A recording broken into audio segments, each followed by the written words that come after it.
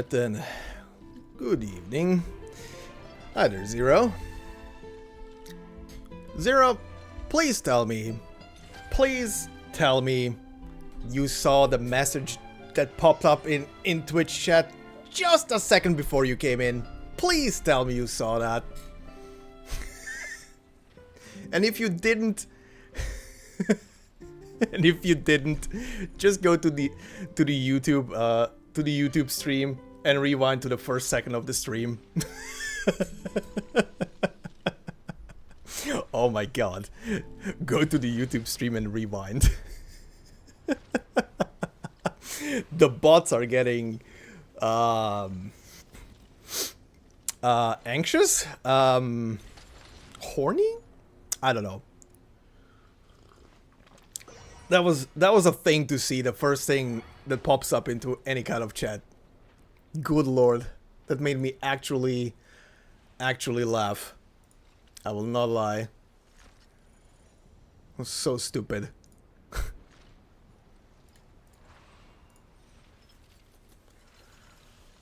Oh, alright.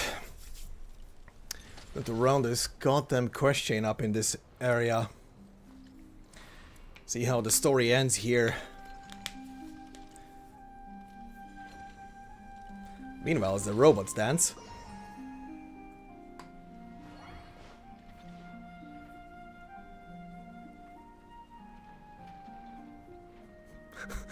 Are you looking for it? Are you looking for the message? I hope it actually got picked up. Actually, hold on. Did it actually get picked up? Because YouTube always takes like a second to start.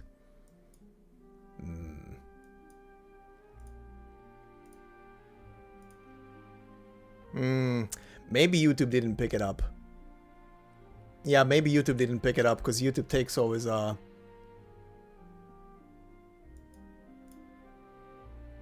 YouTube always takes a second. It did pick it up? Good. Well, there you go. Hope you have a laugh of that. That was amazing. Seeing that as the first goddamn message immediately popped up the moment the stream went live. Like 2 seconds in. Jesus H. Christ. But the bots are getting too horny. Anyway, we have an Archon quest to finish. And I have no idea how long that one is, so we are starting this shit immediately. And let's see if I was right with my predictions.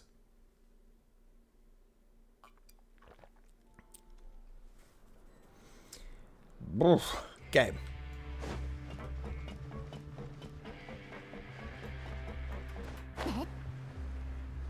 Oh, I didn't swap. Didn't swap the voices. Hold on. What was that again? Language? Yes.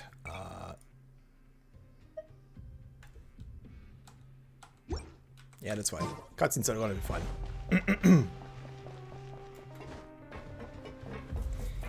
Okay, let's see. Start this thing. Please, sign here. This document will be effective immediately upon signing, and you two may exit the Fortress of Meripede via the regular channels. Yay, out of prison. It's been so long since we've been to the surface. Let's hurry up and... What's happening? What do you mean it's been so long since we've been on the surface? I've been teleporting back and forth. I'm fine, thanks. But I wonder what that tremor was just now. Tremors. the Duke. The movie. Better call Bert.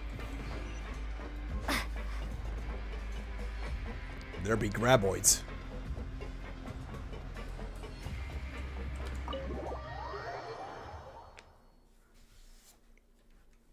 Okay.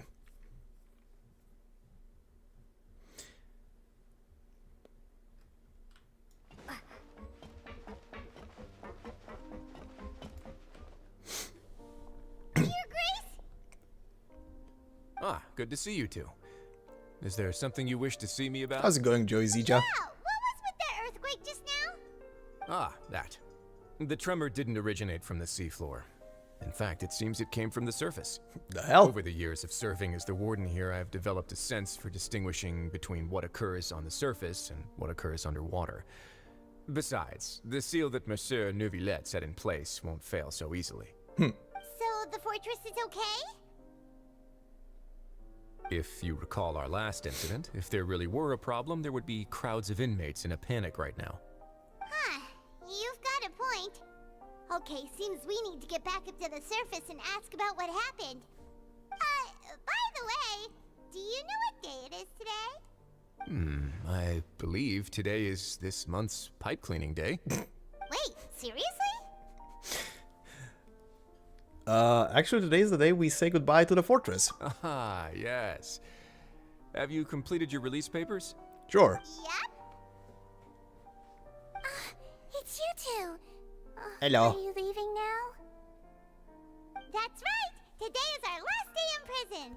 But now that Paimon says that, it doesn't feel like we were confined here. It's actually been pretty nice. I mean, we've been teleporting in and out of this thing for the past, like, month and a half. I mean, what? Oh yeah, Paimon feels fond of this place now. Then be sure to come back and visit. I'll miss you. Aww. If you've signed the release papers, then you're free to go. The guards will escort you out. You're not going to see us off? I knew you'd ask. All right, sure. Let's go. Well, you actually agreed. No worries, you must be busy. Paimon was just joking. No, he's coming along. I'm not leaving Joey so Zija behind. You do have a polite side, I see. After being down here for so long, I imagine you must feel like you're lacking companionship. Shall I come along too? Sure, Sarah Williams. No, that's alright. It's like we'll never visit again. Yeah, don't Aw. worry, we'll come back to see you. Paimon really likes the cafeteria here. The chefs sure do know how to make good grub. I hope you won't be here as convicts the next time I see you. We'll do our best to stay out of trouble. Well, it Said seems our Paimon. work in the Fortress of Meripede is finished. That's the end of another chapter in our journey. And since Neuvillette was the one who asked us to come here, we should probably go report to him now. Next up, the Palais Mermonia. You're going to see Monsieur Neuvillette? Please pass on our kind regards. I'm sure just your regards will do, no? I believe it would be the polite thing to do. You're right. I've heard the Palais has been terribly busy these days. Tell him that I hope he hasn't been overwhelmed by the recent string of troubles. Why is this thing being a dingus over there? Okay. What the hell? Yes, you stretch over there while I figure technical difficulties out.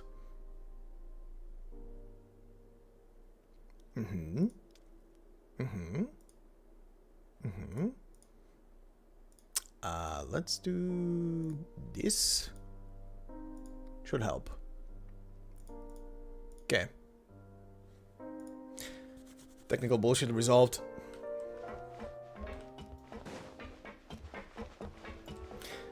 Actually, I'm going here, aren't I? Teleport.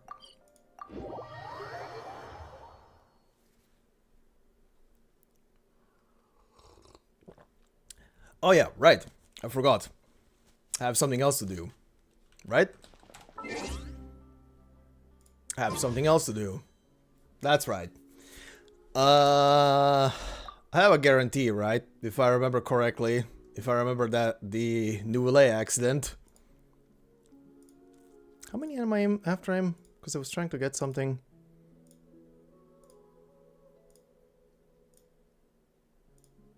Okay. 10 pages in, so 50. The Neuvillette Chichi accident. That's a guarantee. Okay, so 50... 60...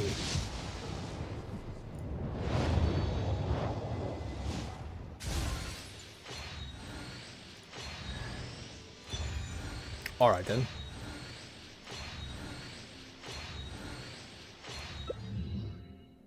Okay. Honestly, you're the only one I want from this banner. Everybody else, half. Okay, 70.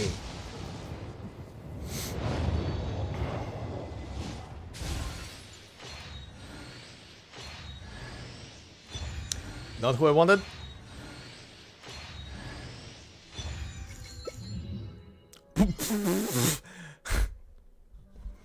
Captain, please. Captain, please. Okay. And this should be the guarantee one.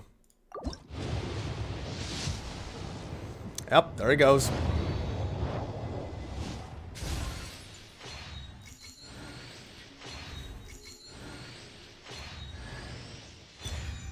Captain, please.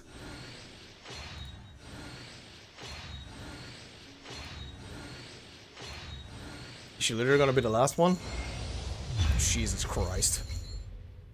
That was a huge black screen. Okay, acquired. Do I try to get a Charlotte? Sure. Sure.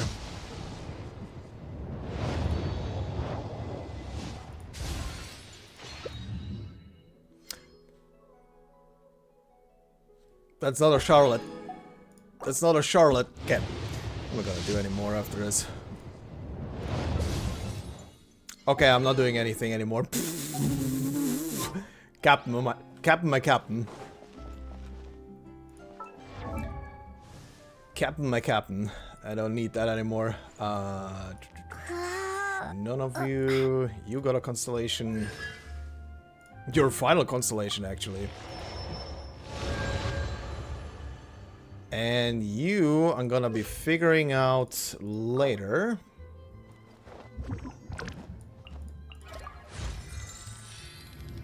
Because I have no idea if I have any kind of material for you. Yep, I do not have the materials for you. Yep.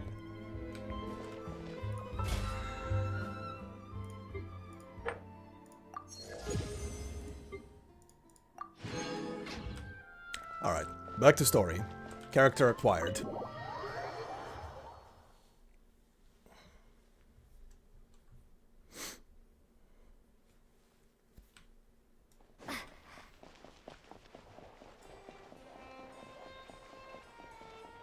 Oh, there's a lot of people. The Palais Mermonia sure is buzzing with activity today. Mm-hmm. Halt! Halt! It's you two. Apologies. Monsieur Neuvillette did say you'd be welcome at any time. Excuse me. Would you mind helping me take a look at this report? I'll be right there. Sorry, I've got my hands full here. You can see yourselves in. Thanks. Everyone's so busy. Seems a lot has been happening.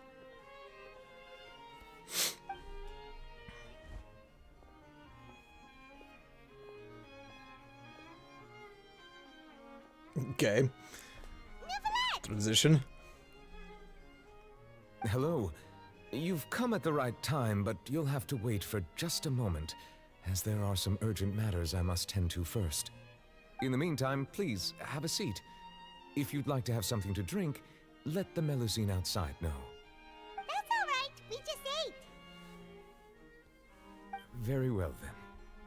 Let's take a break over there while we wait for him to finish his work.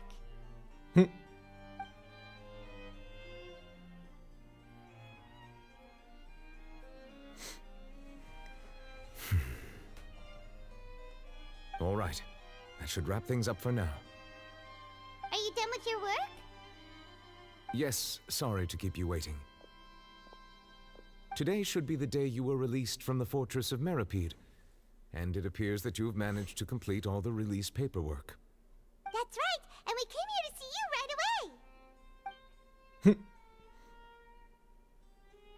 Alright. A massive whale. Do you have any idea what that might be? A Genshin player. Judging from your description, that cannot have occurred in any ordinary waters, but rather something like the primordial sea. A whale of that size and shape cannot usually be found in the waters of Tevat. Therefore, we can only assume that child is presently immersed in primordial seawater. Immersed in primordial seawater? But how? And is he okay? The well is probably just a manifestation of the seawater. He's not from Fontaine, so he won't dissolve. Most people wouldn't be capable of entering in the first place. I'm not completely sure how he could have gotten there myself. There's something we'd like to ask you about. Yes? What is it? What was the tremor we felt earlier? Ah, right! Paimon felt it too! We asked the Duke and he said it wasn't from underwater, so we figured you might know something about it. Not. It turns out that I have just received a report about this particular matter. In fact, that's exactly what I was busy with a moment ago. The source of the tremor was here on the surface near Poisson. After the shaking stopped, the water levels in the Poisson area rose at an alarming rate. Alright, that's The not good. water levels rose? Oh no! What about all the people there? Fortunately, the water levels only rose for a short period of time and have already returned to normal now. However, I still have a bad feeling about the whole phenomenon. If the change in water levels is connected with the leaking primordial seawater, then the situation in Poisson may be much worse than it appears. Navia should be in Poisson, right? We need to go check on her! Spina de Rusuda's headquarters is there. I would also like to go there as soon as possible, but I'm afraid I can't leave just yet. We must immediately formulate disaster prevention plans for the surrounding coastal areas to avoid potential catastrophes. I'll have to ask you two to go to Poisson first. I'll meet you there to check on the situation once I finish things here. Sounds like a plan. No time to lose! Let's get going! Please be careful. I kind of hate to tell him that, but he's coming along if he wants it or not. Okay. Teleport me there. He has no pick in this. He's coming along for the adventure.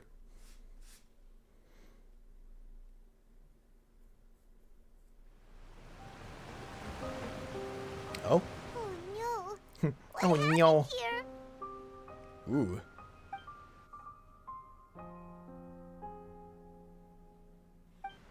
Oh, wait. Didn't even notice. There's nobody around. Were they all dissolved? No, let's not assume the worst yet. Navia should be around here, right? We need to make sure she's still... Paimon means we need to check on her.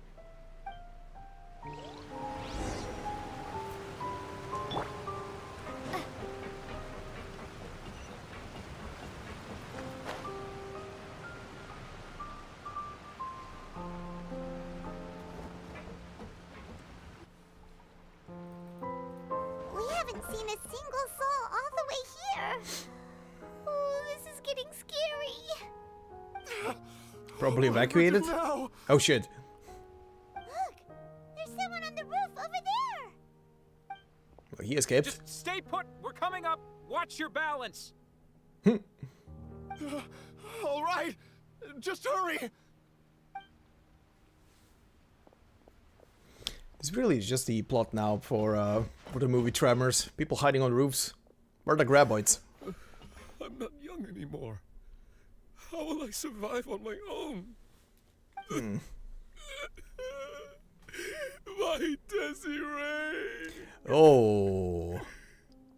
Oh, he looks pretty sad. You think? My leg. My leg. How could this have happened? It hurts. Just hang in there. Help is on the way. You can hold my hand if it makes you feel better.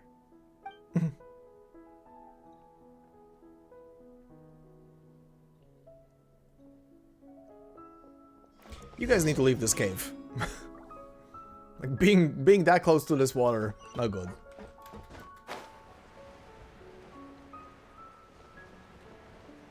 And there's Navia.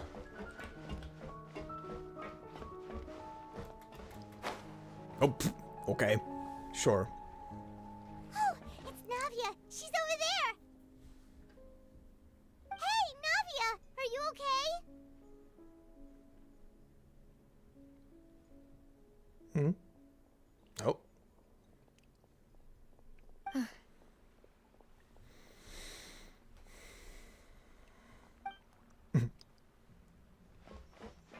You're here. Hi. We heard there was a situation in Poisson, so we came as quickly as we could. Yes. As you can see, the water level suddenly rose. It caused quite the disturbance, in fact. Oh boy, how many Demoiselle, were hit? there was a wounded resident next to a building southeast of here. We've already transported him to safety, but we've run out of medical supplies. He's wounded? How badly? He fell, so it's probably a broken leg. He's pretty shaken up. When the water level rose, he desperately climbed up to the roof. Once the water receded and he saw the ground, he became terrified and eventually... He jumped down then. Find the leader of Squad 1 and tell him to take the wounded resident to see a doctor. He should know where to go. Understood. I'll take over his search and rescue mission in the meantime. All right, you'll be in charge.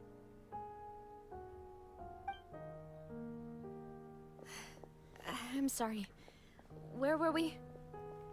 The situation in Poisson? Terrible. Right. Allow me to explain. A little earlier, we suddenly heard a loud noise. At first, everyone thought that something might have exploded in the waterways. But before we knew it, water started pouring out from everywhere. Sorry, I'm a bit taken aback. The audio mixing went from normal volume, half down. What happened to this sentence? The rushing water seemed a little odd, almost like the unique color of primordial seawater. Some people didn't realize the danger and thought it was just ordinary water, leaking from somewhere. Everyone on the street who happened to be close to the water didn't have a chance to escape. As the water levels rose, they suddenly disappeared. They were all dissolved. Oof. Those who realized what was happening started to flee in a panic, desperately trying to get to higher ground. Many were injured in the stampede, and some people fell from significant heights.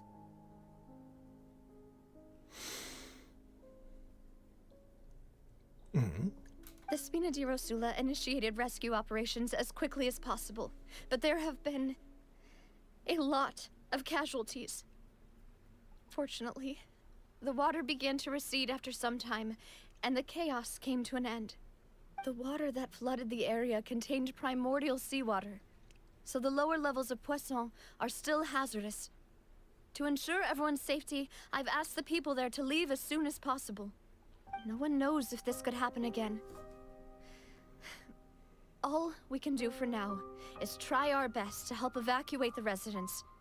We still haven't completed the head count, but we'll have some numbers soon. How awful. And all of this just came out of nowhere. It was quite frightening indeed. I only wish that everything that just happened was a bad dream. Is there any way we can help, Navia? We're here Thank to help. you for being so willing to help in a moment of crisis like this. You don't know how much it means to me. I really can't express how grateful I am. Wait, we're missing some people, aren't we? Oh. Oh no. Those two? No, don't tell me. Don't say that, Navia. That's what friends are for. I wasn't even thinking about that. By the way, where are Malice and Silver? Oh no. Demoiselle, we've got a situation here. Oh no. Really? I like those two. I'll be right there. Sorry, I need to go for now. And off she goes. Seems it might be a while before she can take a break.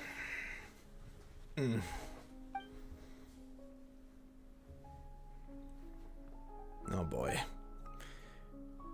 Nami walks around talking with many people and organizes various matters. Okay. The wounded are being tended to, and we finished a preliminary head count. More support has just arrived, so I suppose I finally have a moment to focus on my own matters. Of course, we should remain ready for anything, and continue doing our best to rescue others. I'll be sure to have everyone at the Spina di Rosula ready to render assistance. Traveler, Paimon, would you two accompany me to my father's grave for a moment?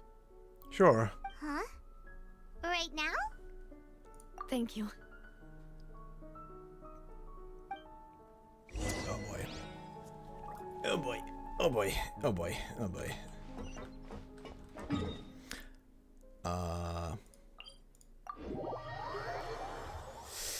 Oh boy.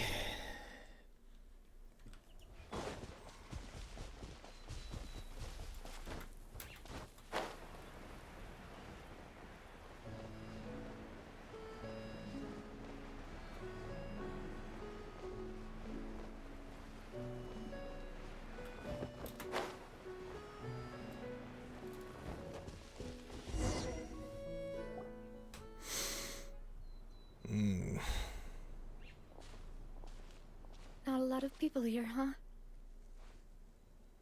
Well, given the time of day and the whole situation in Poisson, Paimon doesn't think there'd be a ton of people here visiting graves. Right.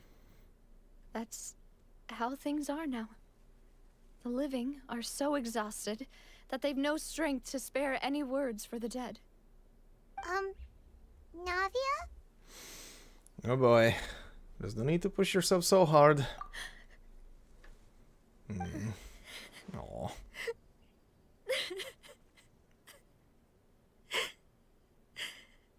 Navia, what's wrong? Sorry. I just... She just has a moment to Malus her. and Silver. They won't ever come back here again. Yep. What should I do, Papa? Huh? What happened to them? What do you think, Paimon? Everyone agreed on the rescue plan, but still, I was the one who initiated it. They were helping evacuate the residents, but they couldn't leave in time. And they were caught in the seawater.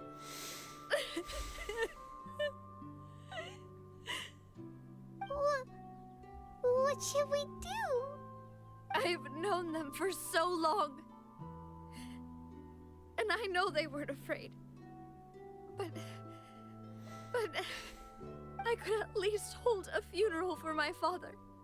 And I know where he rests. But as for Malus and Silver, they're just gone. I just can't. Oh? Oh, memory. Everything looks so clean after it rains. Even the gravestones. I didn't expect that you'd enjoy a glass of red wine in front of Master Callus's grave. I can understand. Besides, the scenery here isn't half bad. See, it's not just me. I always want to bring something when I visit Papa. Perhaps we might even have a picnic. He wouldn't be angry, would he? How could Master ever be upset with you, Demoiselle? Yet the cemetery is the home of those who have passed, is it not? Everyone ends up here sooner or later, no matter who you are. Buying yourself a plot in advance, are you? No need yet. But when I do, I hope you'll let me be buried beside Master Callus, Demoiselle. Hey, stop joking around.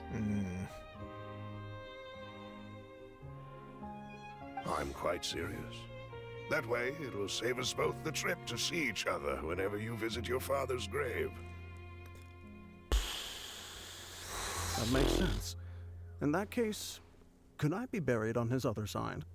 After all, besides you, demoiselle, the two of us could certainly be considered Master's closest companions, no? Personally, I believe we fill those shoes just fine. Why are you bringing this up all of a sudden? Seriously. All right. I'll remember your requests. But I'd really prefer not to talk about this stuff. And what do you mean by saving me a trip? I'd make the journey even if I had to visit you two somewhere else. No. I'd promised to let them rest in peace here. But here I am breaking that promise. I'm sorry for letting you see me in a mess like this. I don't usually cry, really. Paimon doesn't know how to help you feel better. But, well, she understands how you feel. I'd always thought I could make my wishes come true. But now that I think about it, that never solely relied on me. Many things can only be accomplished with someone else's help. Malus and Silver have helped me so much. But by contrast, I could do nothing for them. I'm so sorry. You can spend as much time as you need here, Navia. We'll stay with you. We're here for you. Thank you. Right now, you don't know how much that means. By the way, you can have a look at this. It's a list of victims from the incident that took place here. Okay. Obena, Khan, Burnett, Giverny, Francine, Karina, Daisy Ray, Joinville, Julianne, Esson, as well as Malus and Silver. So, everyone else is safe. But still... It's That's okay. a lot of names. I know what you're thinking. And you're right. We lost Malus and Silver. But we were able to save more than we anticipated. The overall outcome indicates that the cost was worth it. No one's sacrifice is truly necessary. Right! Don't think that way, Navia. One person might be saved at the expense of another, sure, but that isn't something we should ever consider a trade. Malus and Silver were not the price for saving anyone. They're heroes. You're right. Thank you, Paimon. What you said just now was pretty amazing, actually. And it came I'll from remember Paimon. your words. Oh, really? Seems you've become more eloquent in the time since we last met. Oh, hi. The What name? gives us the honor? What are you doing here? Is everything going well on your side? Yes, my people are carrying out the mission according to your request. All the residents of Poisson have been evacuated, and we're preparing to relocate them to higher ground. As for these supplies, we have everything taken care of. There is no need to worry. Thank you very much. Wait, do you two know each other? We just met recently. Right, Miss Navia? Usually, I would call this a coincidental encounter. That doesn't quite fit this time. Besides, it never even crossed my mind that a Fatui Harbinger would come looking for me. Thanks to the Knave, Spina di Rosula received generous support from the Fatui, which allowed us to complete the rescue and evacuation work so quickly. Mutual aid is essential to fostering positive developments. We were already in the area, in any case, so it was nothing. That said, I must say that you're a lot sharper than you let on. I'm sure you understand what I mean. I apologize for all the ways in which I tested you previously. We've never worked with a Fatui before, and it's extremely important for us to know who we're working with. My subordinates have reported that Fatui soldiers have been observing water levels and taking head counts in various locations. I hear that they've also prepared a large amount of emergency supplies. I'm quite surprised. This is nothing to brag about, nor do I intend to. It is simply the way of powerful organizations to act forcefully, whether they are doing good or ill. You've witnessed that firsthand, in any case. As I've told this traveler before, I know of the prophecy, and I intend to prevent the impending disaster. Thank you. Lending your organization a hand was a natural first step in accomplishing that. As such, do not be troubled by this token of our sincerity. Perhaps one day, you'll also be able to help me in the same way. Sure. Without your help, there would have been many more casualties. I won't forget your kindness. Furthermore, I sincerely regret what happened to Malus and Silver. I only wish that my people could have arrived a little earlier to prevent this from happening. Don't say that. You and your subordinates did everything you could. As Paimon said, Malus and Silver didn't choose to sacrifice themselves for any specific person. And they weren't the price paid for other salvation. They chose to become heroes themselves. I've never liked hearing people put it that way. It's like trying to relieve pain by saying some noble-sounding words. But right now, there's nothing more suitable. They really did become heroes. You're right. I'm sorry for your loss, Miss Navia.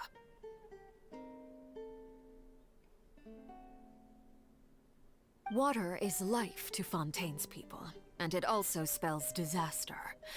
It's no wonder that people always say that prophecies represent fate. Fortunately, I've never been one for such opinions. So, you're one who will try to change fate then? Of course. That is why I'm going to Hotel Bouffe de Thé. I still have some things to take care of, and the children need my attention. By the way, traveler, Paimon, one more thing. Yes? Alright, then we'll just... This isn't right. What was that, Paimon? Paimon thought you would ask us to walk with you for a moment so you could tell us something in private. That is a clever and useful conversation technique, which I do like to use when necessary. Apparently everybody But does. there's no need today. It would not hurt to have Miss Navia listening in. Traveler, I'm sure you remember that I said we could work together when we had the chance. You and I both know that there may be issues with the Primordial Sea. Previously, it was the Fortress of Meripede's sluice gate, and this time it was the water levels in Poisson. These are both signals. So the time for jolly cooperation. Jolly cooperation, yes. Indeed. Allow me Praise to share the the sun. latest intel I've received from the House of the Hearth's intelligence network with you. During some recent investigations, a child claimed to have discovered some ruins near Poisson. The ruins date back to ancient times, and seem to be worth investigating in many ways. Sure. Judging by the dating of the ruins, they may be related to the prophecy and the coming crisis. The situation is becoming more urgent, so any pertinent information will prove extremely precious. My people initially came to prepare for ruin exploration. Unexpectedly, this disaster struck, and at present, we're all busy prioritizing the rescue effort. So, that's why the Fatui were already in Poisson. I wanted to take the children along, but unfortunately, Linny, Lynette, and Fremine have all been dispatched to higher ground to assist affected residents. Linny told me that outside of the house, the person they trust most is you. Aww. Which is why I want to give you this task. Cool. Can you trust an outsider like me? The House of the Hearth's members see each other as family. But Linny, Lynette, and Fremine said that they also see you as such, even though you are not from the house. I'm As sure long as we don't you drift already cars. understand how earnest they consider their friendship with you to be. Or fly them into space. That somehow makes Paimon feel kinda happy. The intel I just shared about the ruins could fetch a high price. But since the children consider you family, It's only natural that I freely share it with you. Got it! So all we gotta do is go to some ruins, right? We can handle that. Excuse me, but may I tag along? You wish to join, Miss Navia? But are you sure you're up to exploring some ruins? You need to rest. No, she's using that as a distraction. I'm sad, yes.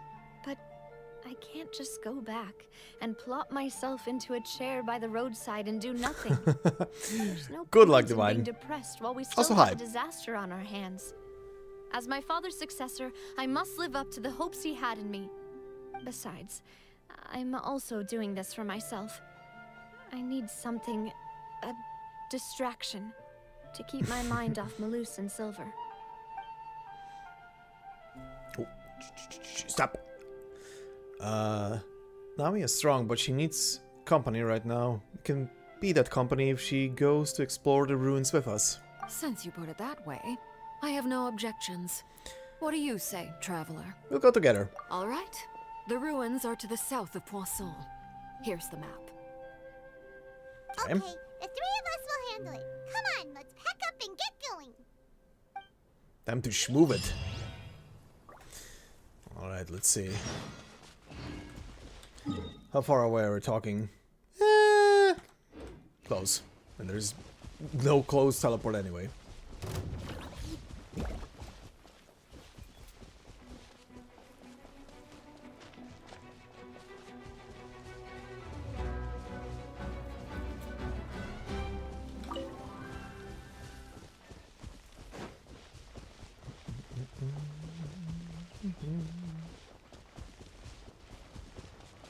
Yep. I had a guarantee since last time. The Nouvellette incident brought me a guarantee in the same temple, so so it was easy picking.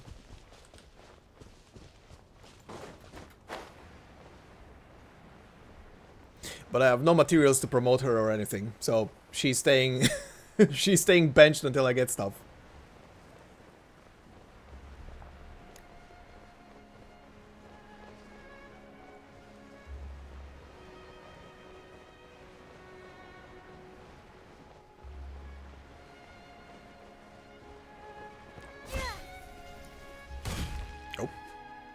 So, are these the ruins the knave was talking about? Whoa, talk about old. They seem to be pretty ancient, all right. Let's go in and have a look. Sure. Just be careful. I will promise nothing.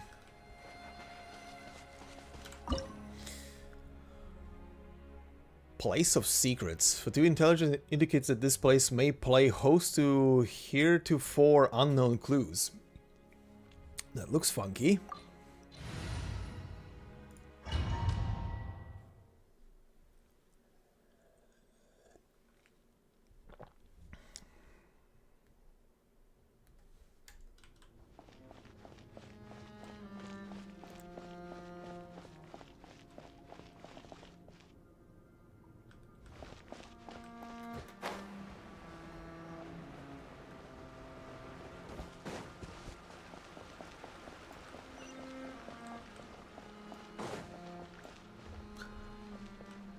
Well, hello there. A bitter pill to swallow. Let the mighty be humble. Justice is blindsided.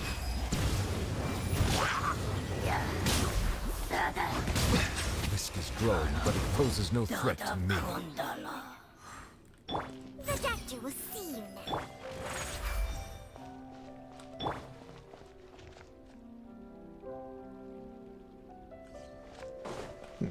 Okay.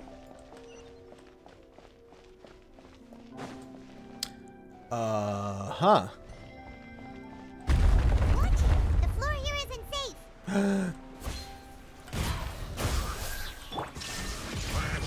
Settle down. Good night.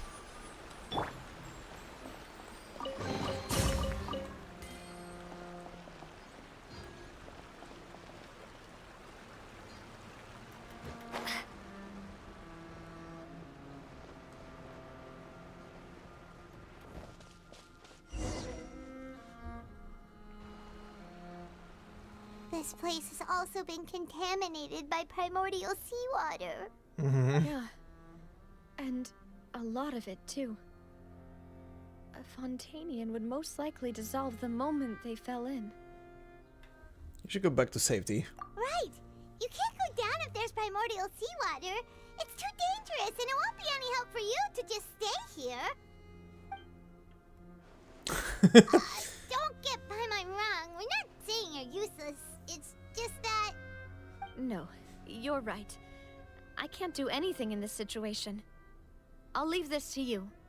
One wrong step and you're dead. From the look of things here, maybe there's no way back. Well, that is also true. Kind of fell. That complicates things. Maybe the only way left is forward. In that case, do you want to wait for us here? The water levels here are unstable, and there's a chance the water will rise. So staying here wouldn't be safe either. I'll go together with you.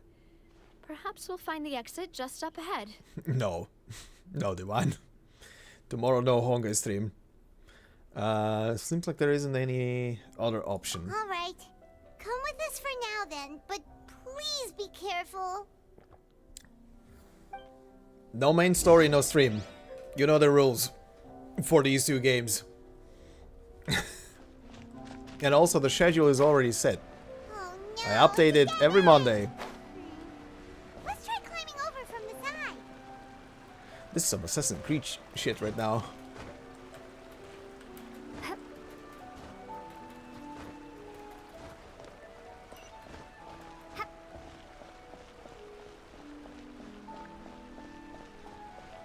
Ooh, shiny.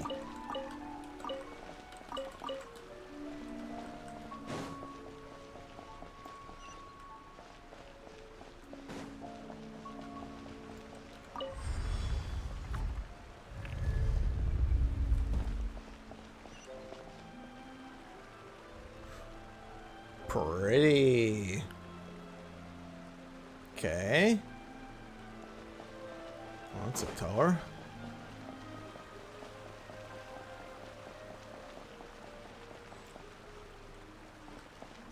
Thanks. Good zoom out.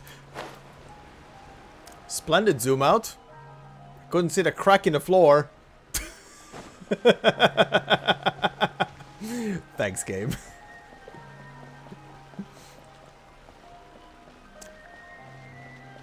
Really? Wait, there's something wrong with this bridge. Run. Run. Holy shit, run.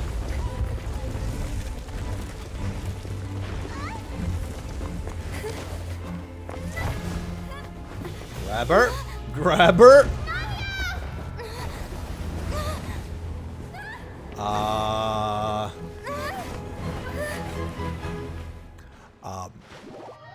That's a problem.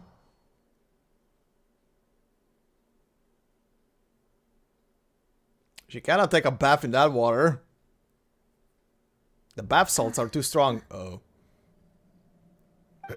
Demoiselle. Huh? What is happening? Demoiselle, what are you doing here by yourself? Would you be standing here till dark if I hadn't come to get you? A dream? Maybe she just wants some time to herself, Malus. Oh. Was I sleeping? Yes, it would appear so. Let me guess. This is how it looks to Fontainians inside when they're inside a primordial seawater.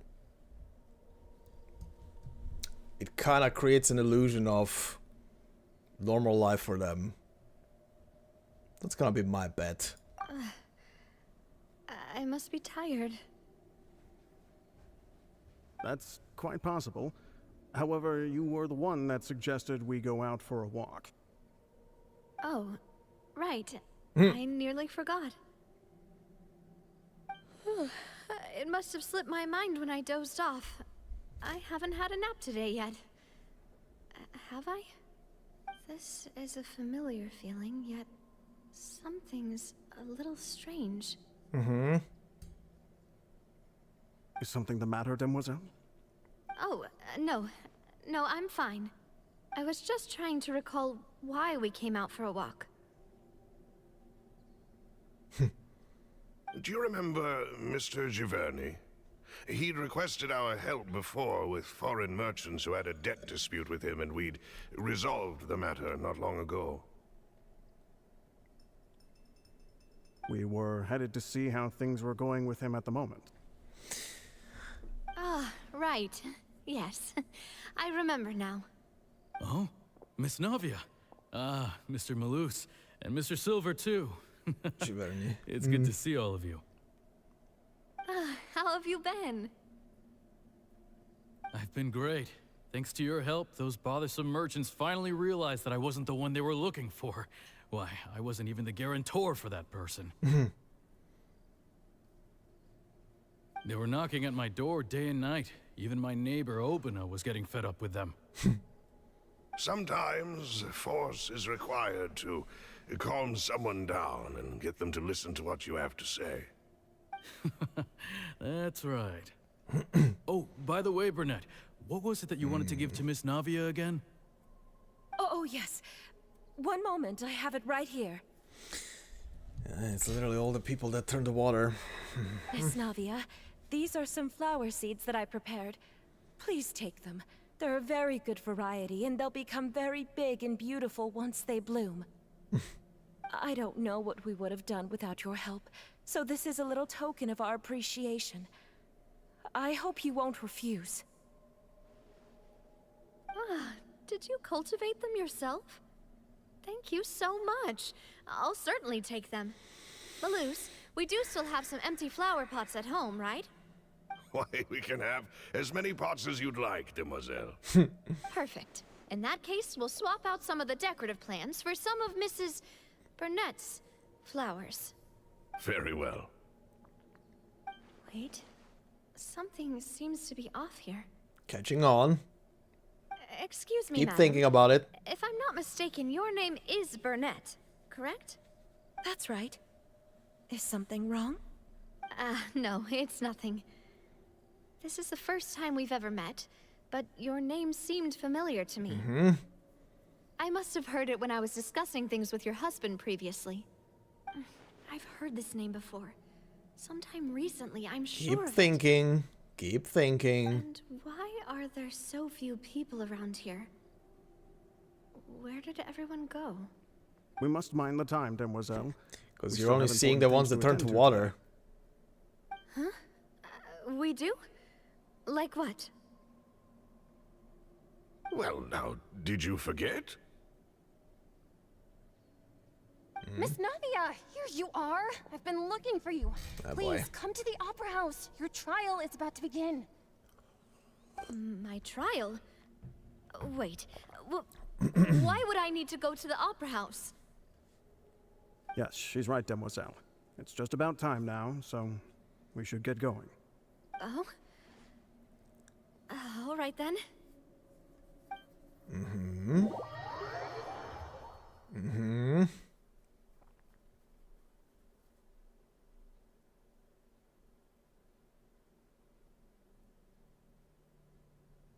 Look, it's Navia. She's here. And her two attendants are with her. Goodness, everyone's finally here. There sure are a lot of people here to see the trial. And they all seem to be oddly excited about something. Because you're joining them in the afterlife? Even know some of these people. Uh-huh. Marina, Desiree, Uh-huh. Joyville, Jolien, Essen. Why are so many people here? And why do I have no recollection of this case? And as for the judge... huh? Where's Monsieur Neuvillette? Please sit in the defendant's seat. Don't worry, Silver and I shall accompany you. All right. But are you sure you can stand behind me? Typically, it wouldn't be allowed, but today is an exception.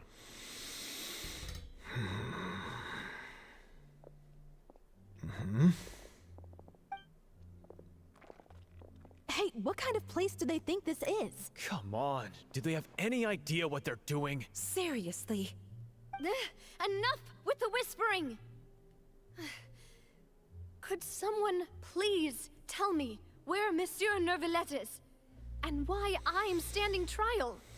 My dear Miss Navia, have you not yet realized what you've done? In that case, allow me to explain.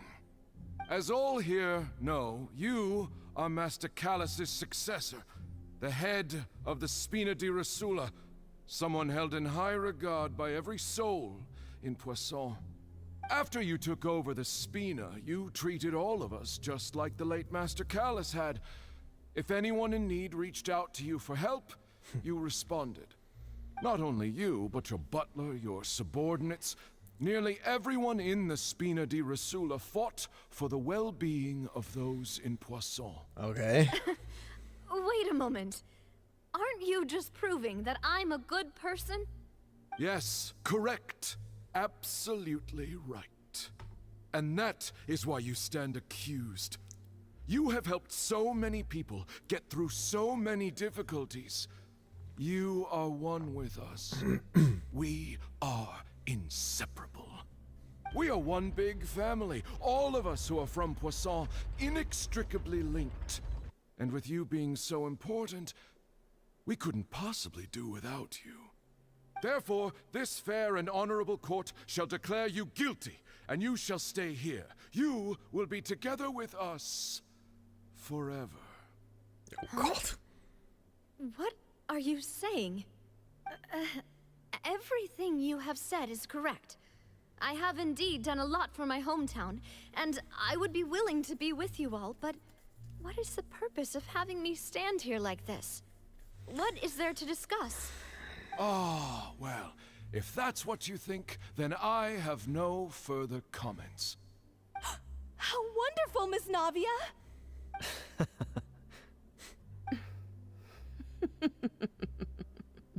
Jesus Christ. I know all these people. Why are they laughing? Oh.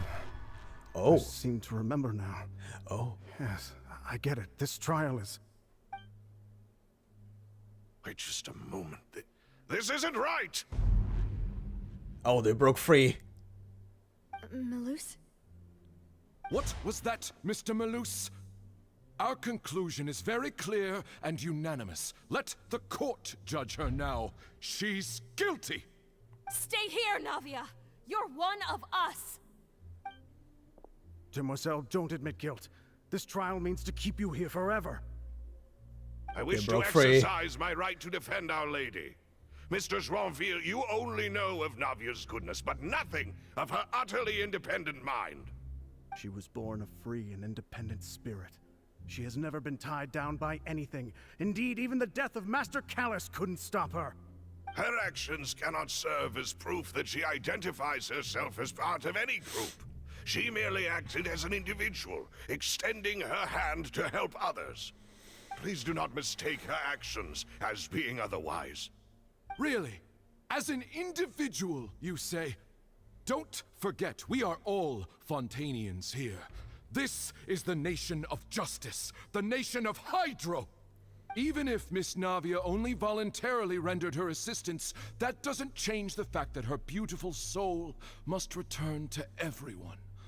Water accepts all, blends with all.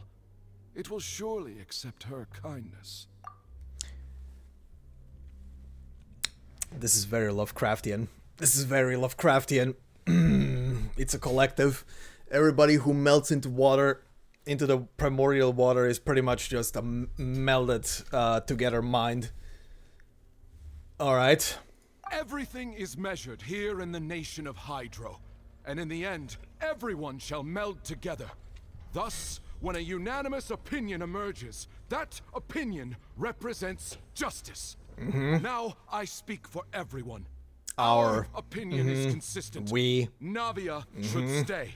We and Navia are one. And you would call this justice?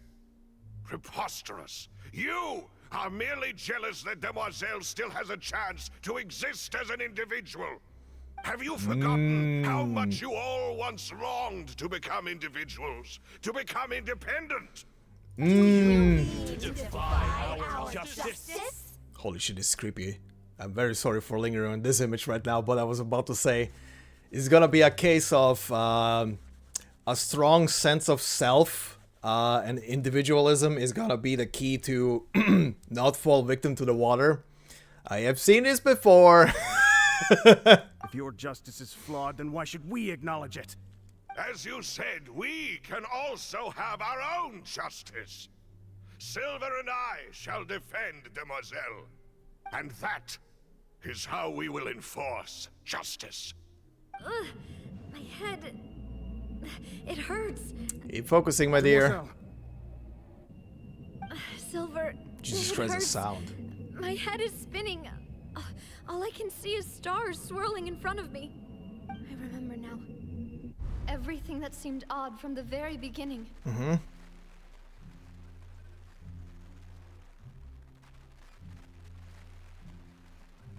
Mm-hmm. Karina, Desiree, Joyville, Jolien, Essen, and Mr. Giverny and Mrs. Burnett, who we met earlier. Even Malus and Silver. I don't want to admit it, but they're all dead. Mm-hmm. Don't be afraid, and don't admit guilt. We will protect you to the very end. Absurd! Who are you to say that she cannot be judged? We are the majority, and in the nation of trials, the majority is absolute justice. We are the will of all. The will of all. Escape. We shall keep Navia here with us. Mr. Shut up, Malus Seaborn. and Mr. Silver, must you be so stubborn? Ooh. How could the two of you possibly hope to stand against the collective?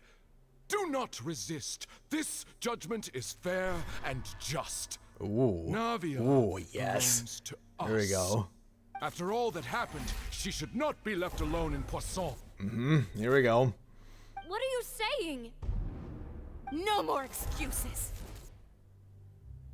She says we're jealous. Jealous? How could she possibly be an independent individual? What's with these people? Who's jealous of her? She belongs to us. Miss Navia, she... Silence. Oh, shit. Hi. That's... Fucking broke reality for a second. Monsieur Neuvillette. Or rather, broke Such commotion illusion. is prohibited in the court. The accusations you just presented are nonsense and cannot constitute a proper trial. The court will adjourn for the rest of the day. In this, I shall hear no objections from any unauthorized party. Our thanks, Monsieur Neuvillette. Please leave with me, Miss Navia, while there is still time. But... Go on now, Demoiselle. This is your only chance to leave this place. What, can't bear to leave us behind or something? Malus. My apologies. I couldn't resist making one little joke once I realized that this shall be our last goodbye. Aww. Malus. Silver. Quickly, you must come now. Goodbye, Demoiselle. Aww. Farewell.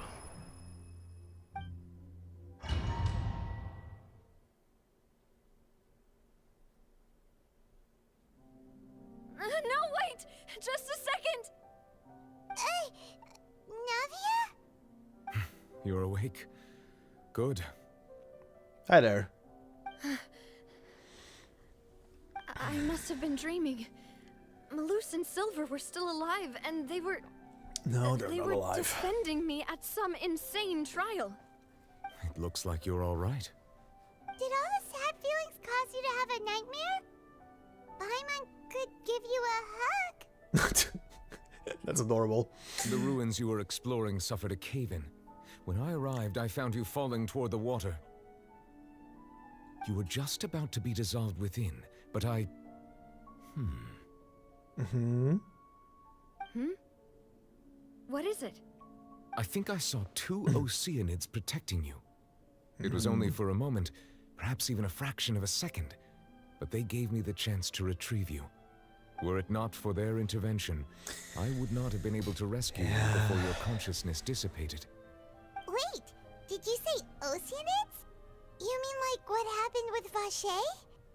So people that are dissolved become Oceanids? Perhaps those Oceanids? two Oceanids were the people you Oceanids? saw in your dream. I always told them that they didn't have to protect me. To think that they'd keep doing so even after death.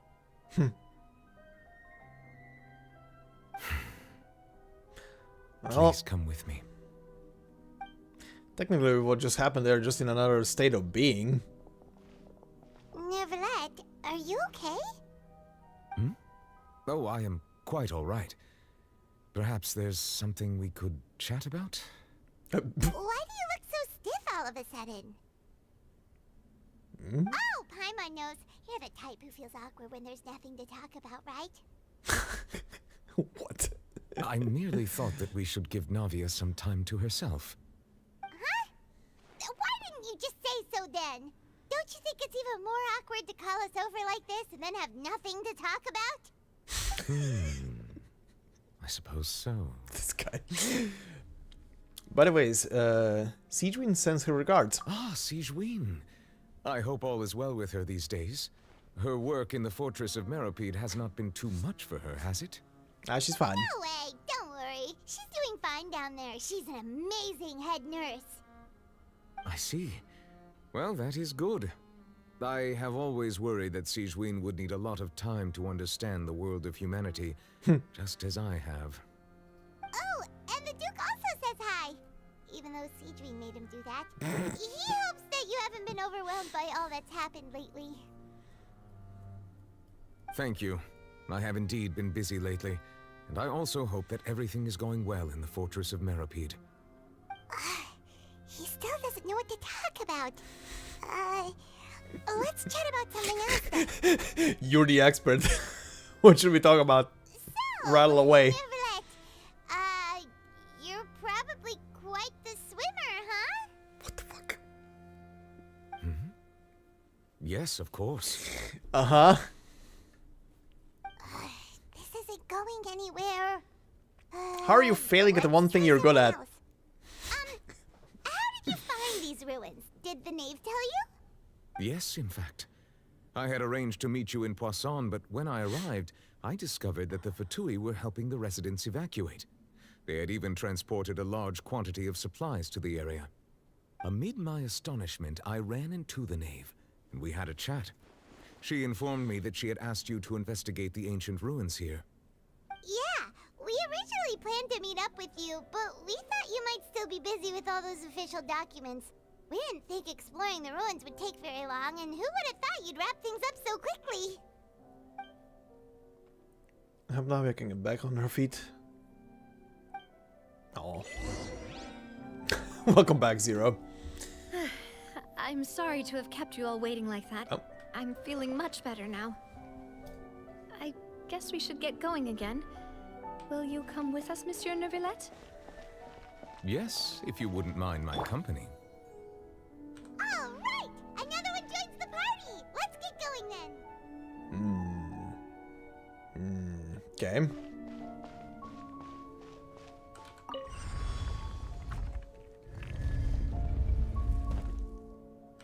Alright then. Hi there. And... Illusion shattered! Taking a turn for the better. Be sanctified.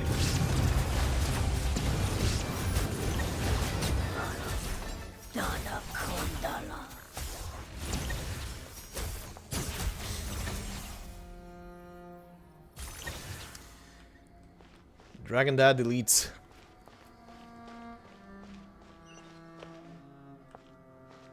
This is a zoom out again. Oh no, another unstable path. Oh, that's great, that's great. Oh!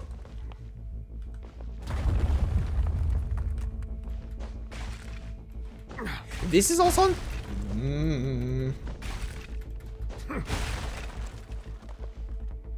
Okay.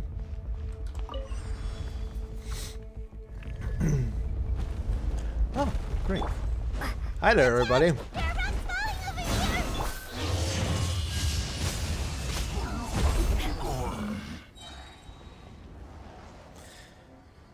The god said you're dead. And then they died. Oh, oh, oh, oh, oh, oh.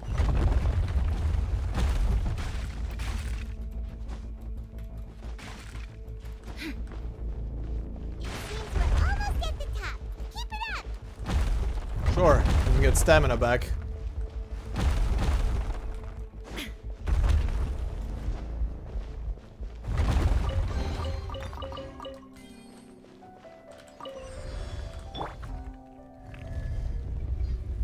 Oh, great.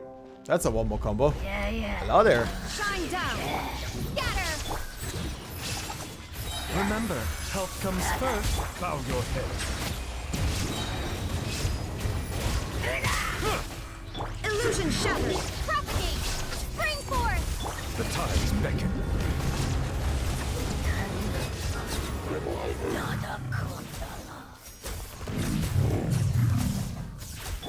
Thank you, everybody.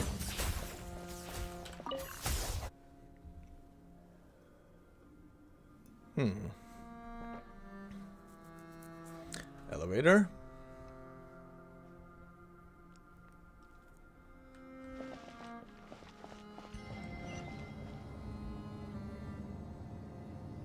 Okay. Where do you lead? Over there.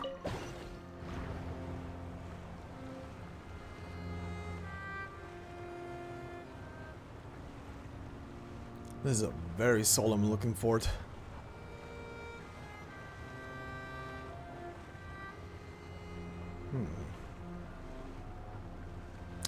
Another upside down connecting tower. This game has a lot of those.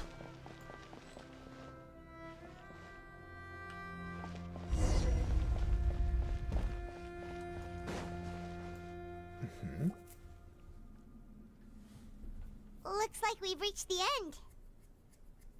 But now... This is the place.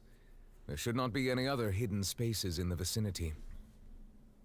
The path sure had some twists and turns, but it turns out that this place isn't actually that big. There seems to be something on the wall. Hmm? What's on the wall? Stone slates. It seems like they were put here as an offering. Could we take them down and have a look?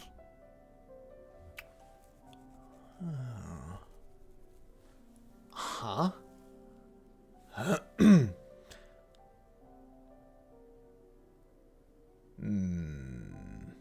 Okay. Let me just guess. I see a lot of praying. One figure in the front. What is this representing? Well, it's definitely sending out like storms and lightning, I guess.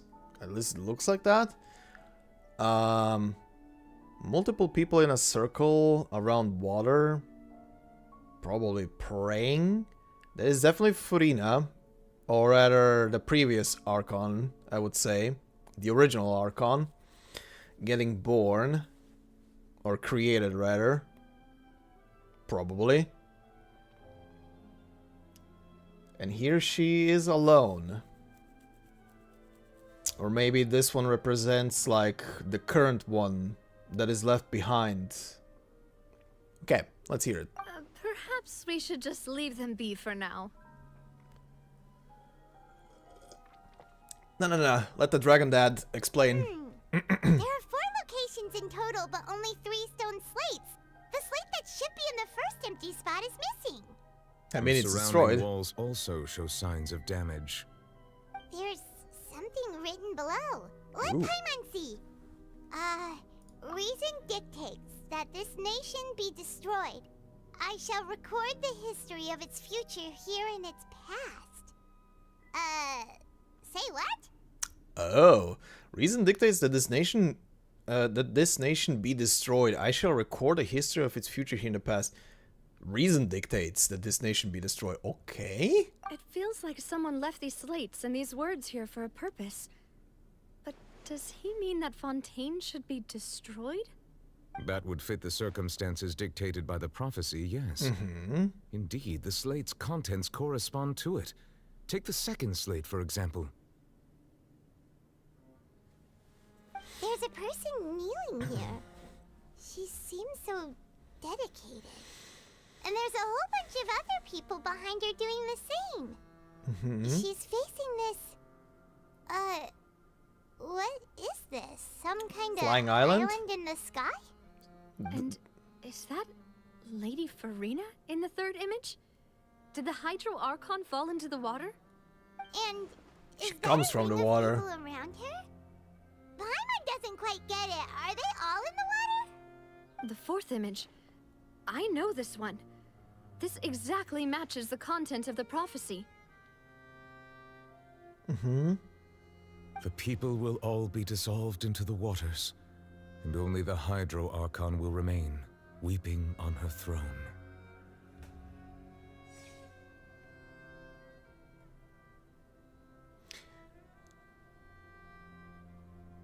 Are all the people of Fontaine just people literally from a long line of oceanids that were born from the primordial seawater but given like human shape and form and life? Okay. Yes, they do seem to match.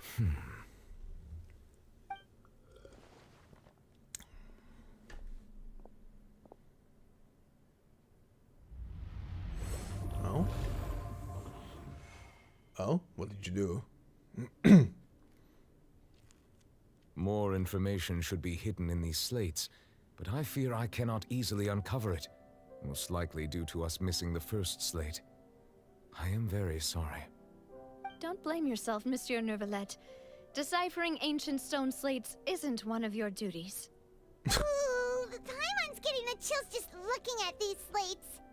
This says that it's the history of the future, right? That means the prophecy's sure to come true. I really hope it doesn't mean that. Still, Paimon feels like these images are kind of weird when you look at them together.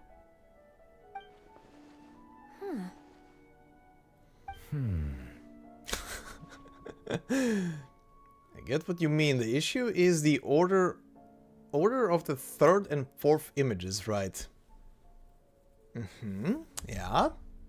That's right! If the images are in chronological order, shouldn't the fourth, the waters drowning Fontaine, come before the third, where the Hydro Archon herself falls into the water? And yet the order is reversed here. Because she doesn't fall there into the water, she is born from the water. I would say, at least. The second image is also quite concerning. What sins are the people in the image confessing to? If we go by timing, Lady Farina only emerges in the third image. That means that the person in the second image might be the previous Hydro Archon. Egeria, then. I had never met her, but her appearance here does match the records. The previous Archon kneeling before the floating island in the skies, as if confessing a sin. Did she herself commit that sin? And if not, why would she be in such a posture? What was the sin? I'm still wondering why these ancient stone slates are here at all. Judging from their contents, could this place be the origin of the prophecy? Does that mean that someone, or some people, once saw these slates? But who would have created these slates and left these words here?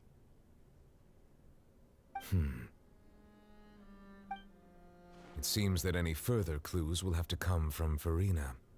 In that case, there's no time to lose. There's nothing else to be gained here, so let's head back first. Yeah, we better get somewhere safe for now. What are we thinking about? Honestly, who created the slates doesn't matter now. The real question is whether things will truly play out as the prophecy foretells or not. Yeah. Chest. Okay.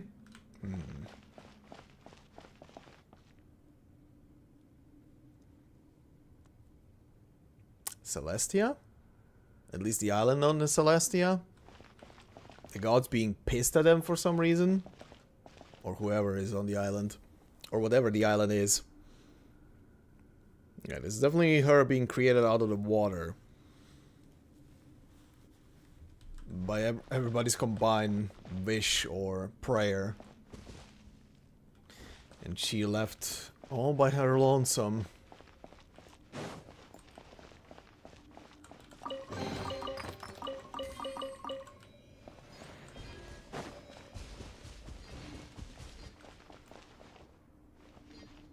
Okay, nothing else.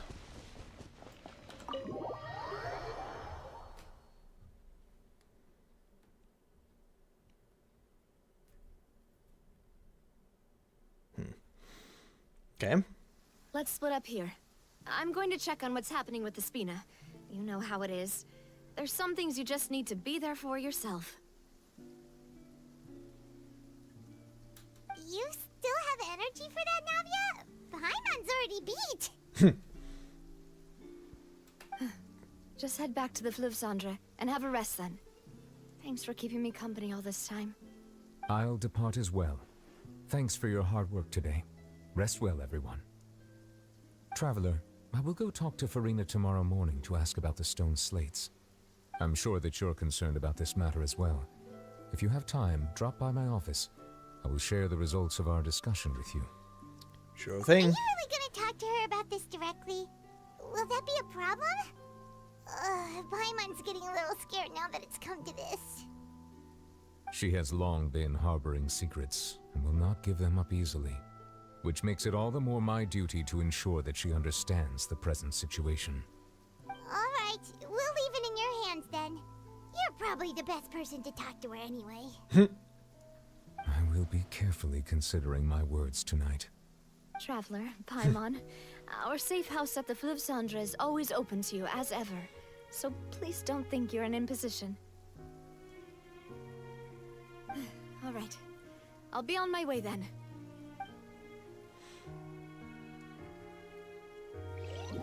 Okay.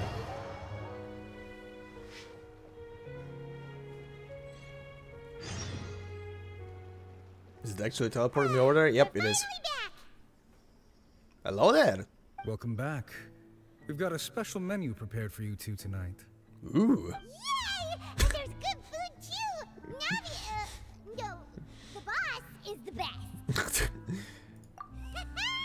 Ooh, desserts! Nice, these are all Paimon's! Paimon's already starting to forget what happened today. Oh? Oh, hi. Oh, that voice. Hello there. Is that who I think it is? Hi. Didn't think I'm gonna see you here. It's you two. Hello. What are you doing in Fontaine? What are you doing here?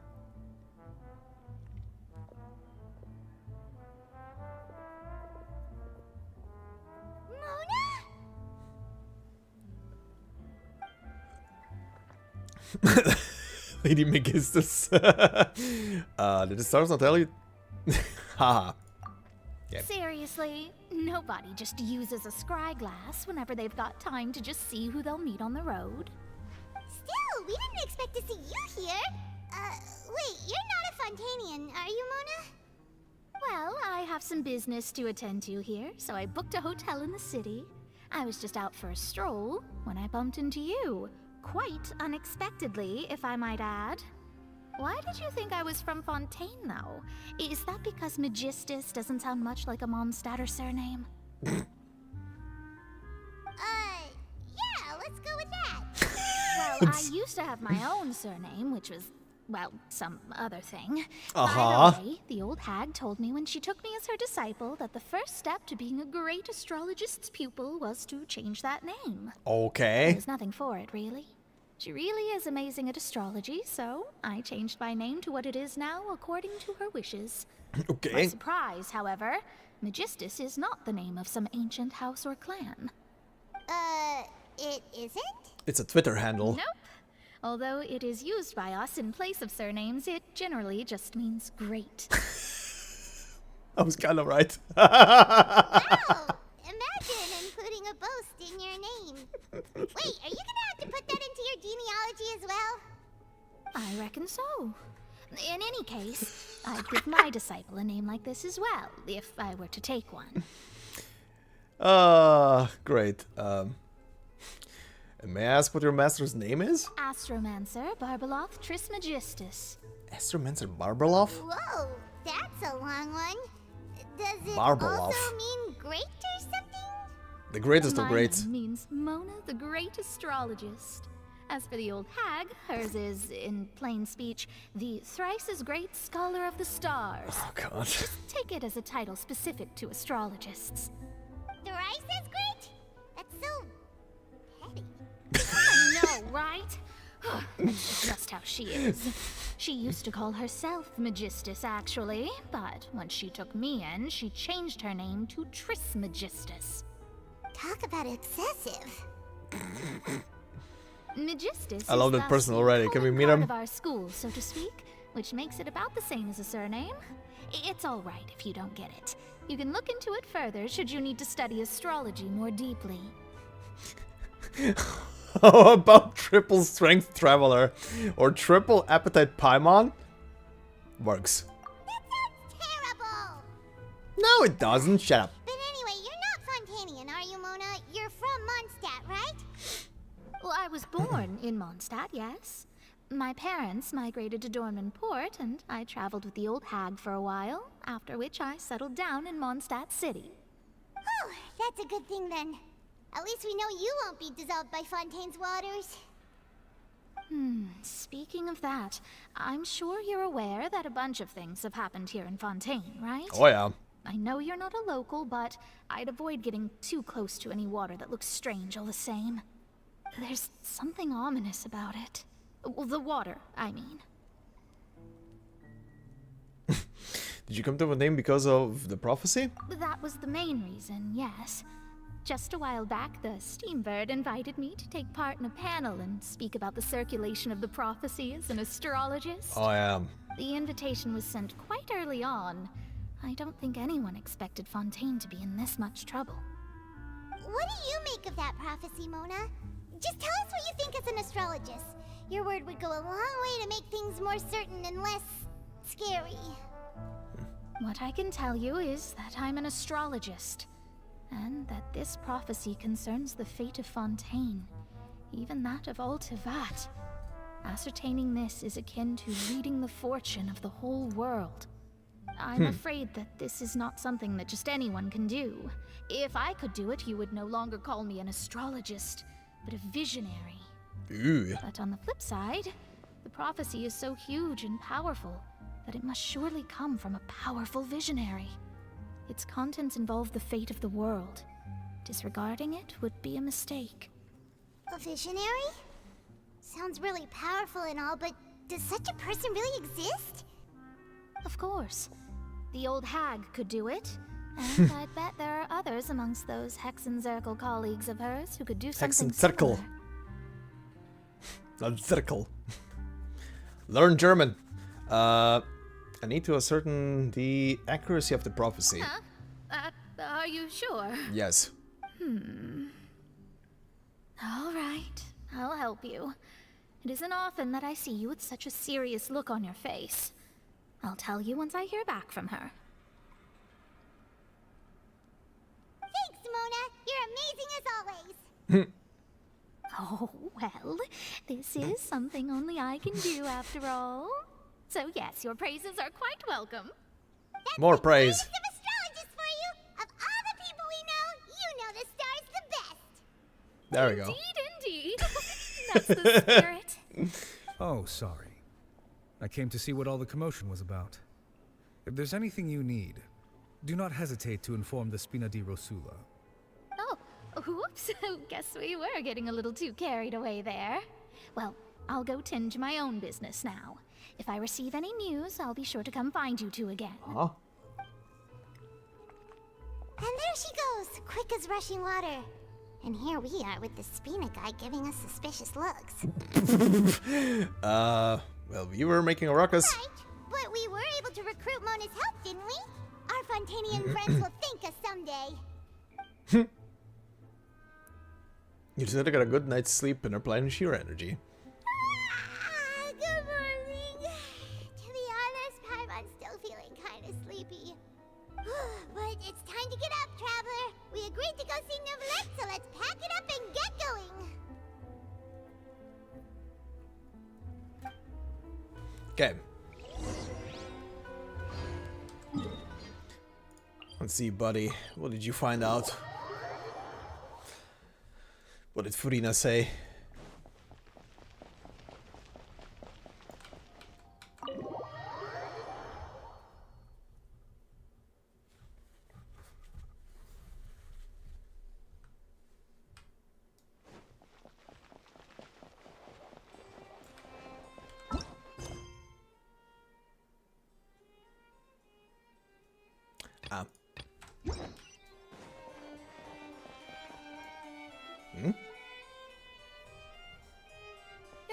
You're here, finally. What's happening? Is something wrong? Monsieur Neuvillette and Lady Farina, they seem to have gotten into a dispute. Please go see for yourself. What the hell? Are they arguing? What is happening? Oh. Like I said, I've already explained everything. And yet the problem has not been properly solved. There is little space for excuses between us. It is not my intention to offend you, but please, tell me where you stand. You are the Hydro Archon Focalor, are you not? Look at this. This is a list of the victims from the recent Poisson incident. Mm-hmm.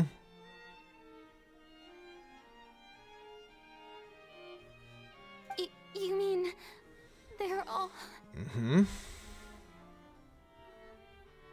We did not arrive in time to avert this disaster, and I will not have it happen again. You better I start will say this talking. once more. You must tell me everything you know. Yesterday, I found 3 stone slates in some ancient ruins near Poisson. Do you know anything about those? Seriously? You're questioning me like this is a court case now. I don't know anything about that.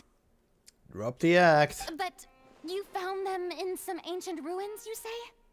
That's correct, which is why I came to ask you some questions. There should have been 4 slates, but one of them was missing. The other 3 featured different images that seemed to correlate to the prophecy. The prophecy?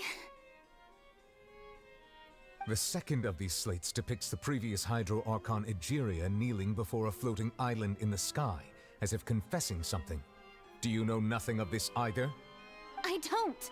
I've never seen such slates. I'll ask you again. Do you really have no information regarding the previous Archon? My deciphering of the slates indicates that the Hydro Archon Egeria once had to confess to, or apologize for, a certain sin. If anyone would know about it, it should be you. All gods don't have the same secrets, you know. She was herself and I'm me. Is it really so strange that I know nothing?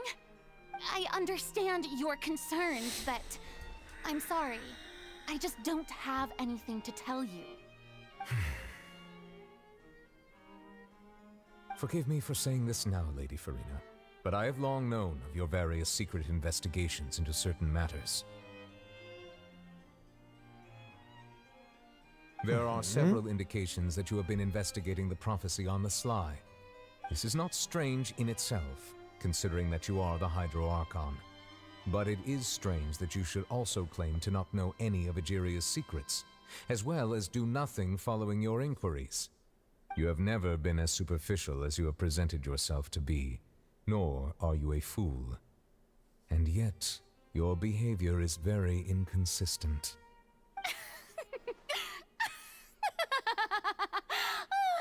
So you've been watching me all this time, have you? I didn't think you were that type. You... Well, since you know about my secret investigations, then you should know I'm actually working to take care of it. There's no point questioning or suspecting me. You're the Eunuchs, but you're still my subordinate. You should be following my lead. Just trust in me. You're Archon, and do as I say. Never mind whether you can truly convince yourself to or not. You can't do everything by yourself. That's all I have to say. We do not discuss this matter again. Oh, the opera's about to start. Toodles! You can't do everything by yourself. You gotta step over your shadow and accept reality.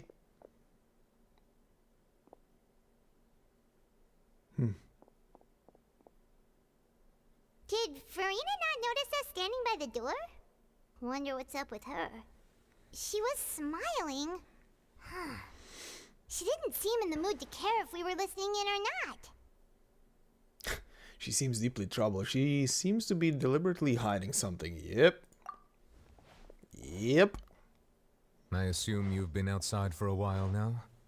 Oh, you noticed. She probably knows very well Didn't even realize what we were here. actually happened to the previous Archon. She was in a great panic, though I cannot discern the reason.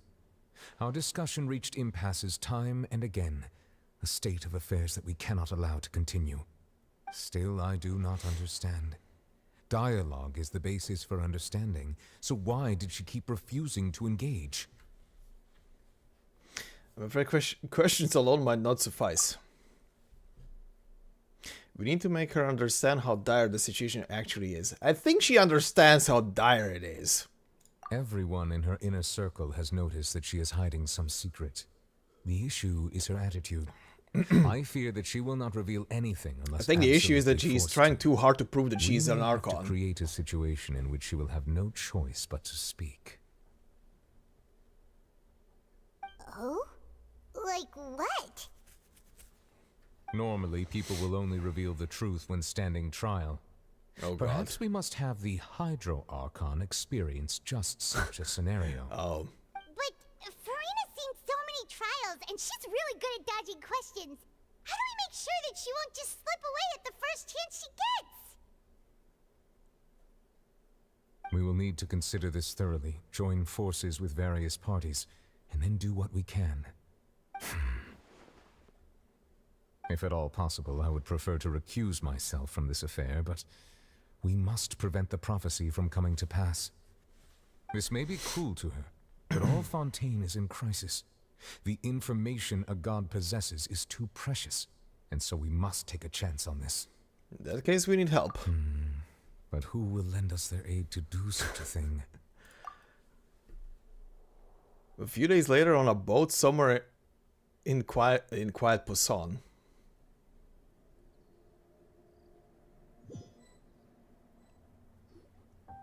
Well, that's everyone, huh? Speaking of which, it was pretty smart of you to think of hiding here.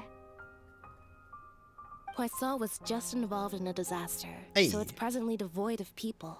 That naturally makes it the best choice. And here you are drinking tea like it's the most natural thing in the world, huh? That's what families should do. Sit and enjoy a leisurely time together. It's nice to enjoy tea here, you know? Care for a cup? Lend me your ears, everyone. Or perhaps one of you might like to start us off. How about you, friend? Me? No, I don't think I can. Then, how about you, good sir? Oh. I fear that I will cause the mood on this boat to become as somber as it is in court. Well then, I guess we're lucky we've got a local like me to organize things. Wonderful. That is the a meeting spotlight at of last. people. I guess I'll be facilitating things from here. That was a little long-winded, don't you think? Oh, you might be right. Anyway, to cut to the chase, our friend here, the Traveler, has brought us together to discuss something. I'm assembling As the for Power what that Rangers. You're is, invited. well, let's start by saying that we'll be pooling our efforts together to create a series of traps. Oh? How intriguing. Well, it's just an expression, really. One that I just learned from Chlorand. And used on the spot. So, let's invite her to explain in detail. A round of applause, please. Alright. Huh? Didn't you say that you would be facilitating this? Oh, come now. Your work doesn't involve much public speaking, right? This is a good chance to practice. You might even pick up some fancy oratory tricks to impress your boss with in the future. I see. And what does my boss say?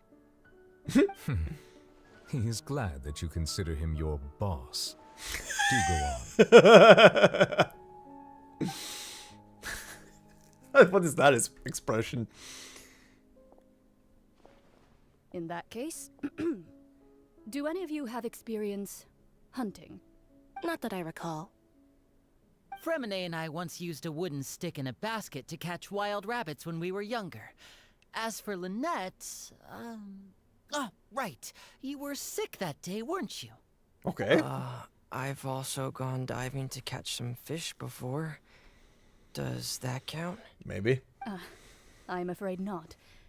You may or may not have heard, but Fontaine once played host to a group known as the Marechaussee Hunters. Though that was their name, they did not hunt animals, but rather various monsters left behind by the ancient dynasty of King Remus. Okay. Today, Fontaine's monster population has already thinned greatly, so the hunters have blended back into society, taking up arms in other lines of work. They even left a unique methodology of hunting in their wake. A trap comprises of the following components: bait, a trigger, and a containment device. Sometimes a lethal implement will also be necessary to deal with the prey. So, if we were to build a trap together, right now, what would you choose to build it with? For me, I would prefer something basket-shaped. Pigeons and rabbits will see the bait and naturally enter the snare. Our line of work requires a deft hand, and we're some of the best in the industry, so you can count on our techniques. You used some of those techniques while moving the people of Poisson, didn't you? My subordinates mentioned that you even performed some magic for the bawling children. Yes, and I even managed to gather some intelligence in the meantime. I'm quite the multitasker if I do say so myself. I'm afraid I can't claim that as my strong suit. I prefer more stable methods, like placing bait in the water and waiting for the fish to come within reach. That's the kind of method I would count on. Calm and steady. Exactly the kind of person who would catch loads of fish. And I can be their assistant. With discretion, I'm sure. I'd probably use some sort of mechanical animal. Papa once bought me some small clockwork squirrels, mice, and such. When placed in the forest, they can attract others of their kind. I remember that you liked those too, didn't you? I did. And that would be a good way to go about it. If they're realistic enough, animals of the same kind will follow them all the way to the trap. What about you, Monsieur Neuvillette? I fear I do not have any related experience. That makes sense. You usually solve problems directly, without the use of any such tricks. But I do have one more question for you, Monsieur. If we were to create a trap now, how would you design it? I would like for it to be effective, but bring no harm to the prey. A more gentle trap would be ideal. Kind, as always. However, our intention doesn't necessarily change the containment device and the type of implement we need. Where's this going? going? If we wanted to kill the prey in one strike, we would need a powerful implement. However, that also goes for prey that must be captured and safely contained. Wait, why's that? Only a hunter who's a true expert at subduing their prey can snare it without harming it. The line that divides life and death is often exceedingly thin. So, are we going hunting together? Huh. We hadn't thought of seeing We're ourselves hunting as an Archon. hunters. It kinda works, but maybe it's still not the best metaphor. If our means of capturing and dealing with our prey is to put them on trial, then the hunting metaphor is actually quite accurate. but we shall require much more courage than any hunter to judge a god, a being whose seat is an exalted throne. Oh, so that's what's going on. Sounds very interesting. Chlorine's hunting metaphor was just that, a metaphor. You will not call this a hunt because that is not what you should do at present, nor has the relationship between you and Furina reached such a dire stage. What you need is simply the secrets she is keeping. Attempting to take her secrets is an act of sacrilegious disrespect, but must be done to prevent Fontaine from sinking into the waters as foretold in the prophecy. There is neither hunter nor prey, but there must be a trap. That is what you will need. Okay. Hunter's Prophets. That's a title. It's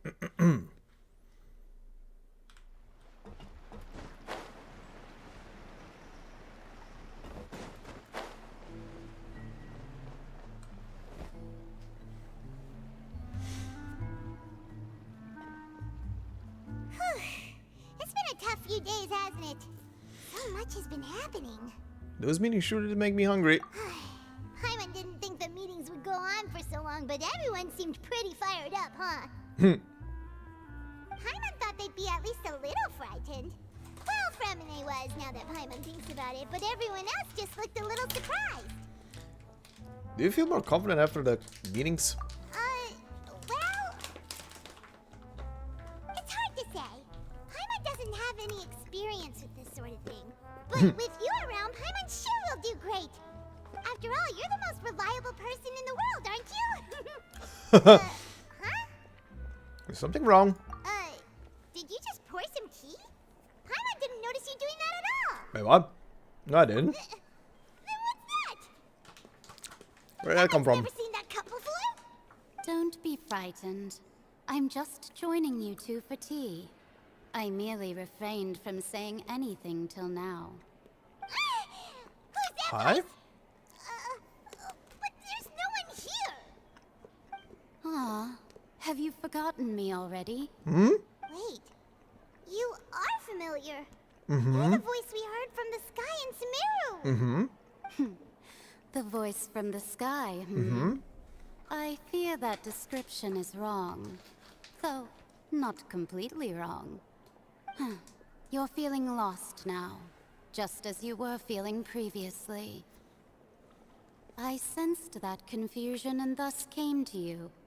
Guiding people is an irresistible hobby of mine, after all. Uh-huh. Who are you and what do you want with us? Consider me a passerby, just accepting a commission from my friend's disciple on a whim. Oh. Friend's disciple? So this is one of the friends of Mona's master? The enigmatic N of the Hexen Circle?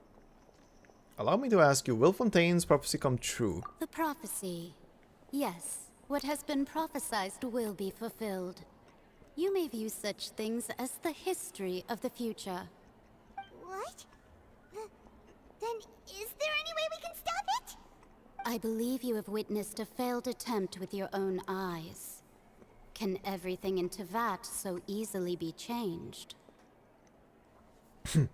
There it is again, fate. Can there really be no exceptions? Ah, so you've caught on. Just as prophecies are usually only the future as seen from the perspectives of the gods, could things be happening in hidden corners where the gods' gaze does not fall? Are the things that you shall see different from the fate that the gods perceive? What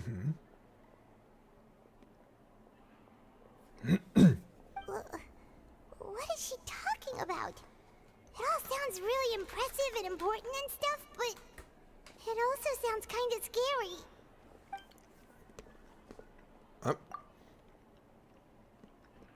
The Dino teacup you just about is gone as well. I believe that you understand, right? Some things are insignificant, but others you must reach out to change. Okay. Ultimately, fate shall serve as your only guide, no matter what will happen in Tevat's future. All you need to do is to play your part. This was good tea, by the way. Thank you for your hospitality. You're welcome. Well, that'll be all for today. The voice. It's gone. See ya. Mage N. Is this the clue you're leaving for us? Oh yeah. Oh yeah. Oh yeah.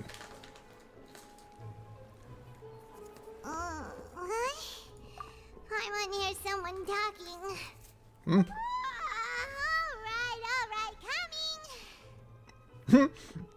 You're getting more diligent. Hey, it's you who's getting lazy, okay? Well, I see I've walked in on some lively banter. Hello. How have you been these past few days? Fine, just fine. I went to take part in that Steambird panel. It turned out to be more interesting than I expected. Not all Fontainians are pessimistic about this. One journalist mentioned that sitting around and waiting for the end to come would be wrong, and that they should make their own rescue preparations. I agreed, so we had a brief chat with her.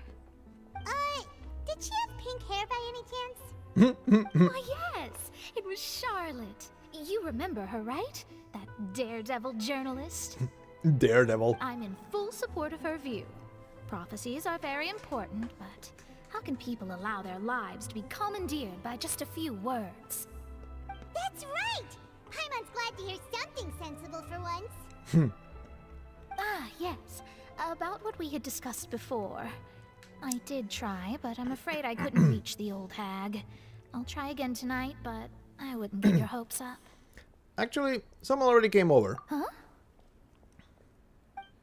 Blah, blah, blah, blah, blah, blah.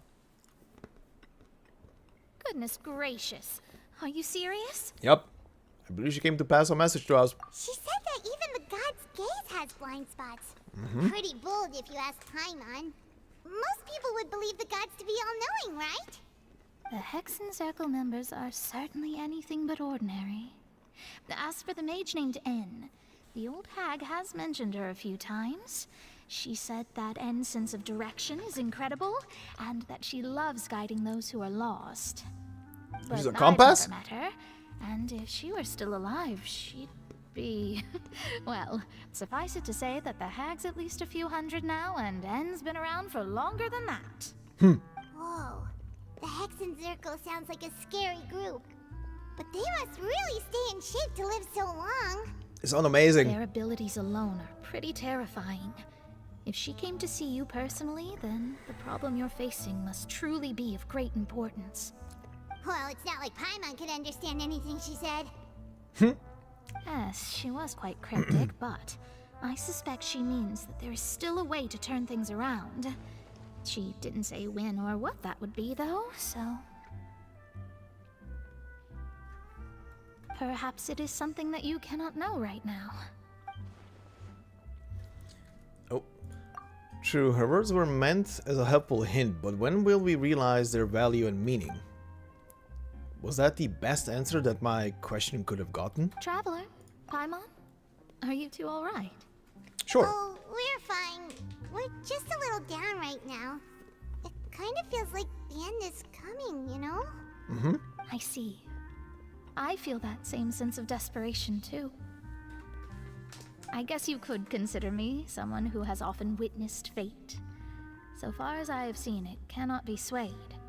But even so, I still hope for, and believe in, miracles. Astrology is eternal and rational, but fate may not be. It is cruel, but it can also be beautiful. Perhaps that's what N was trying to tell you. Not to lose heart, and to believe that what you are seeing playing out before you is not yet set in stone. I did originally think of steering clear of all this, but I couldn't. Even if this is all futile, I still wish to help everyone. If we don't struggle to the last, then how can we face the end when it comes? Huh. You do have a point. There I go, talking about astrological principles again. Sorry about that. The moment I start talking about work-related stuff. I need to get going. Don't worry about it, and thanks. It was worth trying to comfort you, even if only a little. I believe that you'll help those who are struggling in the same way I did. Sure. I suppose that might be why we always seem to meet by coincidence. Paimon feels kind of moved by what Mona said, but also kind of sad too. Hey, Traveler, Paimon suddenly feels like going outside for a walk. Let's go. Let's walk around the city, shall we? There's a few spots we always like to walk by.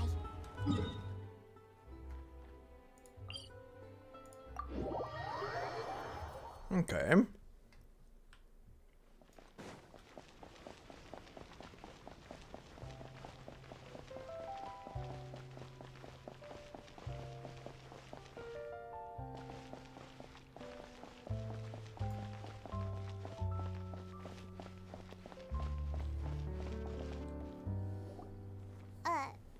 Huh?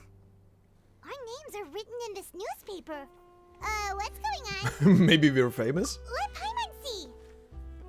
The underwater stronghold, the Fortress of Meripede, has continued in its noble autonomy, but that does not mean that others cannot interact with it.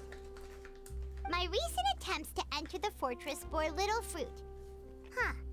Guess Charlotte still hasn't given up on that.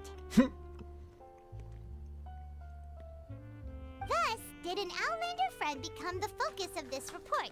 Uh-oh. A blonde adventurer with their white fairy, legends trailing Fairy. in their wake. It is said that this mysterious traveler once visited the underwater fortress. So while the fortress's interior remains a mystery behind closed doors, do not fear, for the tales of the traveler contain surprises in spades. Journalist Charlotte's biggest scoop yet, the Traveler's Trail, World Walker. Huh. Charlotte took so many awesome photos of us and we never even noticed her. She hasn't been able to get a hold of anything at the fortress, so since we're easier to find, she's using us as the subject matter instead? Sure seems to be the case. Seriously? Well, fine. Those headlines and photos do look cool, so Paimon will forgive her this time.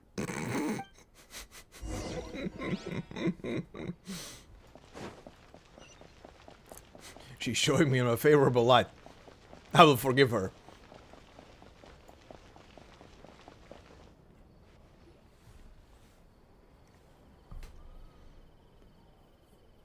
We're here! Paimon's hungry. Should we go in and get When something are to you eat? not hungry? You're a black hole.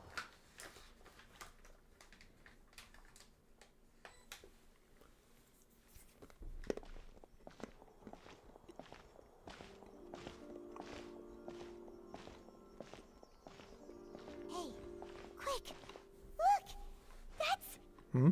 That's the limited edition only 16 slices a day cake! It hasn't already sold out for the day? It was so delicious the last time we tried it!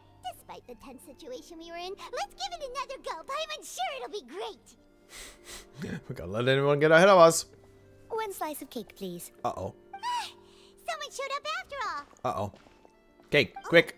Wait, you're the one from the Palais Mermonia. Oh, are you here to buy cake too? It seems Monsieur Nervalette was right. You really can eat. Wait, did he really say something like that? That's he right. has a point. Even he has his own preferences when it comes to food. As for me, I love the cake and coffee here. Do you come here often? Usually every day. Every day? It's part of my daily schedule, apart from work. I shall have my cake and coffee. Then what if someone told you one day that this place would be closing soon, and you wouldn't get to eat cake here anymore? What would you think? But why would it close? Well, Paimon doesn't know either, but maybe the waters will rise tomorrow. You know, like in the prophecy. Oh, the prophecy. To be honest, I haven't paid much attention to that. No, still, even if there'd be no more cake tomorrow, that wouldn't keep me from having some today. No, it's the same for eating in general. You might not be able to eat tomorrow, but if you can do so today, then you should carry on. That's what people call living, you know. Huh. Don't be sad. Excuse me, could I have 2 more slices of cake to go? These 2 slices are for you. Sijouin said that this kind of expression you're making is what humans call being sad. Oh, you know Thanks. Sijouin? I sure do. She was born before me, and she sometimes comes to the surface to teach us things about humans. All right. She said that humans are creatures that are saddened easily, yes, and you can only lift their spirits by feeding them delicious food. So please try the cakes here. I've got something I hate else how to do, accurate so that I'm is. going now. You two try to stay in a good mood after eating, all right? Bye. I hate how accurate that is. And there she goes. All right, Fuck's sake. let's dig in. I'm unsure this cake will be delicious. Oh yeah. It's more delicious than last time, and the flavor gets even better with a sip of tea. It sure would be nice if we could come again tomorrow. Sure would be nice if we could always eat delicious food here.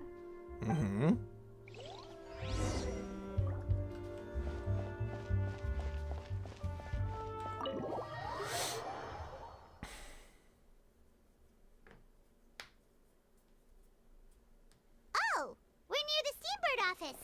Let's go look for Charlotte and have a chat.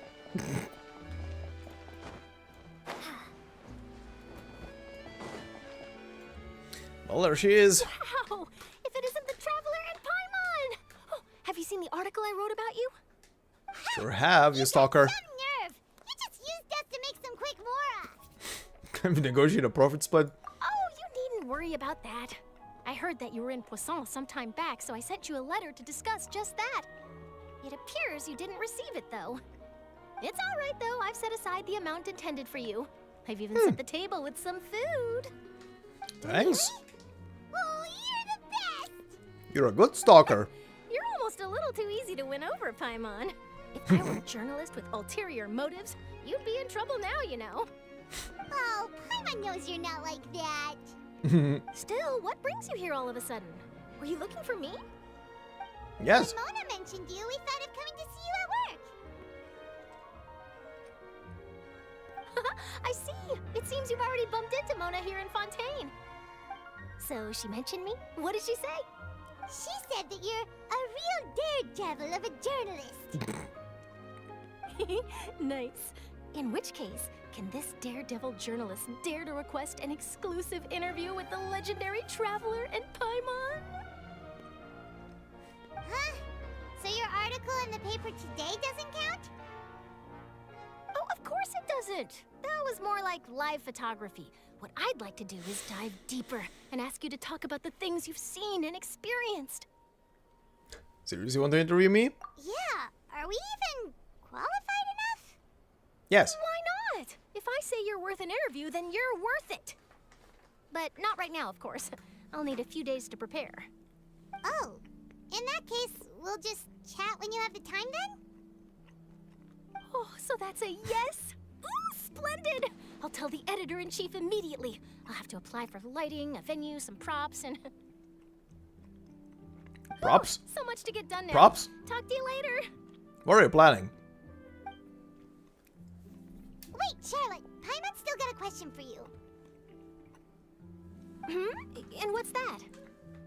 If, just for example, Fontaine were to be flooded tomorrow, what would you do today? Huh.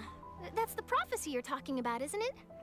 I mean, I do hear about it often, but I've never once thought that the day could be tomorrow. If you're seriously asking, then I might try and think of a way to leave Fontaine. Oh, but I'm still a journalist first and foremost. That means I have a duty to be reporting from the scene. And secondly, I wouldn't forsake my homeland that easily. From what I've seen, most people don't know what they'd do should the worst come to pass. In truth, it might be better just to behave like normal rather than worry over such an end. So in all likelihood, I'd probably still be prepping at the office for that interview of ours. I know what you're thinking.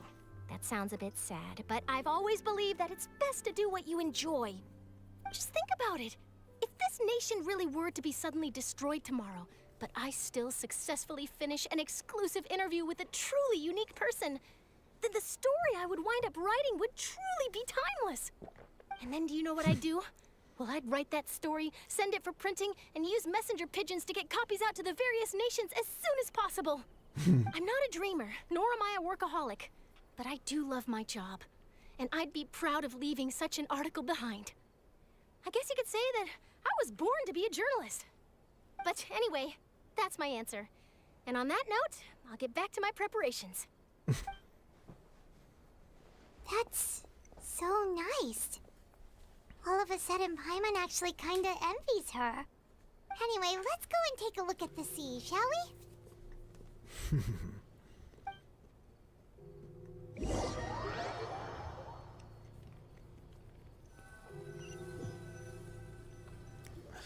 Doing the typical final rounds before the big finale, huh? Soothing combo, huh? Paimon's been thinking. Sure, go on. If it wasn't Fontaine, but all of Tevat that would be destroyed tomorrow, where would we go and what would we do? No, Paimon should ask, if you could choose, what would you like to do? I would board a train. If I could choose, huh?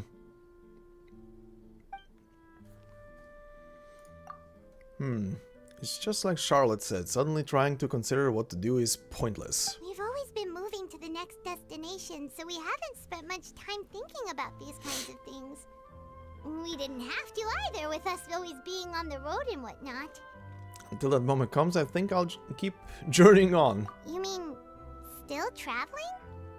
Yes, cherishing every single moment that I have to look upon this world. Huh. Wait, isn't that what we've always been doing? Yes. The banner goes back and forth between the two of you as time slips by. As night falls, you return to your accommodations and end this busy day. The next few days are just as calm. Charlotte comes to find you and conducts the interview in the Spina di Rosula safe house at the Fleuve Cendré. Whatever.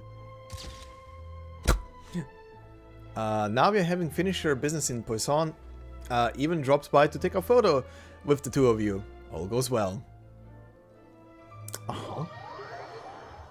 Oh boy, we're prepping for shit, huh? The story is prepping for shit. Feels like you'll grow mold if you stay here long enough. But it's still better than the Fortress of Meropide, that's for sure. It's not only damp there, but salty too. Ah, so the two of you are still here. Wonderful. Oh, you're from the Palais Mermonia, aren't you? Yes, I'm Isadora. Monsieur Nervillet sent me to look for you two before. I heard that afterward you went to the Fortress of Meropide. So are you under the impression that we might be wanted criminals? Not at all. I'm well aware that you're friends of his. Actually, I'm here to pass along a message from him. Did something happen? Yes, inside the Opera House. The Maréchaussée Phantom has declared the incident a small-scale riot. A riot? Well, that said, I don't personally think it was that serious. Lady Farina was watching a performance at the Opera House, and while she was resting during an intermission, some other audience members suddenly started harassing her. Oh? Loudly accusing her of doing nothing about the prophecy crisis. And before she could respond, others started to join in. The crowd continued to grow, and protests against the Hydro Archon started to break out. So people have started to put the blame on Farina. Guess they finally found an outlet for the pressure they've been under due to the prophecy. I agree. People will naturally rely on gods, as is customary. But the moment people feel threatened, gods are also the first to be blamed. So what happened after that? Is Farina okay? Seeing that the situation was spiraling out of control and that further argument was pointless, she claimed that she'd gotten tired of this and left in a hurry. The Marechaussee Phantom had their hands full maintaining order and did not catch where Lady Farina had gone. Only when things had stabilized did we realize that she had gone missing. So, you mean she's still missing? That's right. The Marechaussee has dispatched many people to search for her, but we don't have any leads yet. That said, I don't think there's much to worry about. She is a god after all. Even if she were to fall into the hands of rioters, what could ordinary people do to her? I understand the situation. Good. Monsieur Nervillet sent me to tell you about the situation, but he didn't say anything else. Don't worry, this is more than enough to go on. Thanks for keeping us informed. Ah, is that so? Well, all right then. In that case, you two take care. I'll be heading back to the Palais now. Yep. The plan is in motion. Well, sounds like we should hurry over to Poisson then. You sure caught on quick. If we know Farina, she won't try to fix things in this situation. Instead, she'll look for a place to wait out the heat. Yep. And as we also know, she may be loud and dramatic, but she doesn't have a heart of stone. When Nervillet was talking to her in the Palais Mermonia, and she heard about Poisson, she couldn't hide her sadness and remorse. It would be hard for her to ignore being accused by the public today. Paimon thinks Farina's probably taken the opportunity to slip away to Poisson and try to relieve the sense of guilt that she's feeling. Huh. Look at you, Paimon. Well, what do you think? Paimon knows the answer, of course, but Paimon can do the analysis to back it up too. Cool, huh? I see becoming a detective's done you some good. In that case, there's not a moment to lose. Poisson, here we come. Look at that. Paimon has brain cells.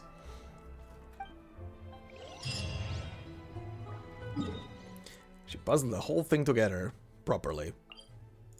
For once. Okay. This place looks deserted.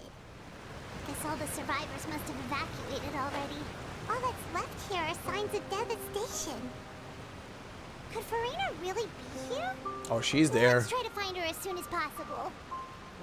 I can already see her. About to land on top of her head. Sword first. I mean, what? Aw. That's Farina, right over there. She really is here all on her own. Stay quiet for now. Aw. Should I just give up? This is all meaningless. What was meant to happen did happen after all. Everyone's dead. I'm sorry. I'm so sorry. Aw. Give up, Farina. There's no point in holding out. I'm sorry. But what can I even do other than to repeat meaningless apologies over and over? Who's that? Don't worry, Farina. It's just us. Oh boy. So it is you, blonde traveler from another land. Why, I almost thought you were someone from that mob of my ignorant subjects. Come to kneel and beg for my forgiveness. Immediate facade. Voop. Farina, you were crying just now, weren't you? The tear stains on your face are obvious. What do you mean, tear stains? Oh, I remember. The show at the Opera House earlier this morning was so moving. I'm still trying to process it. Uh-huh. Who did that uncivilized rabble think they were? Disturbing my enjoyment of the arts. They even dare to tout their Archon. I must teach them a lesson. I can just imagine their twisted and frustrated faces once they realize that I'm nowhere to be found.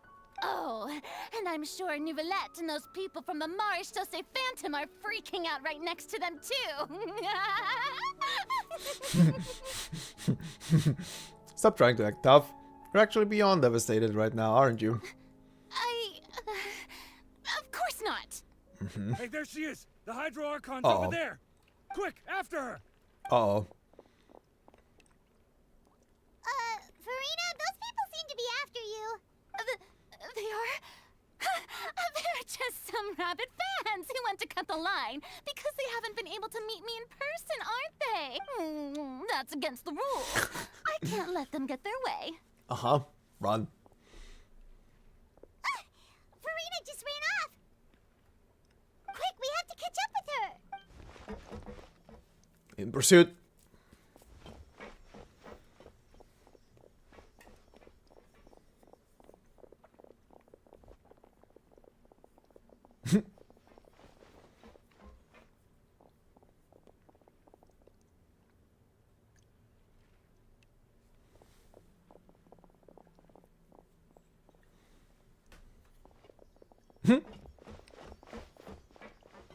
This should be the place, right?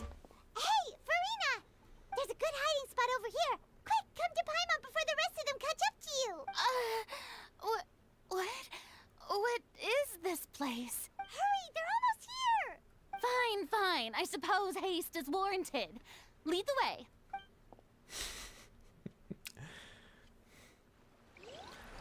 And that is a trap. Close the door. Lock it.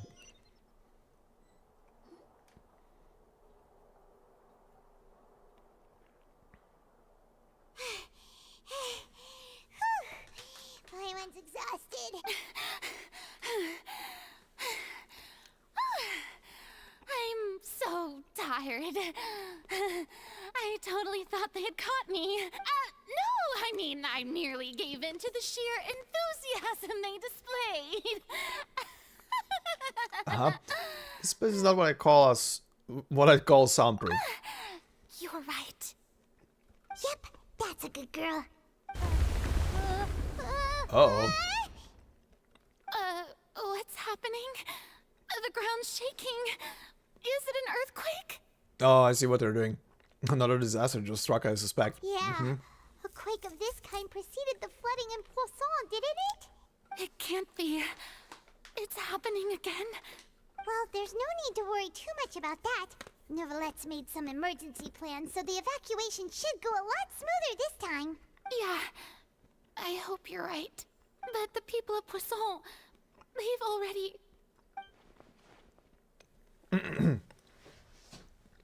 Has Farina finally reached her limit? Now that she's talking about the her actual feelings, she's starting to look far less stiff. Okay. It's true. I've been investigating the prophecy for hundreds of years. I once had informants all over Tevat, searching for clues and feeding information back to me. I've tried all kinds of ways, too, to hold back the sea. Anything to keep the coastline from advancing. But all my efforts proved to be futile in the end. Really, the truth has been clear to me for a very long time. We cannot make an enemy of the divine. No matter what we do, the will of the heavenly principles will have its way, and the prophecy shall be fulfilled. But even then, you still haven't given up, right? Give up. I do love the sound of that phrase. It would mean finally coming to terms with fate, but also for me to finally be free. But that would also mean that all hope would disappear. Indeed. I've thought about giving up so many times, especially after we almost lost Poisson. Fate is really unreasonable, isn't it? It has no heart and obeys no rules.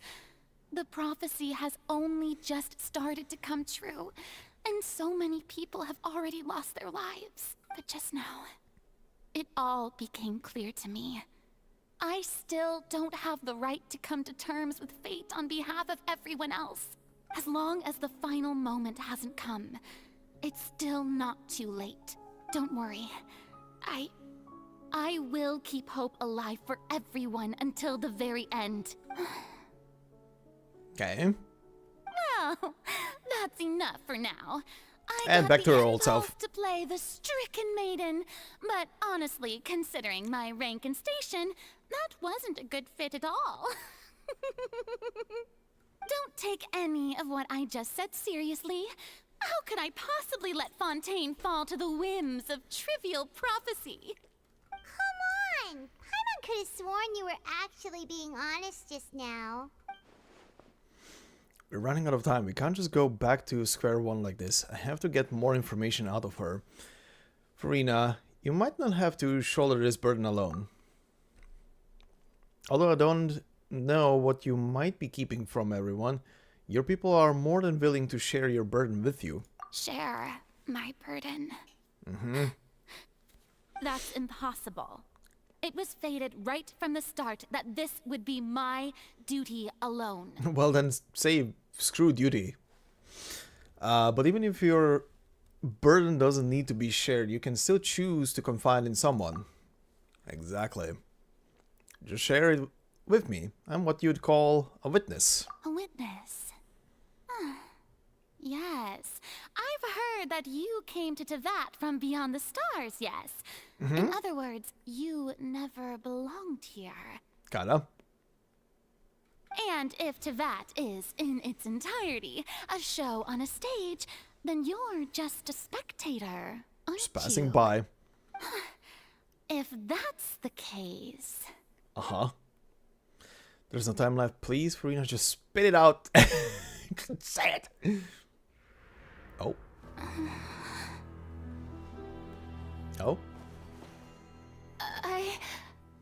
Come on. You can do it. Uh-oh. Uh-oh.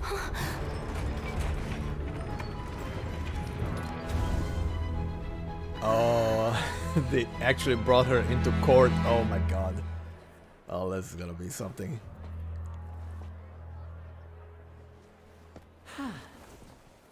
Oh boy. Ladies and gentlemen, this concludes my opening performance. Oh boy. Uh-huh. Now, without further ado, we may proceed to the trial of our god. So, this is what it is. Yes, you deserve praise for the effort you took to raise the dramatic stakes. Do not forget, however, that I am Fosalor, the god of justice, the embodiment of justice itself. Does it not strike you as even the least bit absurd to bring the very concept of justice to trial? Yes, that's the May point. I interpret these words as your refusal to stand trial? In that case, you will have the opportunity to defend your honor through a duel. You would draw your blade against a god? Yes. That's cool these days. I see. It seems like you have made up your mind.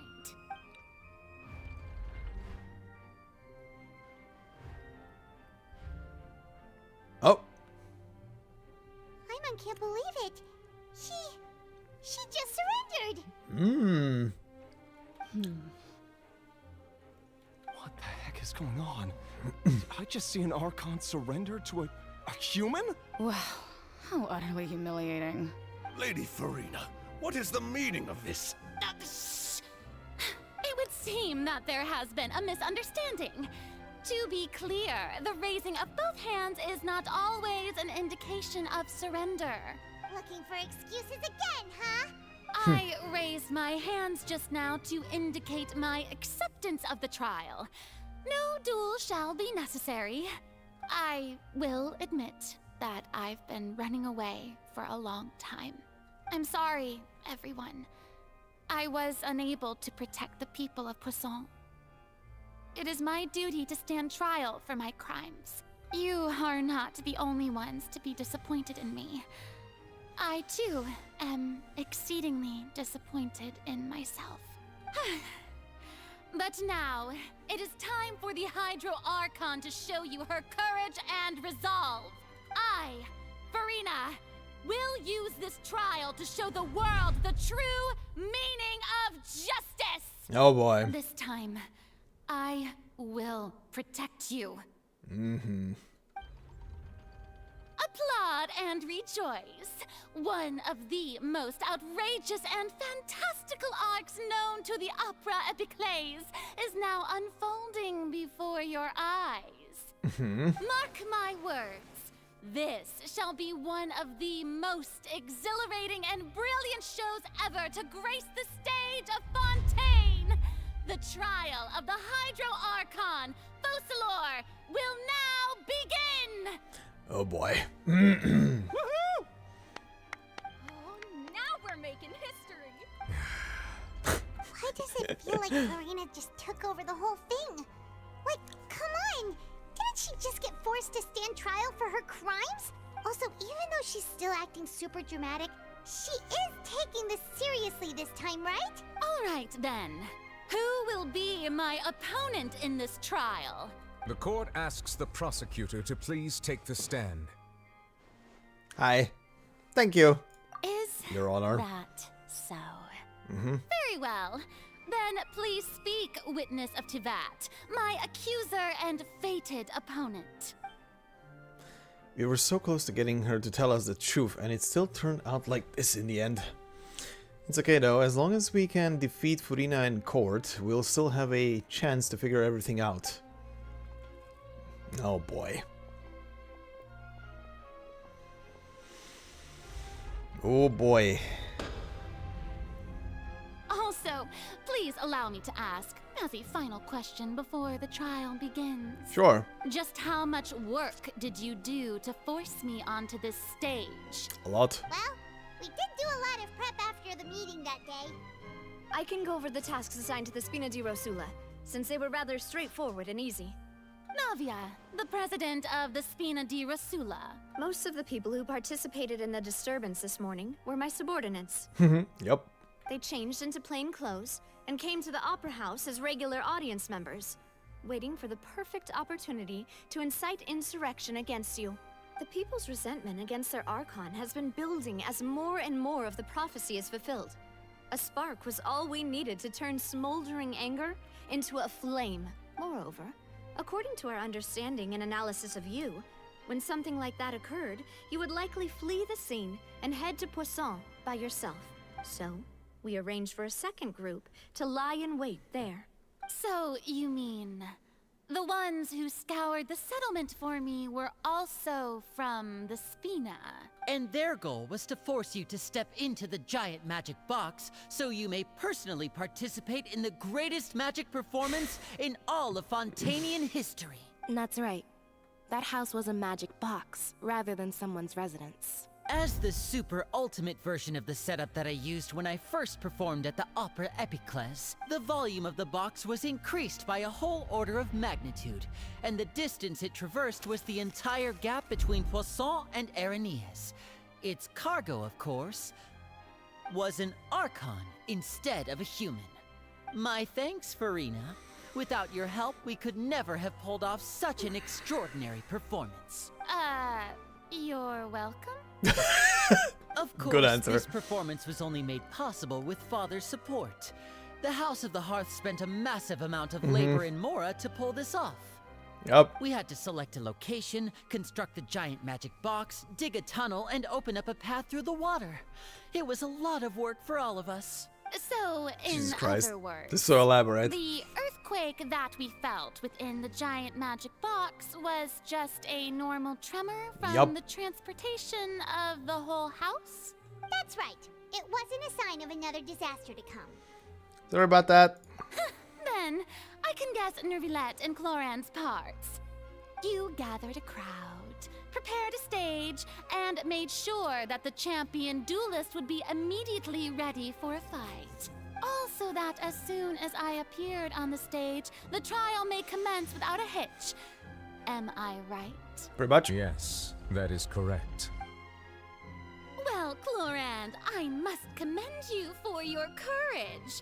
Only the most outstanding champion duelist in all of Fontaine would accept a duel with an Archon without flinching. Thank you.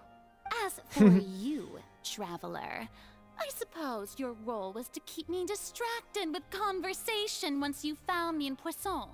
you'd make sure that I didn't notice anything amiss before revealing yourself as my prosecutor once we'd arrived onto the stage. You guessed wrong. Oh? My mission was to give you one last chance. We hoped that you'd share your secret with us before the magic box arrived onto the stage. Is that so? Then I suppose I must have missed my final chance. You very much did. It's fine. It matters not. What's done is done. The stage is already set, so there's no reason to disappoint the audience. Let's see this trial through to the very end. Alright, time for Ace Attorney.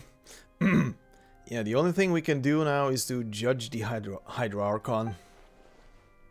Still, I can't help but be a little bothered by the conversation earlier. What did Farina want to say to me right before we arrived on the stage? Madam Prosecutor, please allow me to pass this along. This is a document that Miss Charlotte applied for and received permission to share with you during the trial. According to her, it should speed up the proceedings. Ooh, clues. Charlotte wanted to give us something? Oh, so she's here too! Hey, Charlotte! Hello. Oh, let Paimon see. Isn't this the exclusive interview that she did with us before? So she's already finished it, huh?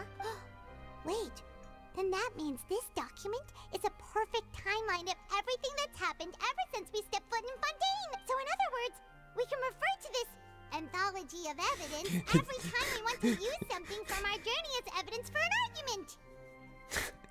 Super practical gift. Let's quickly confirm the information in it. Just think of it as a refresher, alright? Sure. You defeated the Hydro Archon in the very first duels you took part in at the Opera House. That's one for the history books, all right. Thanks, Charlotte. I didn't think that you'd wind up getting to the bottom of the case I'd been following all this time. I guess you could also see this as a happy coincidence. This is the first time Monsieur Neuvillette had a difference of opinion with the oratories. Even the Hydro Archon can't figure it out. A Fatui Harbinger. She's an extraordinary person. Her instinct must mean something. The fortress of Meripede was almost destroyed in a single day. That I didn't witness that scene personally will always be a source of professional regret, I think. The whale in the dream. According to Monsieur Neuvillette, both Child and that whale should have been in the primordial sea at that time. I nearly lost my awesome friend Navia. To be honest, that still gives me shivers. The words of someone as extraordinary as a witch can probably only be truly understood when something surreal happens to you. The prosecution and the defense are both in position. The trial shall now begin. Oh boy, here we go. Oh, come on, Neuvillette. There's no need to repeat all the unimportant legalese. Just fast forward to the part where the prosecution lays out my offenses. As the defendant and the lead actress of this performance, I still haven't even been informed of my supposed guilt in all of this. Of course, it is only natural for humans to struggle to understand the actions of a god. However, you will need more than that to convict me of a crime. Sure. That's true, but my charge here is unrelated to your conduct as an Archon.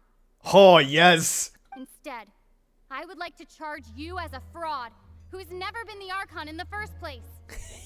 Yes, here we go. What was that? Lady Farina's a fraud?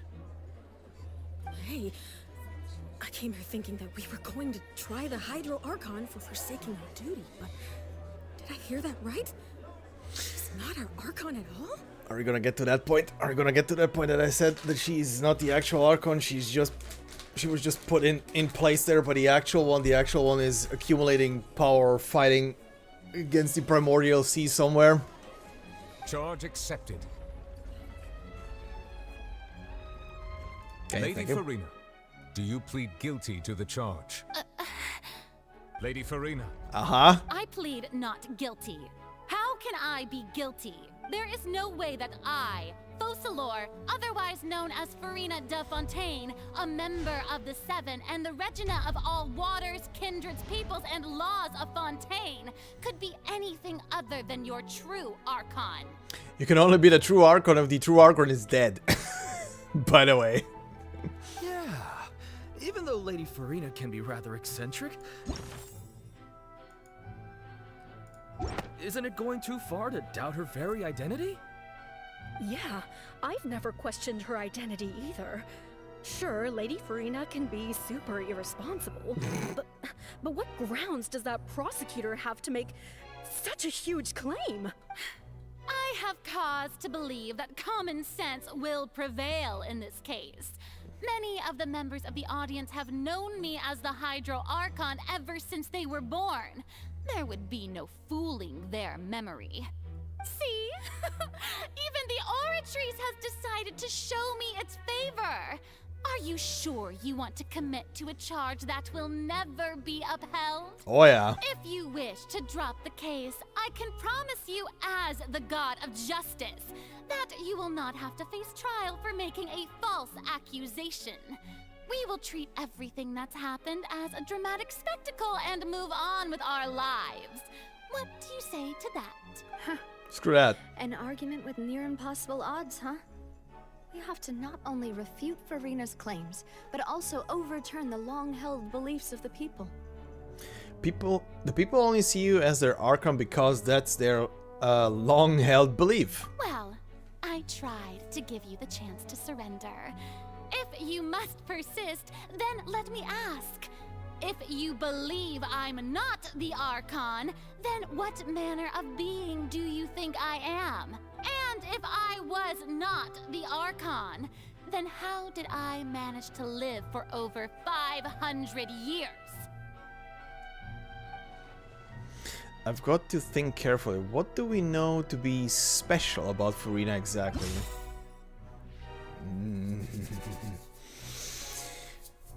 Here we go, baby. Okay, let's see. So, what's highlighted?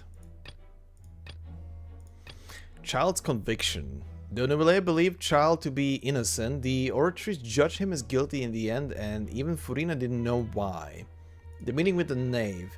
During the diplomatic meeting with the Knave, she revealed that she had already probed Farina on her own, and believes it is possible that not only is Farina not really the Archon, but that she is actually afflicted with some sort of curse. Titan with N. N communicated with you by connecting your consciousnesses. She believes the prophecy will certainly happen, but that you needn't give up hope. The meeting with the Knave? First of all, you may be a member of another long-lived race, which would allow you to naturally possess an extended lifespan. And second of all, even if that wasn't the case, there could be other ways to extend your life. Such as a curse. Who gave you that idea? Was it the Knave? You'd sink so low as to use a Harbinger's words against me. Doesn't matter who gave the information, what matters is the veracity of the claim. A curse?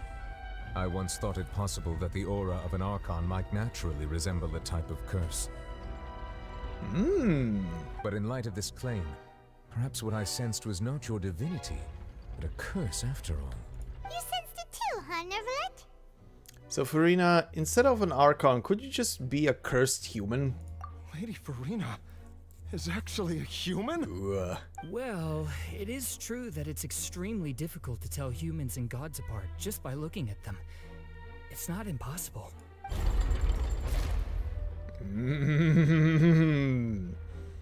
Well, don't start celebrating too early now. Even if I have been carrying a curse like you said, how does that prove that I am merely a human being? Besides, everyone knows that the main difference between a human and a god is the possession of authority. Gods can do what humans cannot.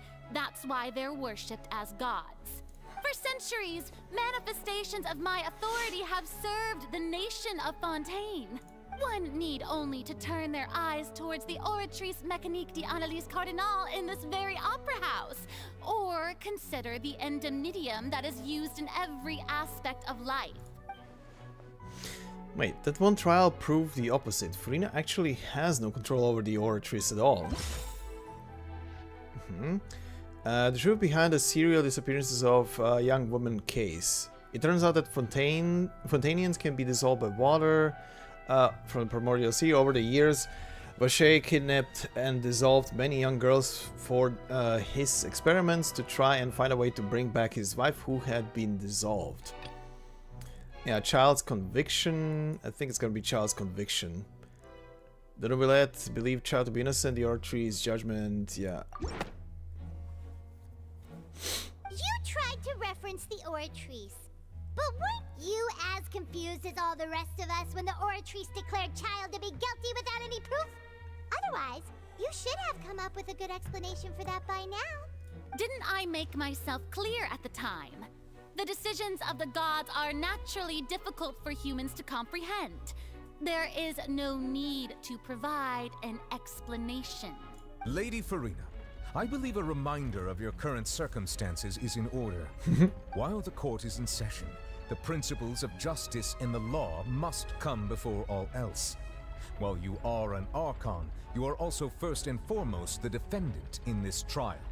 You will prove yourself unable to defend against the prosecution's charges if you continue to withhold vital information against the rules of the court.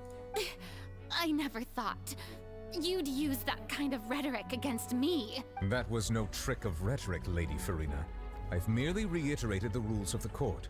Rules that all should respect and follow. So, you neither knew why Child was declared guilty, nor did you understand the structure and operations of the oratories. Instead of having been created by you, the manifestations of authority you mentioned have been made by the real Hydro Archon, haven't they? The real Hydro Archon? Well, now you're really losing me. It is true that I did not know why the oratories gave out a guilty verdict that day. But the oratories handed out that verdict unilaterally, and it has been operating independently ever since it was first created. You can't argue that just because a divine creation is flawed, that the god behind it must also be no god at all. She's still throwing out all kinds of excuses. Seems like she's confident that we won't be able to produce proof that she has no power over the oratories. Sure, we can put the oratories aside for now, but then, Miss Furina, could you give us a brief demonstration of your powers as an Archon? My power as an Archon? There are many ordinary citizens in the audience. How can I just carelessly demonstrate the formidable power of an Archon? I mean, if it was A, she would pull a sword out of her goddamn chest and demonstrate her power, do something like that. If that poses a concern, I'm prepared to extend my protection to the audience. You don't need to go that far. Oh yeah, why not? A brief demonstration of your power over Hydro should be quite harmless. Surely an Archon can at least match the capacities of a human with a vision.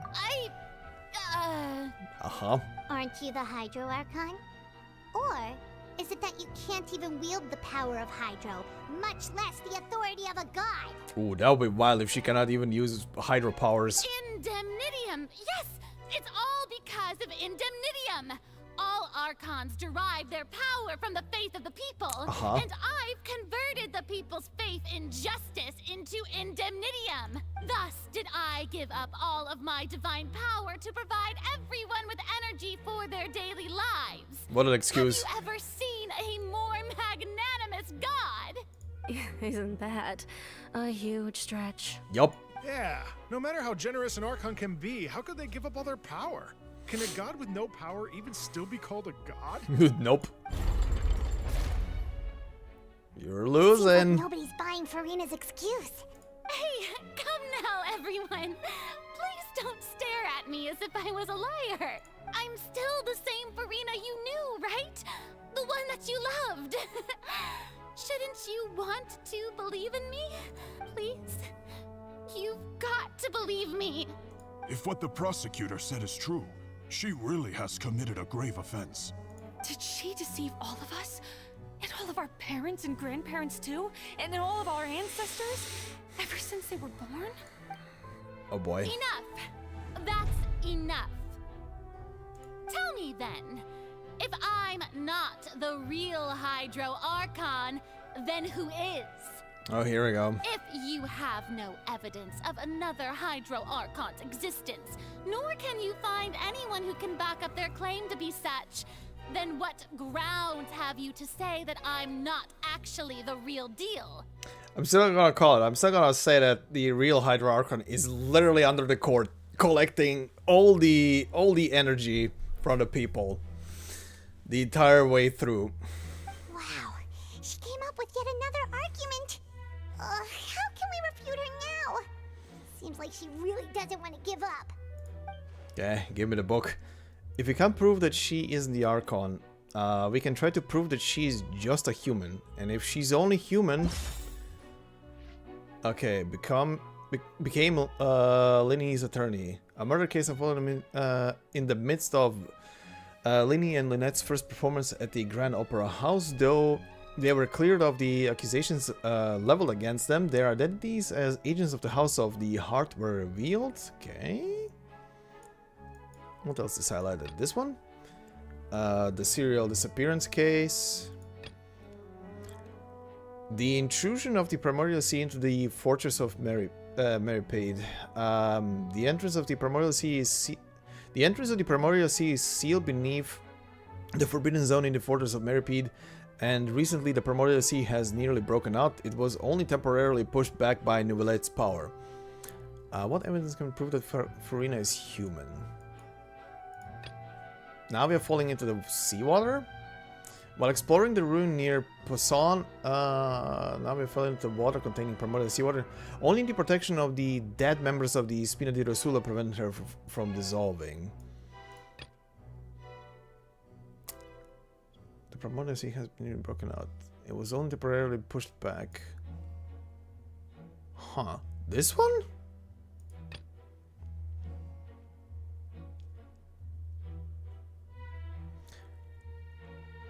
What evidence can prove that Farina is human?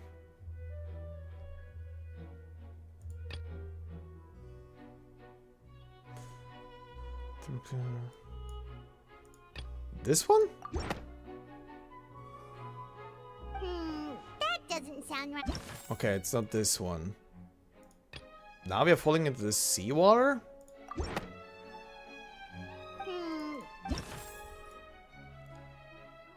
Huh?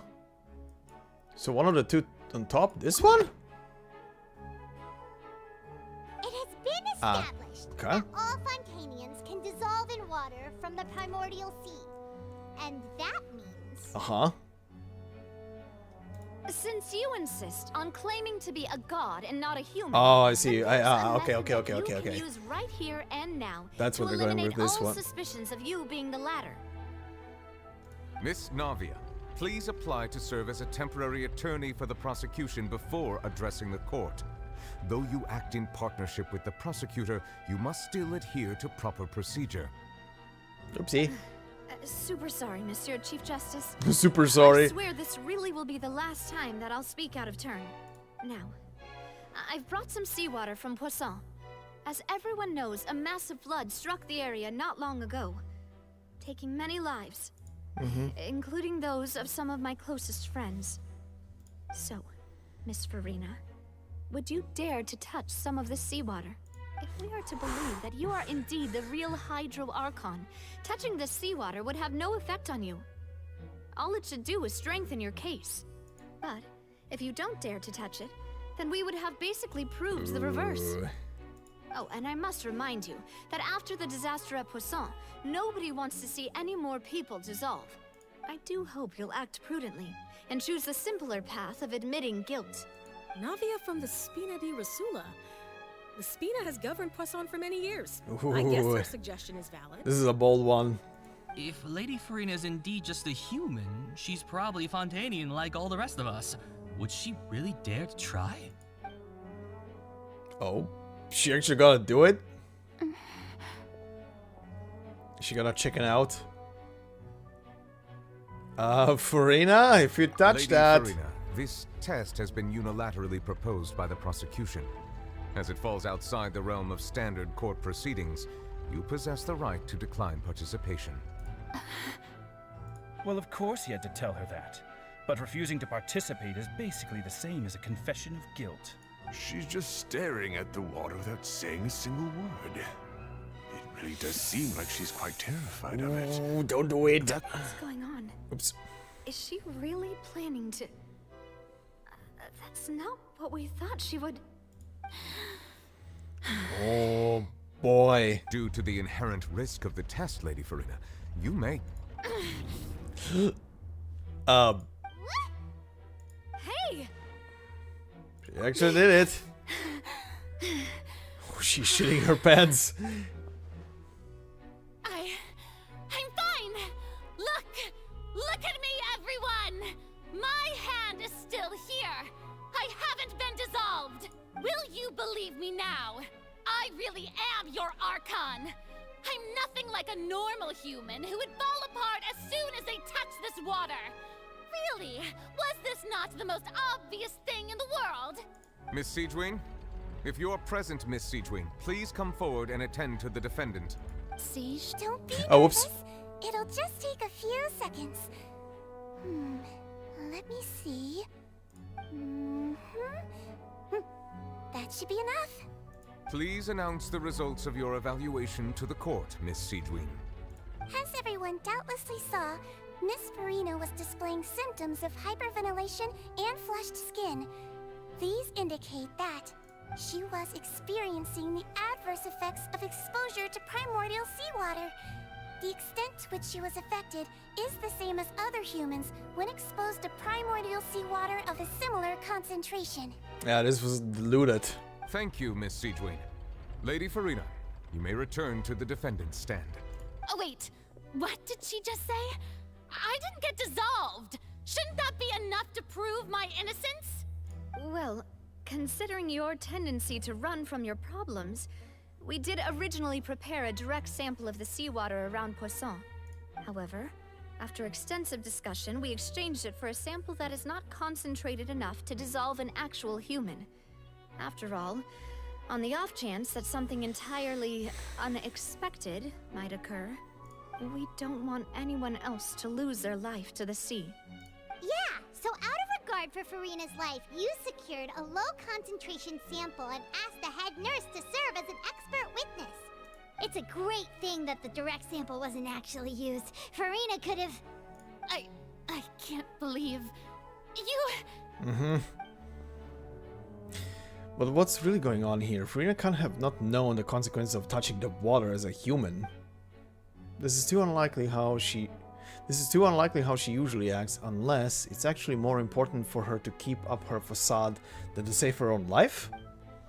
But hadn't she given up on everything a long time ago? Listen to me, everyone. Please don't give me such cold and disdainful looks. What happened just now didn't prove a single thing. Think about it. How can you conclusively prove that an Archon can't also be affected by the primordial seawater? Also, if I was really just a human, why would I dare to just put my hand in that kind of water? Being very desperate right now. Please, everyone, anyone, just listen to me. I swear, I really am your Archon. This is a bit painful.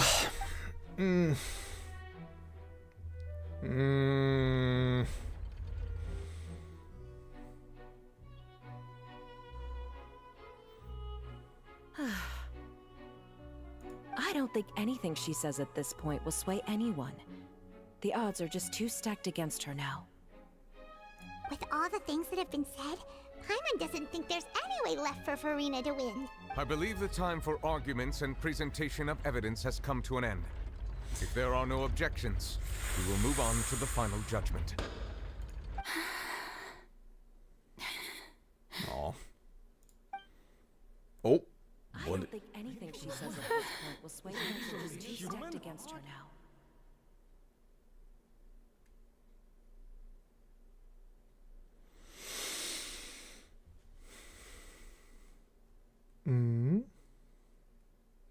In my capacity as Chief Justice, I shall now render judgment on Farina's misrepresentation of herself as the Archon of Fontaine. As a human who knowingly deceived her fellow citizens, Farina is guilty.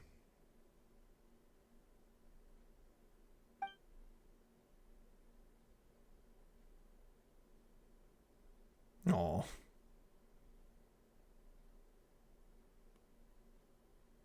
We shall now turn to the Oratrice Mécanique d'Analyse Cardinale to render the final verdict on the charges. Oh boy.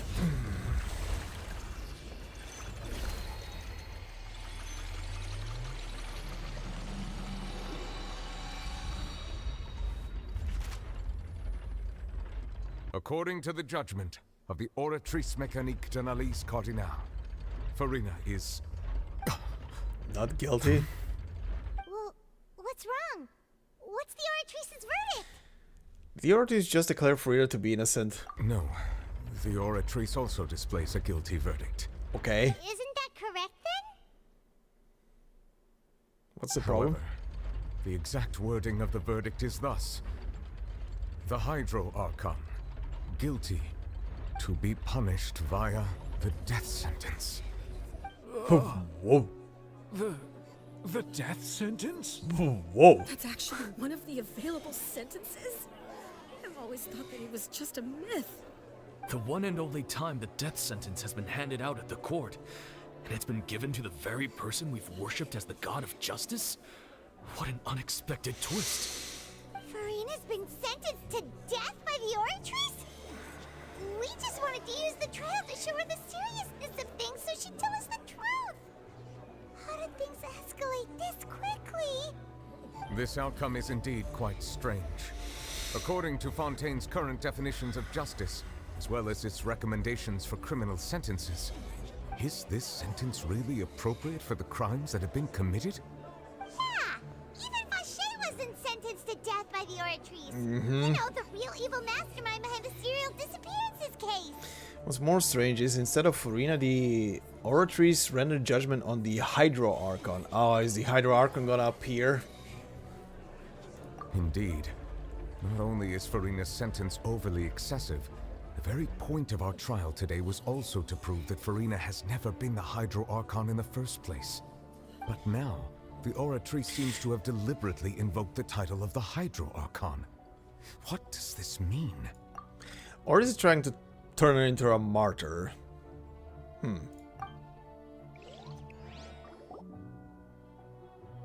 Okay, what's about to happen? Excuse me, if I may interrupt. Hi, Femine, what's up? Is the trial still going? Fremine! You finally made it. I assume this means you've completed your mission? What's happening here now? Any mission Father assigns to me will always be top priority. Good. What were you doing?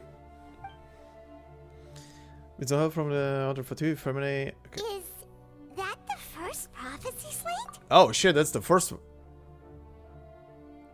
Okay, so the original Hydra Archon, there are people behind her. Ocean or sea, whatever. A person in front? In like a halo of water, I guess? Oceanids? Huh. So the knave privately arranged for Fremine to try and find the missing slate. Well, we have it now. Everywhere, and finally found it at the bottom of the sea. It took me a long time to get around some dangerous stretches of water. But has the trial already concluded? Then doesn't that mean I've come too late? Oh no. Father will be disappointed in me. Don't worry, the mystery hasn't been resolved yet, yep. Thank you for your hard work, Mr. Fremine. Please allow me to review the record left on the slate. Okay, speaketh. Traveler, I believe that you have already seen the other existing slates. I would like you to come here and confirm their contents. Okay. Huh? So what do you see? What is it? This looks like The previous Hydro Archon releasing her divine power, turning the Oceanids into human beings. So I was right. All of Fontainians are Oceanids. Was the what was the word again? Was this thing she broke creating humans out of other beings or something? I believe I've now made sense of the Hydro Archon's crime. It has to do with Fontaine's lost history. Speak of. Isn't the Hydro Archon just guilty of deceiving her people? Oh, wait, no, that's Farina, and we've already proven that she's not the Hydro Archon. So when you say Hydro Archon, do you mean the real Hydro Archon we've been kind of talking about? In truth, everything that you've encountered in Fontaine up until this point can be traced back to the contents of these stone slates. However, I'm uncertain as to how much sense they currently make to you. An association between the contents of these slates and the events in real life. Let's try to recall the contents of the other 3 stone slates. Paimon will do her best to help you remember. Okay, what are we doing now? Tutorial? Oh, we're setting them in order. Select to check the descriptions on the stone slates to extract key information from them. You can find scenarios related to the stone slates contents in the incidents recorded in the interview notebook. There you can verify said contents. As the verification process continues, the fountain water level in the menu interface will rise. When you have finished verifying all the stone slates, the truth behind the prophecy shall be revealed. Yo, okay. The first stone slate describes what you just said. It seems to show the previous Hydro Archon using her divine power, and then the Oceanids turn into humans. Does that mean that Fontainians are transformed Oceanids? Oh, Paimon wasn't expecting that. But if Oceanids can turn into humans, then perhaps this process can be reversed as well. That's what happens when you touch the primordial water. The second stone slate shows Celestia floating in the sky, and the Hydro Archon and her people worshipping it together. But the heavens still brought judgment down upon them. The heavens were pissed that she was creating humans out of different beings, or changing the aspect of one life into another. This must be the point when the Hydro Archon and the Fontainians were branded with their original sin. Does this mean that the original sin and the Hydro Archon sin are the same thing? The third slate shows the Hydro Archon sinking into the sea surrounded by many people. That reminds Paimon, didn't we also watch that happen to someone else? Well, the fourth slate is the prophecy the Fontainians have been talking about. People dissolving into the sea, the Hydro Archon crying on her throne, and so on. We didn't believe that such a crazy disaster could happen at first, did we? But after that incident, it was just a question of when and not if. Okay.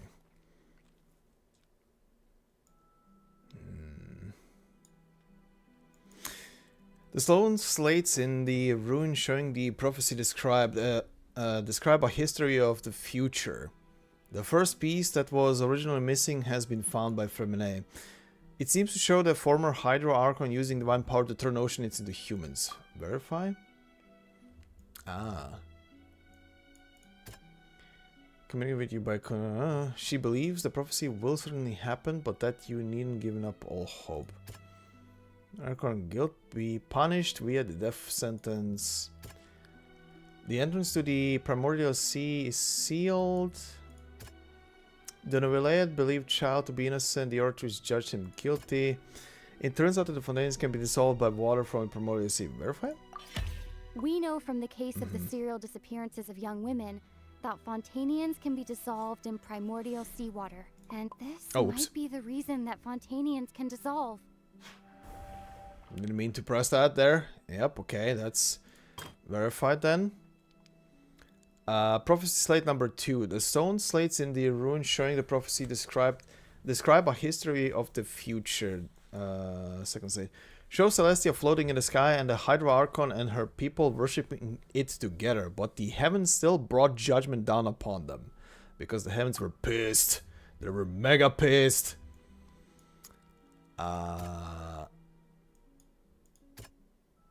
Enters the relay power. Judge him as guilty. The Hydra Archon guilty to be punished via death. Perhaps what is about to take place has all happened before. The true sin of the Hydra Archon that Nervilette mentioned, and the original sin cast down on the people of Fontaine by Celestia, as recorded on the stone slates. Okay, slate number 3. It shows the Hydra Archon sinking into the sea surrounded by many people.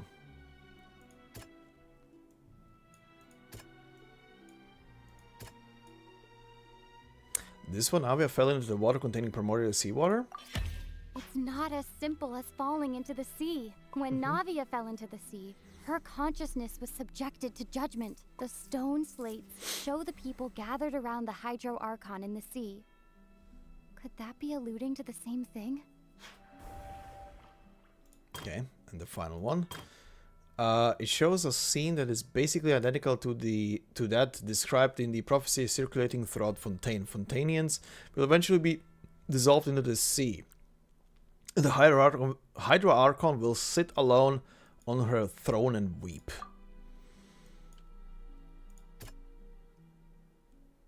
She believes the prophecy will certainly happen, but that you didn't give up all hope. That doesn't sound... Okay, not hers. Prophecy from the stone slates found its way into society, but not many people believed it at first. The fortress of Meropide was nearly flooded with primordial seawater, which we know can cause Fontainians to dissolve. It seems increasingly likely that the prophecy may come true. If we hadn't dealt with it in time, things could have gone very badly. They'll dissolve into the primordial sea, but won't cease to exist. Their essence will flow in the seawater, converge, and take the form of an oceanid. The Hydro Archon was sentenced to death in court, shocking everyone present. Perhaps this means that her sin was actually Fontaine's original sin. Navia fell into the water inside those ruins, and she nearly dissolved. She was surrounded by the people of Poisson in a court within her consciousness, and was forced to take part in a trial meant to make her stay. The eruption of the primordial sea at the fortress of Meropide was the surest sign that the prophecy was about to come to pass no matter what. The prophecy's contents can all be verified by recent events. If we combine what we know together, loads of truths should come to light.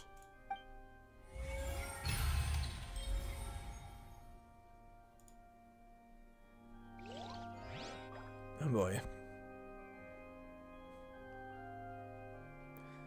This will end in a way. Huh?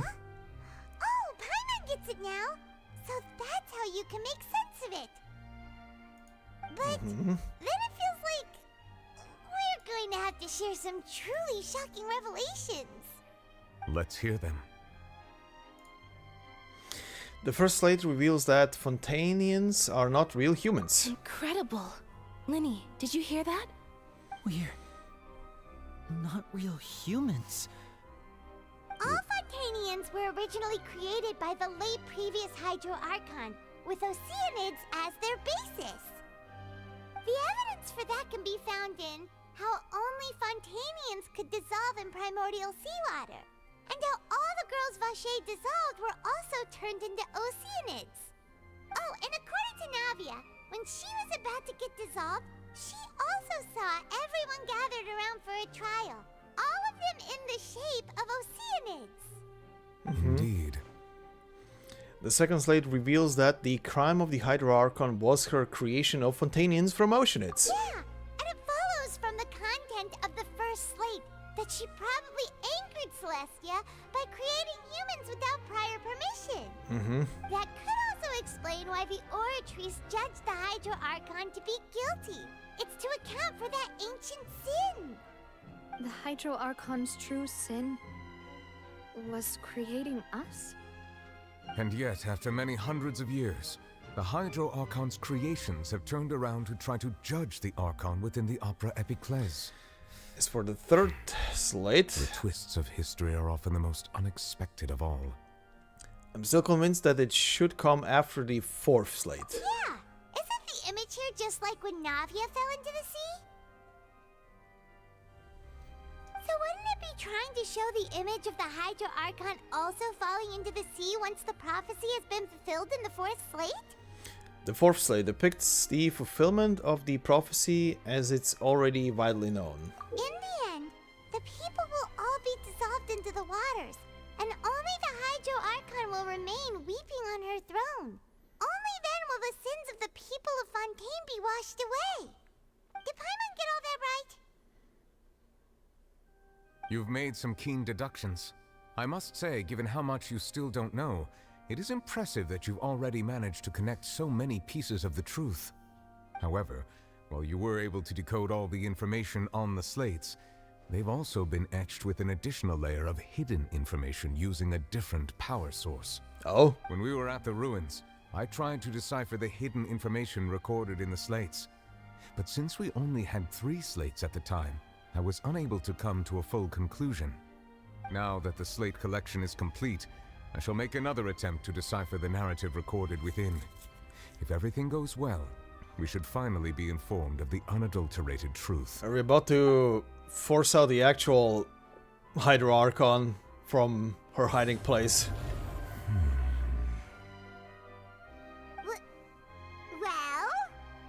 Well? Well?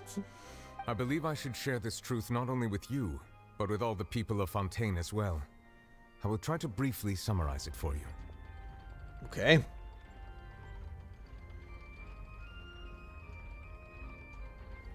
Go on. Hypotheses regarding the origin of Fontainians and the sin of the Hydro Archon were both correct. In the Fontaine of old, the previous Hydro Archon sensed the yearning of her Oceanid familiars for life on land.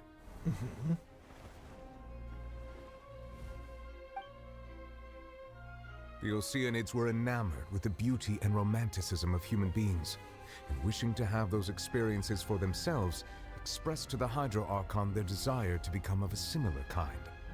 However, even though water as an element is intricately linked with the power of life, the Hydro Archon, as one of the 7, did not possess the authority to create a new form of human life. Not one to give in, she eventually found a way to create permanent humanoid bodies for her familiars by appropriating the power of this planet's primordial sea. She poured primordial seawater into the Oceanid's blood vessels, creating humanoid mimics in the process. But if Fontainians were to ever come into direct contact with water from the primordial sea, the power within their bodies would escape these artificial restraints and return to the sea. As a result, their forms would collapse, and they would be reverted to their original forms as Oceanids. Of course, the Hydro Archon never received permission from the heavenly principles to create a new human race. And thus, the Hydro Archon and all of her creations came to shoulder the original sin of appropriating the power of the primordial sea. That is the true history of how the people of Fontaine first came into being.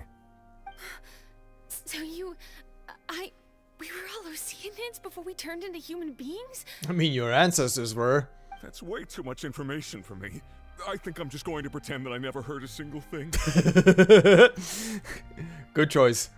Wait, but if that's the truth, we can't let the Hydro Archon be sentenced to death. After all, her only sin was creating us. This really might be too much information for your regular Fontainian, but it does answer a lot of our questions. Yep. Alas, your hypothesis regarding the 3rd and 4th stone slates was inaccurate. The slates' respective positions are, in fact, correct. Oh, they are? Okay. So they're in the right order? What is the 3rd slate supposed to represent then? I mean, it represents Furina's birth? No, my baby Furina. A key point of the visual on the third slate Also, hi there, is how crazy. all the individuals How's it depicted going? in the water are humans rather than Oceanids. They have not been dissolved, which implies that the water depicted in this slate is not water from the primordial sea. Oh. The nation of Fontaine is the nation of Hydro, as well as the nation of Trials and Justice. Instead of being the literal element, the water in the scene symbolizes judgment and justice. You may also recall Navia's experience.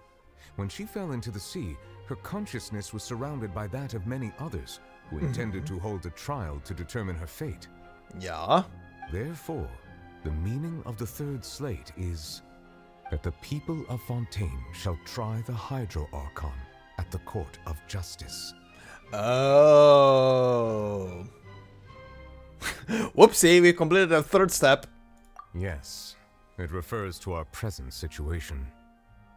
I think I'm following now.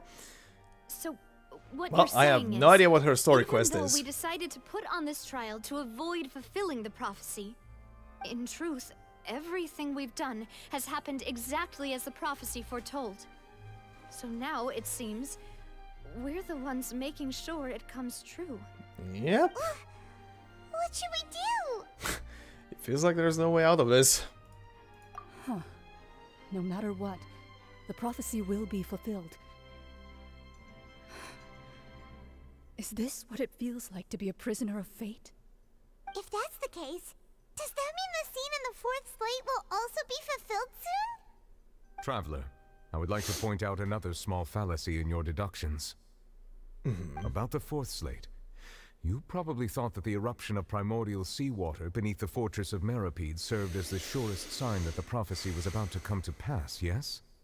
However, I believe that rather than being a sure sign, that eruption could in fact only be a small warning of something far worse to come. Oh yeah? As for the root cause of the catastrophe, I believe you've already encountered it once before.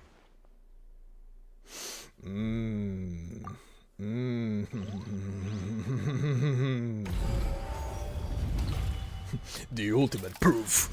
This eruption was just a small warning of the things to come. We must find the root cause of the disaster. Here we go. Just what is the true source of the catastrophe? Alright.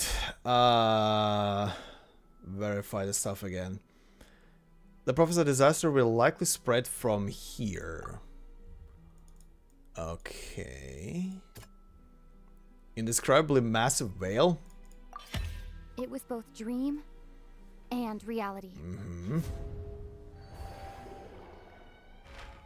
If we're talking about a true culprit, that could only be that thing inside the primordial sea, right? The truth, the original sin, the trial, and the root cause of the disaster. Whoa, I like this. Okay.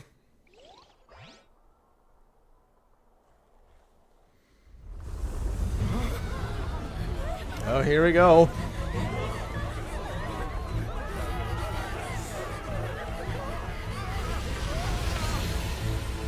Reality break.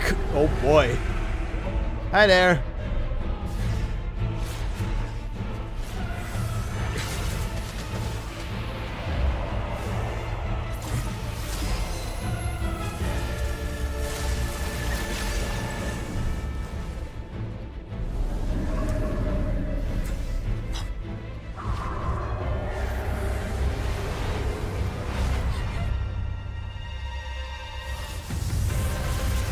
Hey, there he is.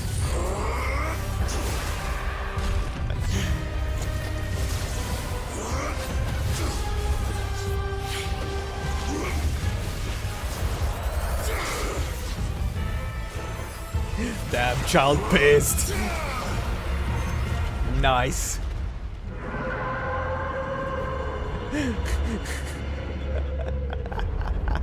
The asshole hitched a ride inside a whale, I love it. Good job, boy. You're back. You can rest now.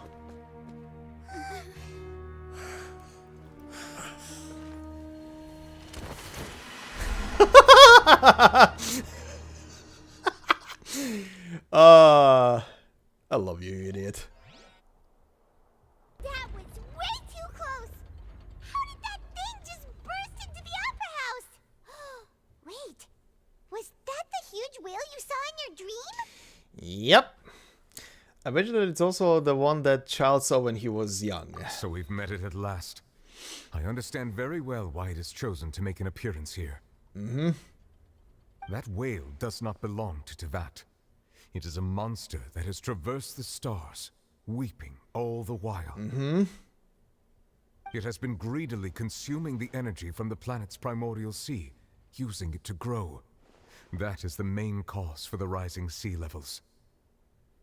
And once it has finished consuming all of the energy contained within the sea, its next step will be... You said that when the Hydro Archon first created Fontainians out of Oceanids, she filled their blood vessels with primordial seawater. Yep. Precisely. The thing is gonna come for everybody in Fontaine. Fontainians nigh impossible to resist. Mm-hmm. They're snacks. Therefore, literally, when it left the primordial sea, it decided to make its next stop a packed opera house full of food. Yep. Food in the form of Fontainians. We just barely managed to push it back, right? In that case, won't it come back to target the people again once it's managed to recover its strength? That is correct. Indeed, it is more accurate to say that we should thank that Harbinger for buying us some time. Without him, the whale would have likely come onto land far sooner. From the way he looked, he must have been fighting the creature for quite a long time. That battle maniac. Battle maniac. We have a special connection with that whale, but we definitely didn't expect it to help us out like this. Well. Anyway, now that we know that this whale is the actual cause of the disaster recorded in the prophecy, all we need to do to stop the prophecy would be to find a way to beat it up, right? It is too late. What do you mean? It had already absorbed too much of the primordial sea's energy before we could notice it. At this point, it has become practically integrated with the sea itself. Come on, this has to be the point where the actual Archon appears. Even if the entirety of Tevat were to be destroyed, it could still survive and swim off towards some other world. That's not something I will accept. We've already done everything we can, and we even found the true culprit. We've come so far. You can't just tell me that the last hurdle is some impossible foe. It's not an impossible That's foe. not fair. Indeed. You've been collecting That's not energy how in a this grand performance goddamn should end. courthouse. I'll fight it to the end. No matter what. So the prophecy will be fulfilled no matter what, huh? Oh, here we go. Here we go. Here we go. The prophecy. Yes, what has been prophesied will be fulfilled. You may view such things as the history of the future. Mm-hmm. After everything, it still turned out like this. We couldn't fight against fate. No. Wait, but if this is all about fate... Just as prophecies are usually only the future as seen from the perspectives of the gods, could things be happening in hidden corners where the god's gaze does not fall? Yep. Ultimately, fate shall serve as your only guide, no matter what will happen in Tevat's future. All you need to do is to play your part. Mm-hmm. Could it be that even if the prophecy will be fulfilled, there will still be a way to save everyone? Did I miss something? Yep, right behind it. The camera is literally pointing at it. Wait, I forgot about Farina. What was it that she wanted to say to me at the last moment in the giant magic box? What is a real secret? Come on. Do it. Show me the real Archon. What's happening with the oratories? I believe it is preparing to carry out the death sentence.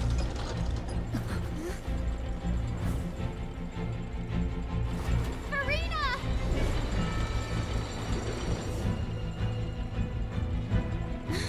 No, I still need answers.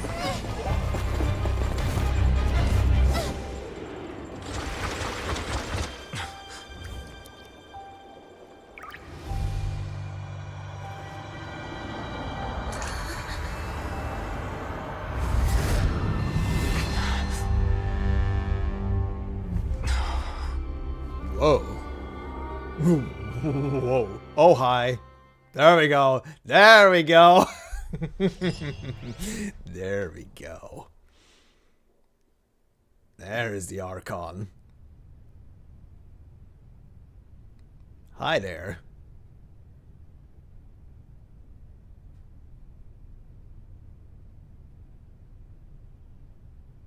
You.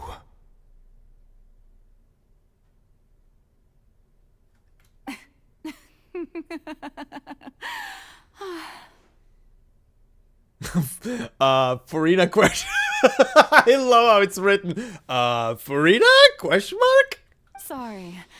That shocked expression on your face is just too amusing. I couldn't help myself. You are not Farina. Nope. Who are you? The actual Archon. Ah, the sweet sound of bewilderment. Marvelous. A sure sign that my attempt to deceive everyone was a resounding success. But to answer your question, I am Focalor. You know, the god. Focalor? Why did you deceive us? Oh, that wasn't my goal, of course. Goodness, no. But I had to fool everyone else too, if I was to stand any chance of deceiving the heavenly principles. Deceiving the heavenly principles? It's all because of that pernicious prophecy. Dreadful, wasn't it? Everyone doomed to dissolve. Fontaine condemned to be flooded. One was not amused. In fact, one was positively bemused when that problem was thrust upon me by my dearest predecessor. That's the former Hydro Archon Egeria, for the uninitiated. It hardly gets more disastrous than a preordained national catastrophe. Now does it? She knew full well that the prophecy would surely come to pass. And as one of the seven, she also knew full well that one defies the heavenly principles at one's peril. So yes, as you have no doubt surmised, it was a rather impossible situation that I found myself in. I spent a terribly long time mulling it over, alone on the ocean floor. And I was almost growing barnacles by the time I finally realized there was only one possible solution to this confounding conundrum. I had to outwit the heavenly principles, allow the prophecy to be fulfilled, ostensibly at least, while saving everyone at the same time. I'm a genius, I know. I can only assume that's why Egeria chose me as her successor. Although, looking back now, it was hardly the inheritance one dreams of. Between the task of saving the nation, the quotidian duties of the Hydro Archon, and not to mention the original sin of creating a new race of humans, I dare say she left me quite a colossal mess to clean up. You could say that. But one can only play the hand one is dealt. I did not choose this, any more than I chose to be one of her Oceanid familiars. So you were also once one of the Oceanids, transformed into a human by Egeria's hand. Yes, I was. I always dreamed of becoming human. And I still do, even now. In my eyes, to be human is to be part of the greatest opera ever known. After becoming a god, I separated my divinity from my body and spirit, leaving behind only a self that was as naive and bewildered as my past I self said on this! the first day as a human being. I said this! I called this! The me you see before you now is that divinity. And the human counterpart I left behind, I named Farina. There we go. Fucking called this fucking shit. She could feel joy, sorrow, and everything in between. She could be as vain and conceited, or as meek and vulnerable as she wished. Literally what I said. Literally what I said. She locked herself away and she left her behind. Literally what I said. Her strengths were of a kind only a human could possess, as were her shortcomings. But in my eyes, Furina's humanity was what made her perfect. She was perfectly human in every way. The person I always wanted to be. Anyway, so then I cursed her. All part of the plan, of course. The plan to deceive the heavenly principles. Do you still remember the final scene of the prophecy? The Hydra Archon alone, weeping on her throne. In order that the prophecy might appear fulfilled, I invited Furina to be an actress, to play the part of the Hydra Archon in the prophecy. Under the curse I placed on her, so long as I, Focalor's divinity, continued to exist, she could not die. But nor was she free to live her life in the pursuit of happiness. Instead, she was forced to take the stage in the opera house, to embrace the role of leading lady, to forever play the part of the god from the prophecy, all to create a deceitful appearance of that prophecy coming to pass. I suppose now you probably understand why your court is called the Opera Epiclese. But Furina is only human, isn't she? Even though she has had a long life, her mind is no stronger than that of any other ordinary human being. I cannot begin to fathom what she has had to endure. It must have been torture for her. It has indeed. And although she is, in a sense, me in human form, I most definitely owe her an apology for it. It's been 500 years. And all along, she's been playing her part in the most unimaginably long, unbearably lonely, and agonizingly painful opera of all time.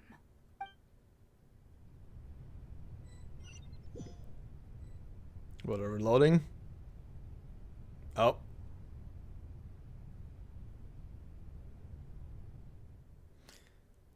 I came into contact with Furina's tears. If I remember correctly, tears often contain a being's strongest emotions.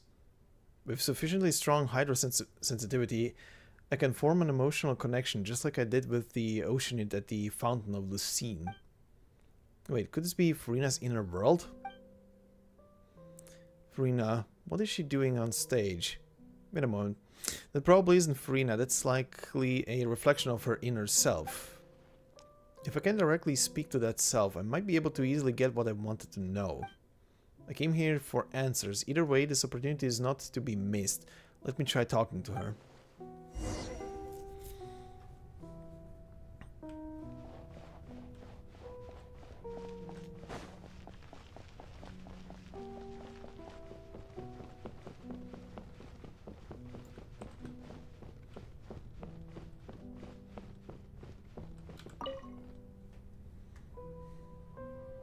Oh, who permitted you to come onto this stage? Now, I understand your admiration for my august self, but I must ask you to keep to the rules. Hi, it's me. All right. It is not my intent to reprimand you. Don't look at me. There is no need to state your name. Just be off with you. Do not distract me from my performance. I don't see an audience here. Oh, do not jest. Can you not feel it? Just let the stage lights go off, please. I am Focalor. The eyes of countless Fontainians are That upon way I can me. become myself I again. must, at all times, display the utmost elegance and nobility. Something's off. There is no getting through to her. Even in her heart of hearts, she's still playing the role of the Hydra Archon. What sort of resolve must she have that even her inner self and subconscious would have such an impenetrable defense? Have to find a way. Well, she basically told us just now. Turn off the lights. Dear audience, the performance is experiencing A cry without a echo technical shackles. difficulty, Wow. but worry not. The guards shall resolve it soon enough.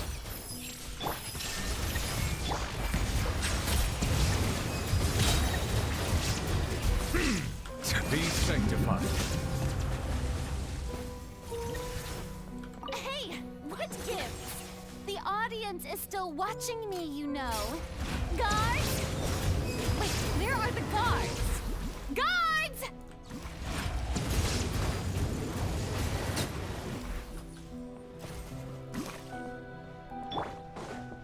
No guards for you today.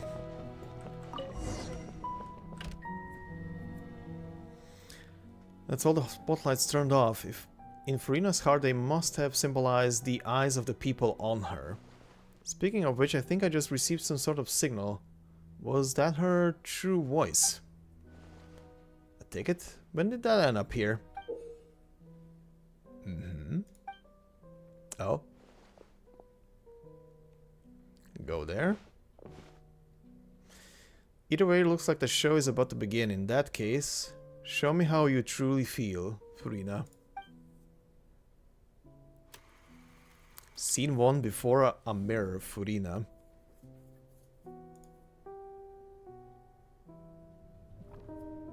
Oh. Interesting.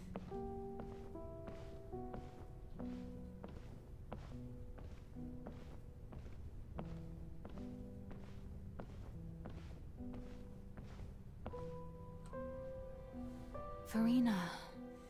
Furina. Huh? Who's that? Who's calling me? Where are you? Be not nervous. Be not afraid. I am before you. Wait a moment. You're mirror me? How can this be? Mirror you, huh? You know what? That's not bad. Let's go with that. Mirror me. What do you wish to say? The prophecy. Have you heard of it? What prophecy? Wait. I know. I think. I don't know why, but it's in my head somehow. The people will all be dissolved into the waters, and only the Hydro Archon will remain, weeping on her throne. Only then will the sins of the people of Fontaine be washed away. Oh, very good. You know it well. What's going on? I can't seem to remember anything clearly. The only thing I know for sure is this prophecy. Will it really come to pass? Yes, it will. And that is why I've come to you. Disaster will come to Fontaine sooner or later. Things will develop just as the prophecy declared. There is no escaping it. But doesn't that mean everyone will die? I'm a Fontainian just like them. Will I dissolve too? Oh, don't worry. Magical meetings exist in this world precisely to give people a chance to turn things around. It is the reason why you met me today. I will tell you how to save everyone, but you may have to suffer somewhat. Oh, so there's still hope after all. Goodness, you frightened me. You spoke so much and with so much certainty. As for the suffering, well, I will admit that the first thing that came to mind was, why do I have to be the one to suffer? But if the prophecy will come true, I'll also die anyway, right? So if I've already met you as my magical meeting in this world, if there were scales, with all the people of Fontaine on one side, and my pain on the other, is it not obvious where the scales should tilt? You truly are the perfect human. My ideal. I suppose this would also be the justice that belongs to you. Huh? Don't worry, it's nothing. Listen well. Fontaine has just lost its Hydro Archon. I need you to play a role. That of the new Archon. Play as a god? That's right. You must begin a never-ending masquerade. You must never let anyone suspect your identity. If you can keep it up, then I shall have my way of defying this prophecy. But should your identity be revealed, then all hope will be lost. But how will I do this? A human assuming the role of a god without being exposed. Don't worry. What you must do is not to turn yourself into a real god. You simply need to play the role of a god as humans imagine them to be. Being a human yourself, I'm sure you already know what such an entity would be like. Remember, your true challenge will not be pursuing divinity, but contending against humanity. I'm still not sure I understand, but I'll try. I'll try to do this. So, how long am I going to have to play this role? To accomplish this mission, you will have to stay on the stage for many, many years. You will endure and not grow old until your task ends. But I promise you, all will eventually end in a magnificent and dramatic trial, and everyone will be saved. A trial? Huh. How exciting. I'll be looking forward to it. Scene 2. Ascension speech?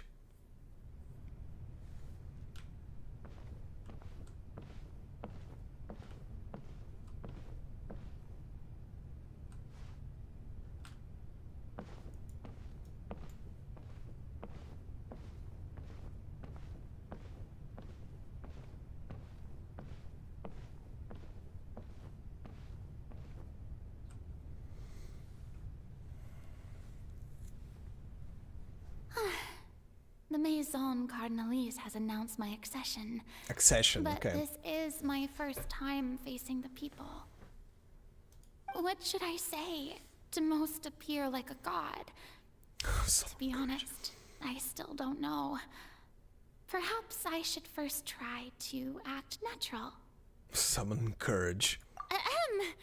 Ladies and gentlemen, good evening, and welcome to the Opera Epiclese. Oh. I'm sure you've all heard about how I have taken on the role of Hydro Archon. Indeed, I am Farina de Fontaine, your new Archon. Appear earnest. In truth, I know little about becoming a nation's new god, but it will be my honor to guide you all. As the god Focalor, the god of justice, I shall do all within my power to lead you into an age of fairness and justice. Close politely. Once again, thank you all for coming. If you should have any questions or suggestions, please send them to the Maison Cardinalise. The future of Fontaine will require us to work together, after all. This should do it. I thought I might stammer, but thankfully, I was able to convey my thoughts just fine. Okay, and next. That's the new Hydro Archon. Is this some kind of joke by the Maison? I would have thought that a being that surpasses humanity would be a bit more assertive. Hey, did you hear that? She even told us to send her suggestions there at the end. Shouldn't gods be all-powerful? She's being so modest. What's the difference between her and an ordinary person, then? If you ask me, perhaps the succession didn't actually happen. She might just be a Maison back puppet.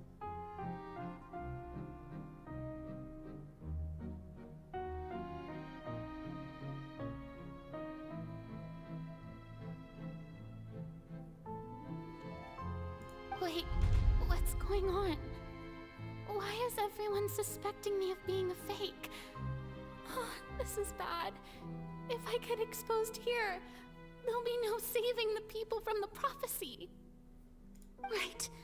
Mirmi said that I just need to play the role of a god as humans imagine them to be. Calm down, Furina. Think. What do the people want? How would they imagine a god to speak and act? Be full of yourself. Assertive, with a strong sense of presence. One who can dispel all doubt. That is the character I'm fated to play.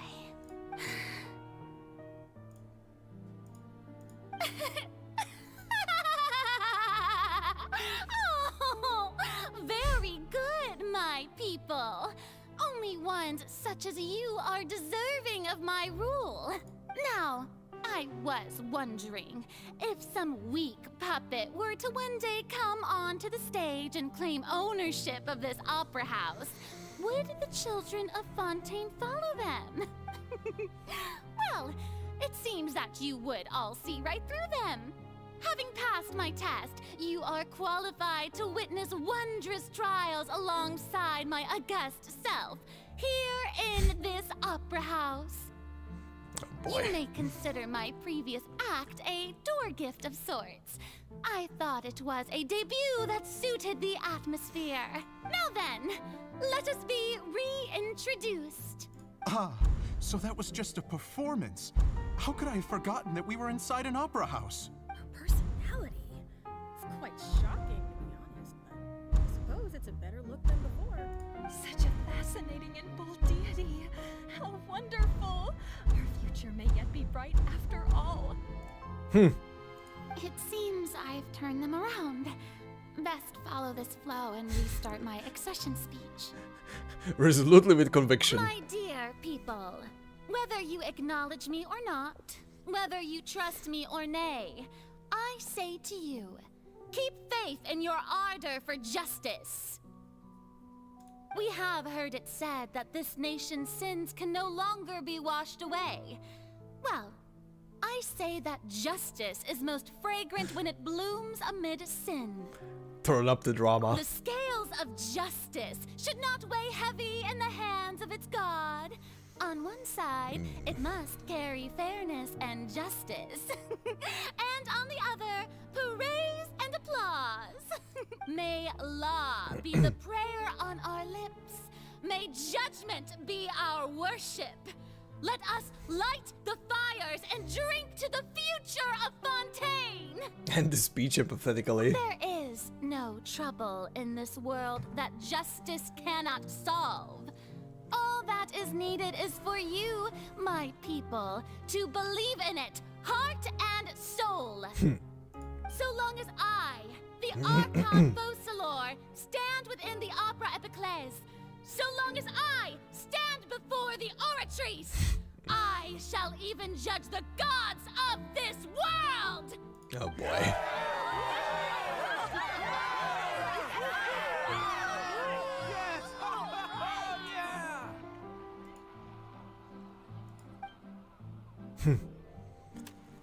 Alright, scene 3, Opera House Furina.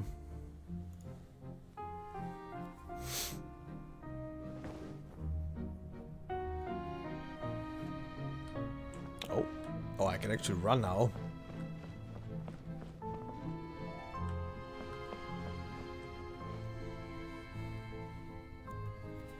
Lady Furina, here are today's case reports, as well as a summary of the follow-up for your perusal. Come now. Was I not just at the Opera House in person? Leave these kinds of things to Neuvillette. Besides, none of these trials were the one that I'm looking forward to the most. If I may be so impertinent, what kind of trial are you truly looking forward to? A magnificent, dramatic, and wondrous trial. A trial to end all things. How could you hope to understand?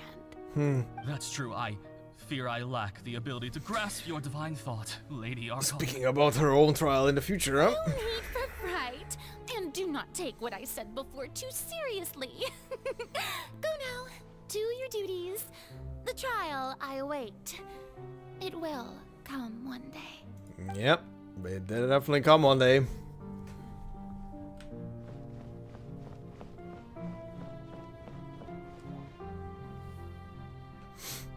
Lady Farina, I don't know what to say. Thank you for agreeing to see me. No need to thank me. Or rather, thank your own sense of perseverance instead. Long have you stood in line to meet me, have you not? Oh, I'm afraid that's just an inevitable consequence of my divine charm. All right. Deoteria, is it? How is your son's illness? You remembered me, and you knew of my family, too. He is doing much better now. In fact, he is far more of an ardent believer than I. He was the one who forced me to seek an audience with you, and to bring your words back to him. Oh, good. Very good. If this should happen again in the future, please do not hesitate to come and tell me. Going down to citizens' homes every so often, while not usual practice, should serve as a fine change of pace. Oh, you're such a gentle and wise god. Thank you once again, on behalf of my son.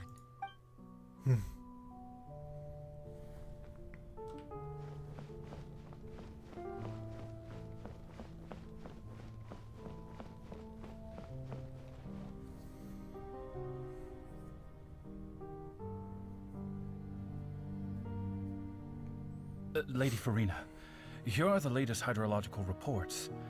As for the specific parameters you asked to take note of, I'm afraid things still don't look good. I see. It's as I thought then. As your god, I did already expect this, but I wanted to see how far your human wisdom would allow you to analyze it. All manner of signs indicate that the prophecy will still come to pass. Forget it. That's not something you need to worry about right now. Well, as I understand it, the Fontaine Research Institute is also trying to find a way to counter the rising water levels. Really? Have they found anything? I'm afraid that they haven't found any effective solution thus far. Oh, is that so? Well, no wonder. This issue has reached the realm of the gods after all. Still, their spirit is praiseworthy.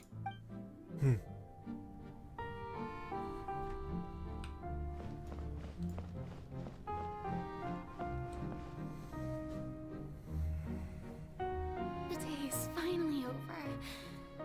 I haven't had a moment to breathe this whole time, but it's good to see that everything's getting on track.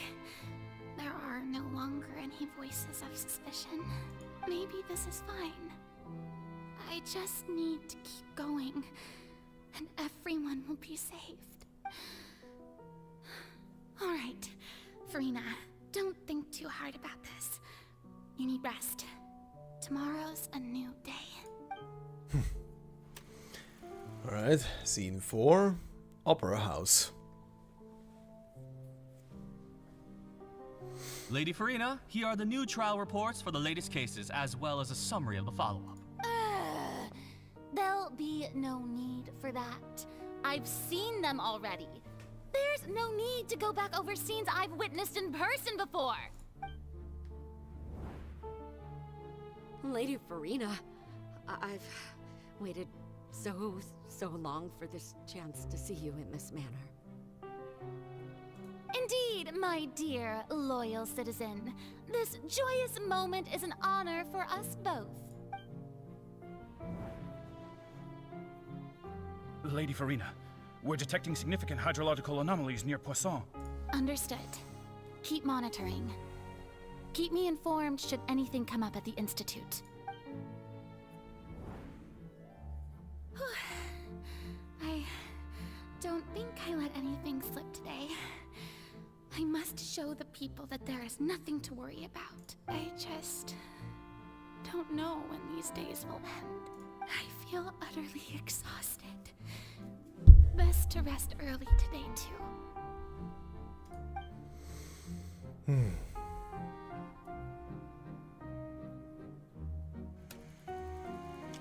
Scene 5, Opera House. Oh boy.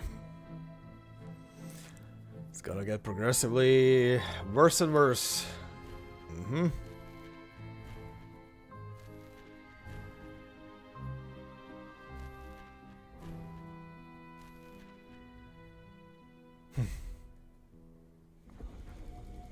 Oh god. Scene 182,375 Opera House. Lady Farina, it's like a dream being able to speak with you up close like this. I've heard that the first member of our family who was honored to receive an audience with you was Madame Deoteria, almost 20 generations ago. Jesus. And what a fine family yours is indeed. It brings me great joy to meet such a faithful believer, a descendant of a line most ardent. Surely you exaggerate, Lady Farina. My lady? What is it, good citizen? Crying. Are you crying? Oh, really now? I didn't even notice. This must be the overflow of hydro from my person. Well, can't quite help being the god whose dominion is the waters, can I? No wonder. Oh god, the little twitch on the eye. Oh god. Of your power, then. Ugh. Oh, Archon, I am honored to have witnessed it. Honored indeed. Oh god. Oh god. So interminable. So lonely. Just how much longer? Hundreds of years must have passed by now. Perhaps the show must go on for hundreds more. I never imagined that it would hurt so much. Have I reached my limit? No. Perhaps I reached it long ago. Today I didn't even notice my own tears. I want to tell someone, anyone, about this. But would that not destroy all I've done so far? I've conducted so many investigations across the centuries. But there's not even a sliver of hope that we might break the prophecy. All I can do is keep heart. I must maintain this act. It is the only way to save Fontaine. Please, mirror me. You have to succeed. Oof. Oh god. Scene 182,376 Opera House Farina and...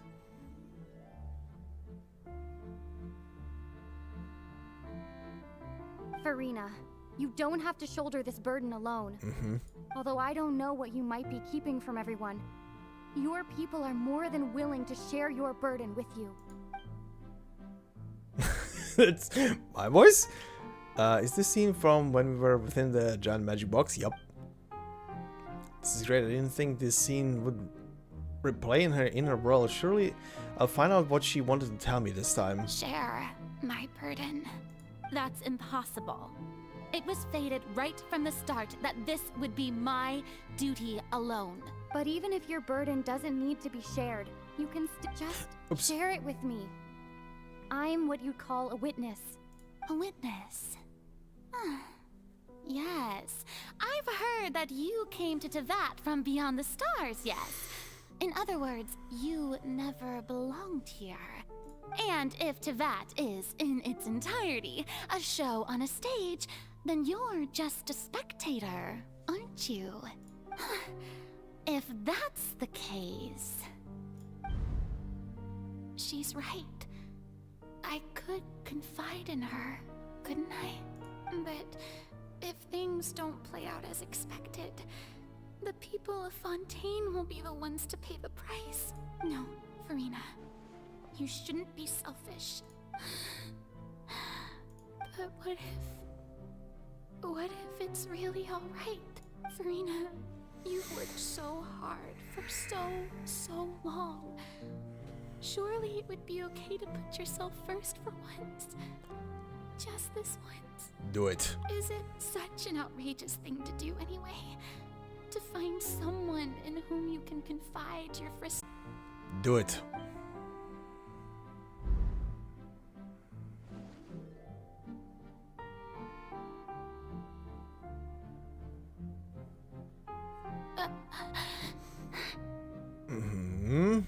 No, I have nothing to say. For fuck's sake. I am Farina, the Archon of Fontaine. Everything will surely get better. All you need to do, dear spectator, is to witness my performance until the curtains fall.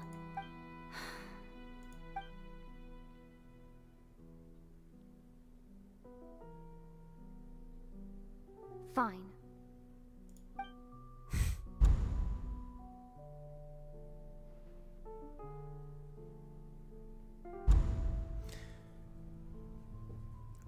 Commitment to the act. Well, that one was the wrong move. Doesn't know the truth. You've never once let her in on the full plan? Yes, it had to be done. To deceive the heavenly principles, you must first deceive yourself. She did very well. If she had let her resolve falter even once in these 5 centuries, Fontaine would have been doomed to the most tragic fate.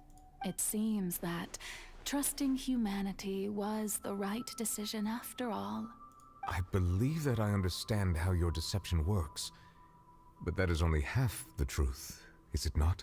How would you build on this foundation to save the people of Fontaine? That is the most important thing. By gathering a vast amount of energy? Ah, good, good. Of course, the Iudex of Fontaine has pinpointed the crux of the issue. I'm sure you've long sensed that the Oratrice is no simple machine. Yes? There's the second thing I was calling. I've always suspected that it had its own consciousness. And Lenny did mention that he heard a human voice within the core chamber. It now seems that that person was you, hidden within the machine all along. I can't call it! And then I became one with the Oratrice, taking Fontaine's gnosis with me. Yes, it would seem so, wouldn't it? I can call it! Alas, your understanding of this device still lacks sufficient depth. In truth, it is no enactor of justice. It is, in fact, a device created to kill the god of justice. It is her very own guillotine. I beg your pardon? Oh, you have it. And to be more precise, not only will the Oratrice take down the god of justice, it will also take down the divine throne upon which she has been placed. I mean, did you think I would be the sort to enjoy peaceful repose while Farina suffered? My work over these last 500 years has been to constantly accumulate indemnitium within the Oratrice. But really, some have already discovered that only a small fraction of the energy generated by the device was ever used to provide power to Fontaine. The vast majority had to be, accumulated to enact this death sentence. It was all a part of your plan then? Both the trial and the sentence? Indeed.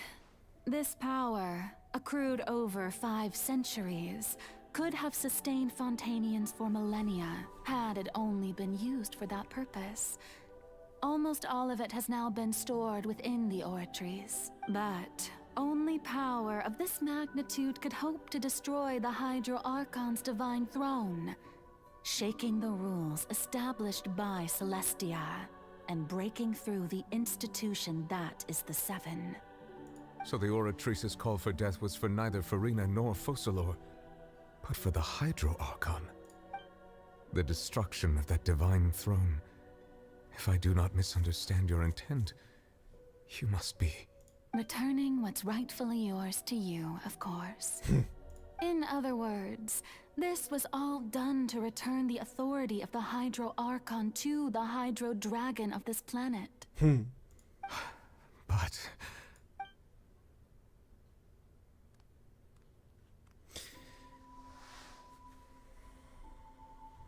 Oh, what? Getting sad again, are we? The authority of the ancient dragons shall soon be yours once more, O Hydro Dragon Sovereign. And this is the face you make.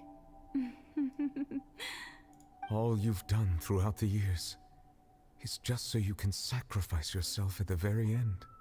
I've never quite seen it that way, you know. Even now, I'm quite pleased at how well my deception worked.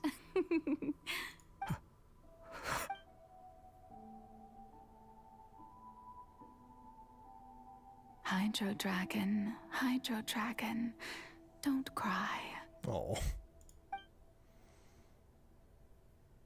I must say, had it been within my rights, I would have loved to judge the heavenly principles themselves.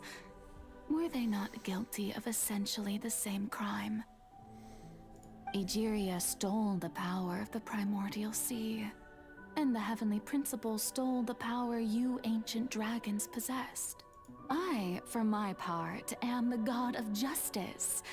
And is it not just that your original powers should be returned to you? Speaking of justice, I have always believed that justice lies in the process of pursuing human existence itself. So, if the theft of the primordial sea's might was Fontaine's original sin, then, leaving matters of procedural right and wrong aside, the descent of the Fontainians as humans and their right to exist in this world would be Fontaine's original justice. In other words, existence was Egeria's justice, and to me, justice is the continuation of that existence, defying the prophecy and ensuring that Fontaine's people shall live on. That should be the justice enthroned over all others. At this point, we, whether it be myself or all other Fontainians, have shouldered the burden of this sin for far too long. Iudex Neuvillette, the highest judge in our land, when you regain your full power as an elemental sovereign, what verdict shall you pass upon us? So when I was invited to the court of Fontaine to serve as Iudex, I see now that that was your idea too. At last. I now understand the true purpose behind this position. In the beginning, I was uninterested in human existence. But these 5 centuries of living alongside them have gradually brought about mutual understanding between us. And I have even attempted to feel as they feel. You are a devious one, Focalors. Things being as they are, surely you know that I could never declare them to be guilty.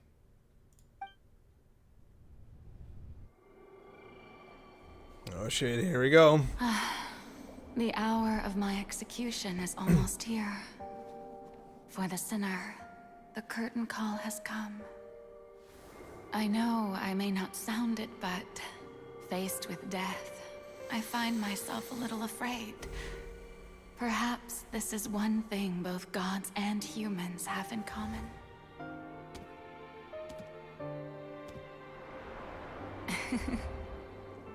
Farewell, Neuvillette. I hope you've enjoyed the part you played these 500 years.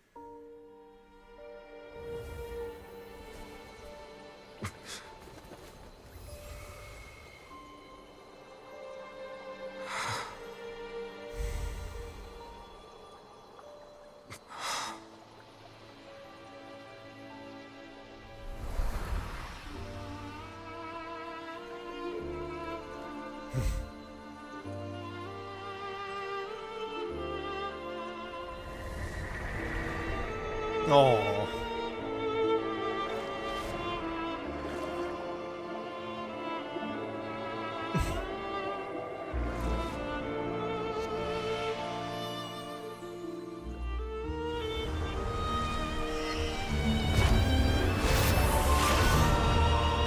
Oh shit.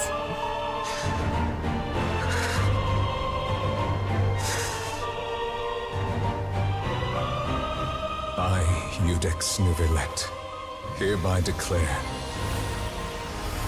people of Fontaine, your sins are forgiven.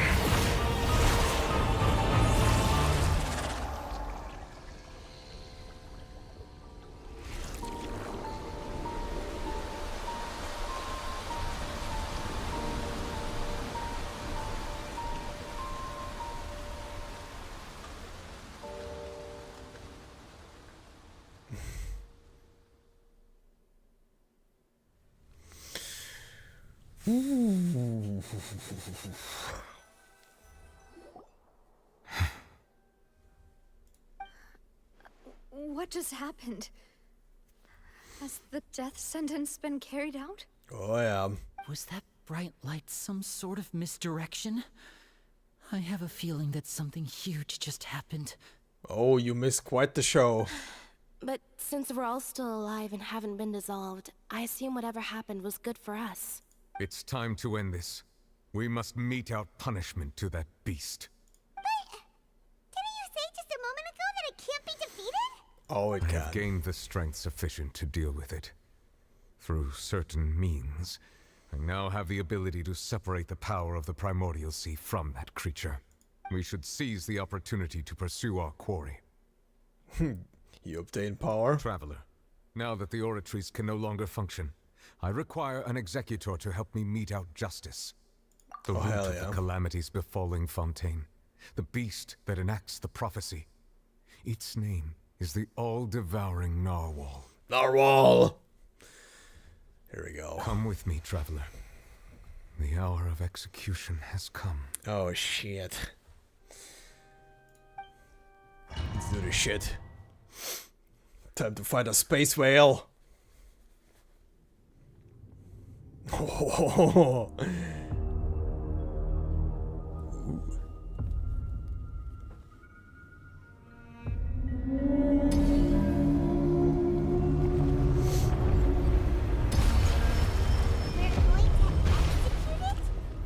But how are we going to do that? It's huge! I've already done my best to separate the power from the way. Considering the size of the beast, I cannot reach the power source. Unless we can find a way to attack it from within. I shall share a part of the ancient dragon's power with you. We shall look for an opening together.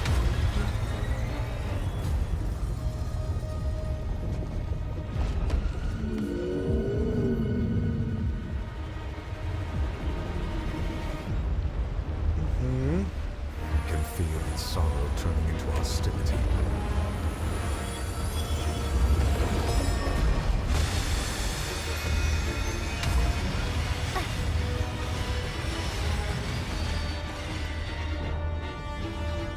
Okay. Oh. Propagate!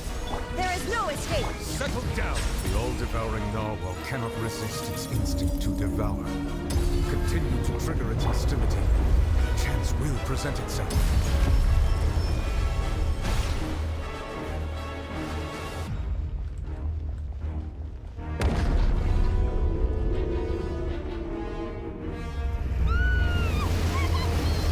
Oh, hell yeah. Let's go, let's go, let's go, let's go.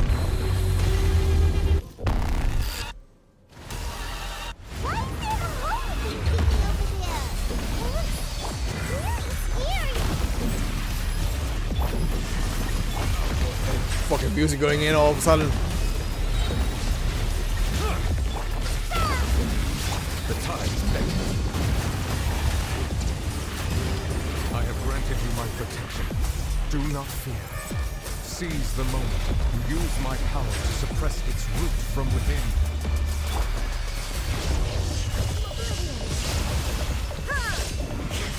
There is no escape!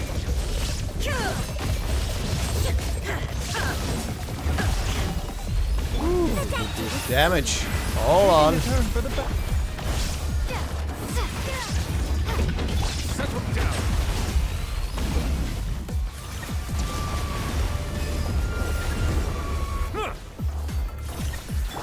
Now you shall perish.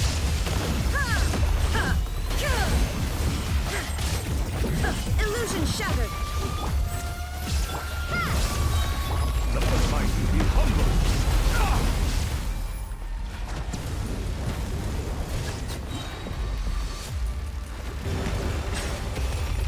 Oh. Oh shit. Pushed.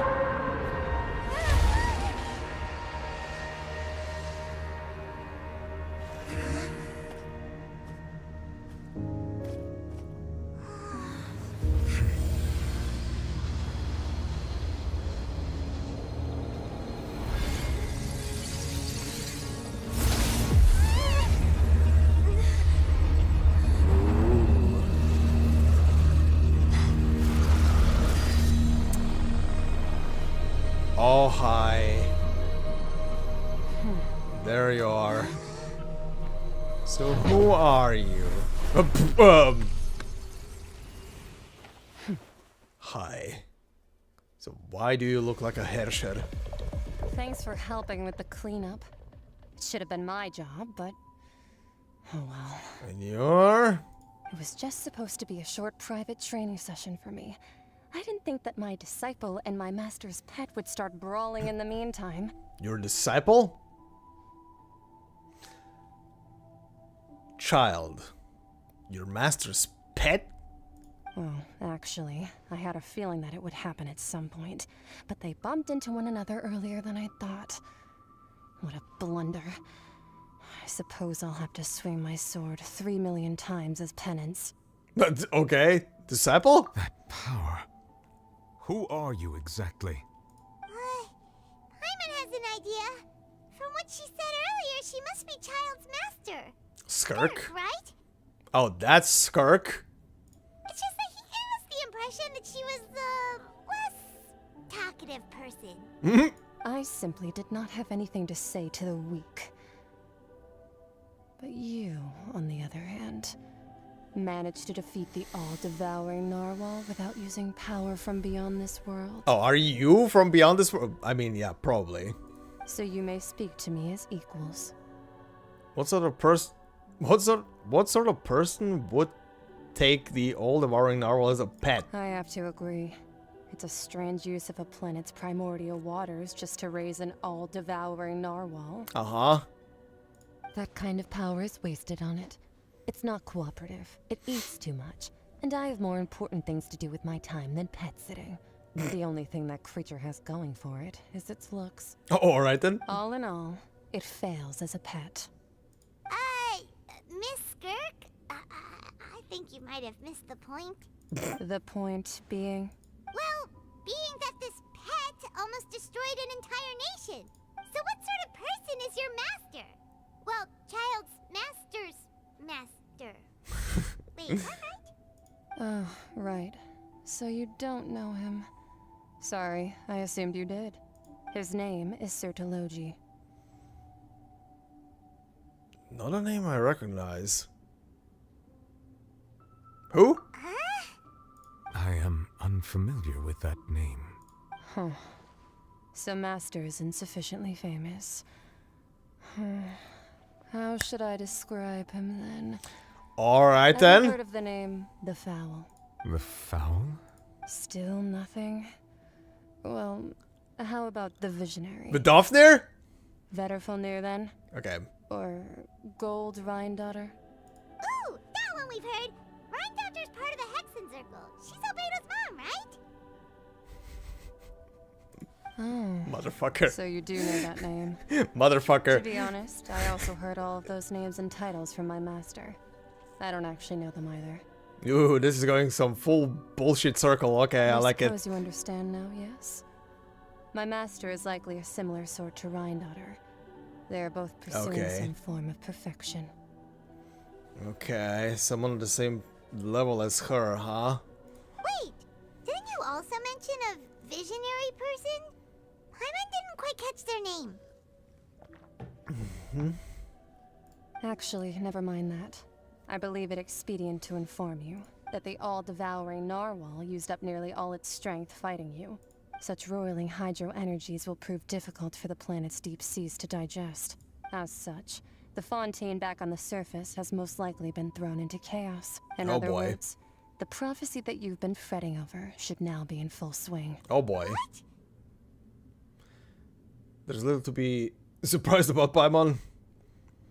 It is natural after all, the prophecy will surely come true. We know this and accepted it. However... Not to worry.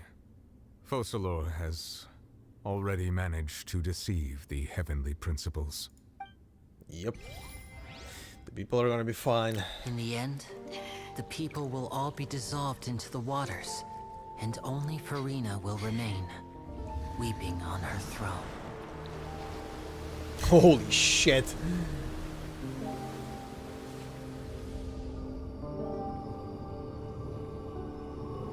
Only then will the sins of the people of Fontaine be washed away.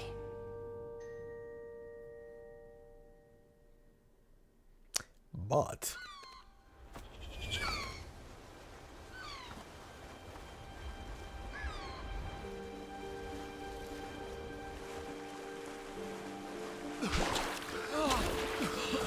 here are the people. Hey! Help! Over here!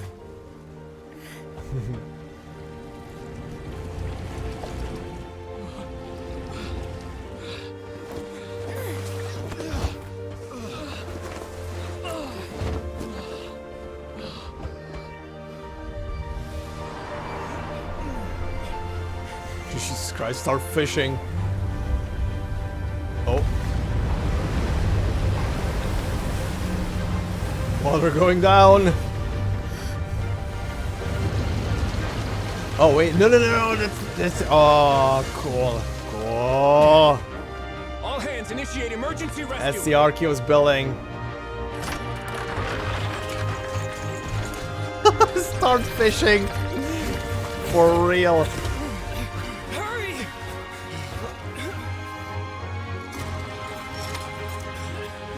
Hey, lend a hand.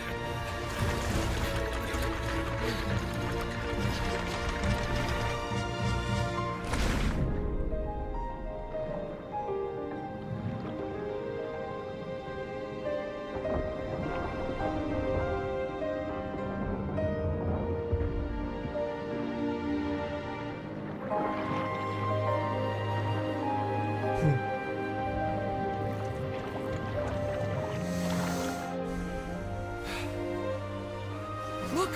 The water's receding!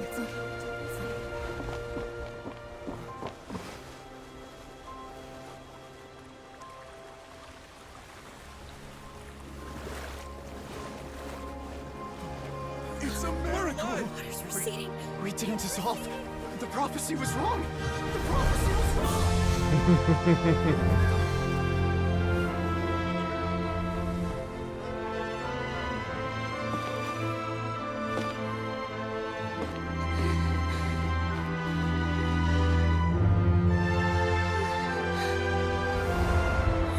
Are you alright? We're safe. The prophecy was wrong.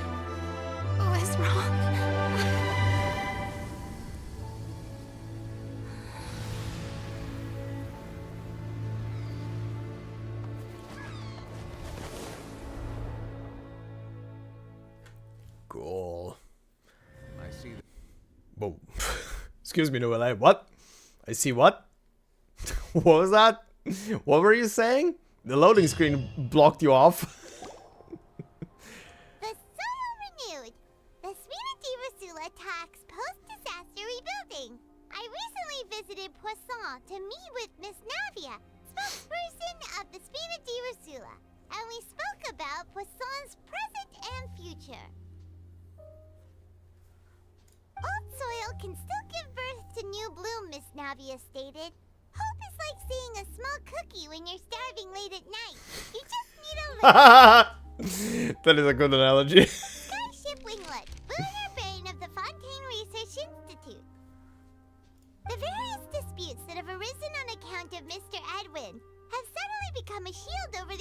gratitude, with Jurier turning out to be a once-overlooked hidden gem. People always call the first researcher mad, but few know what to call the second. And should that latter person achieve a miracle, they would find it all the harder to find a word with which to classify him and his team. Wow! Paimon barely recognizes the people in the reports. Are those really Jurier and Navia? They sound like real big shots. They might have been real big shots from the start. We just didn't meet them in that capacity. What do you think? Pretty enthralling, huh? The Steambird's idea was pretty simple. With the disaster just having passed, we would print a free edition packed to the margins with good news to calm people down.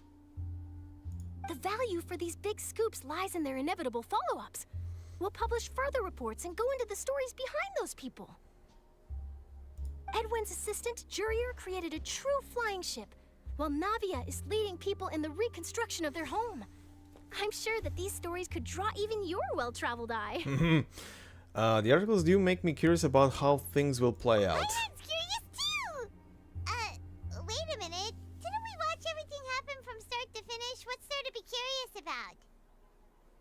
And that's exactly why I'd like you to come conduct interviews with me.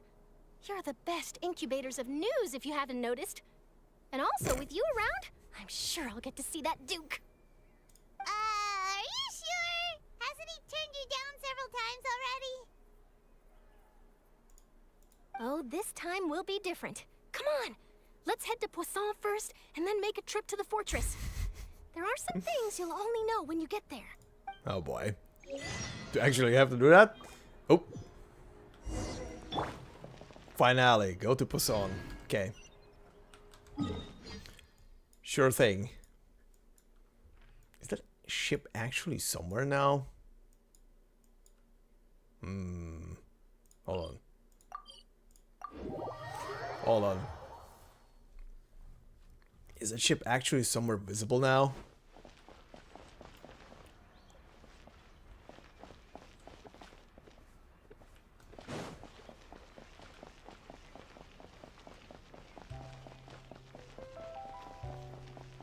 Or did it dock it again?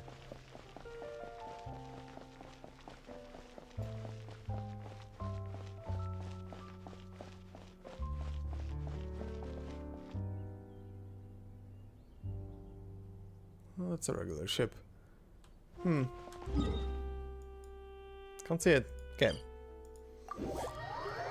Go there.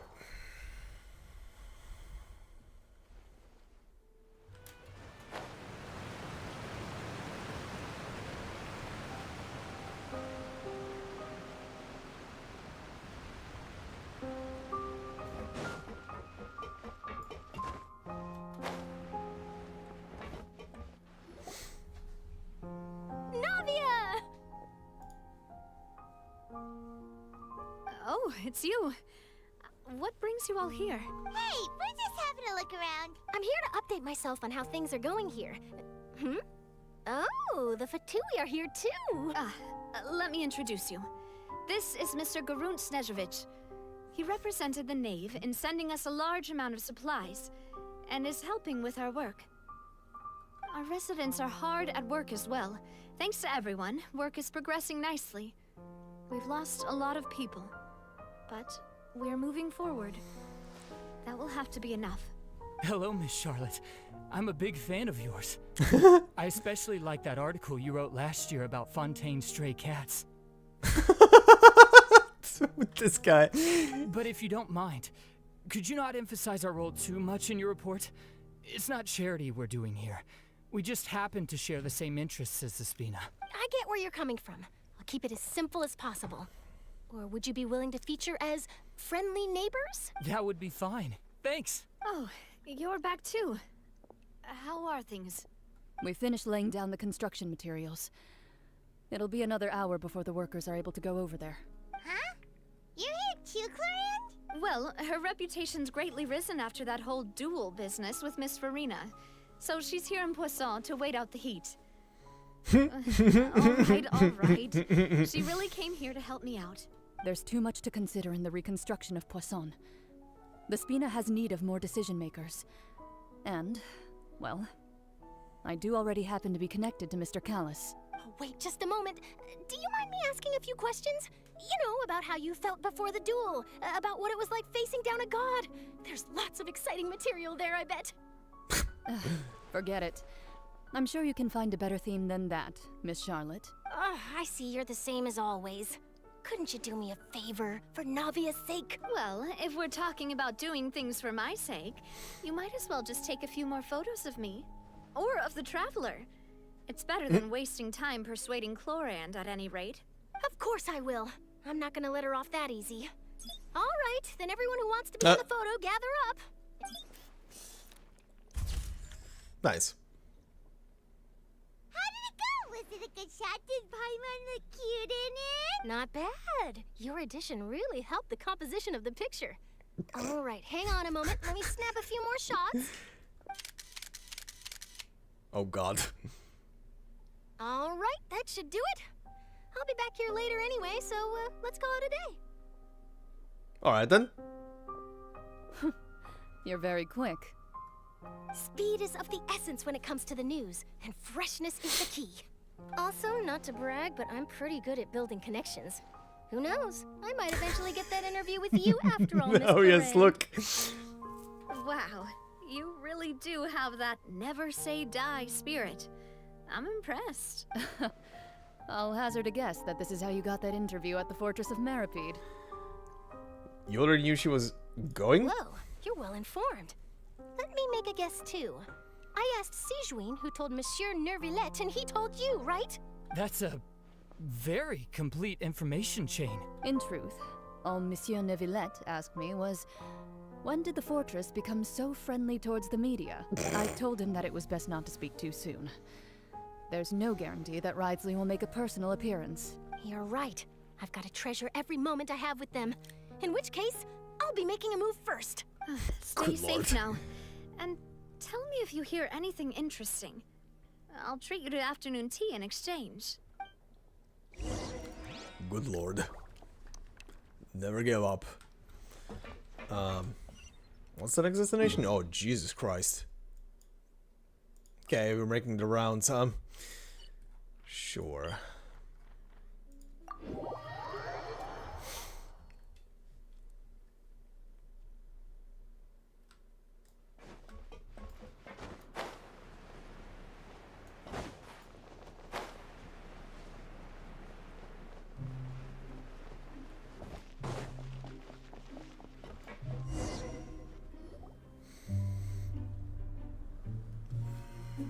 Wow, guess we're here again, huh?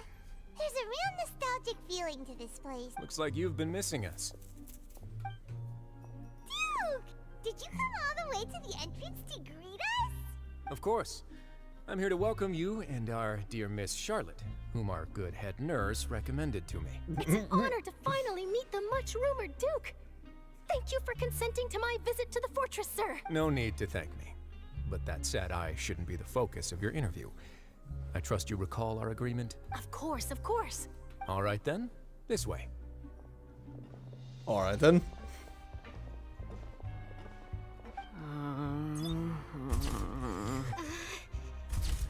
Oh, these two.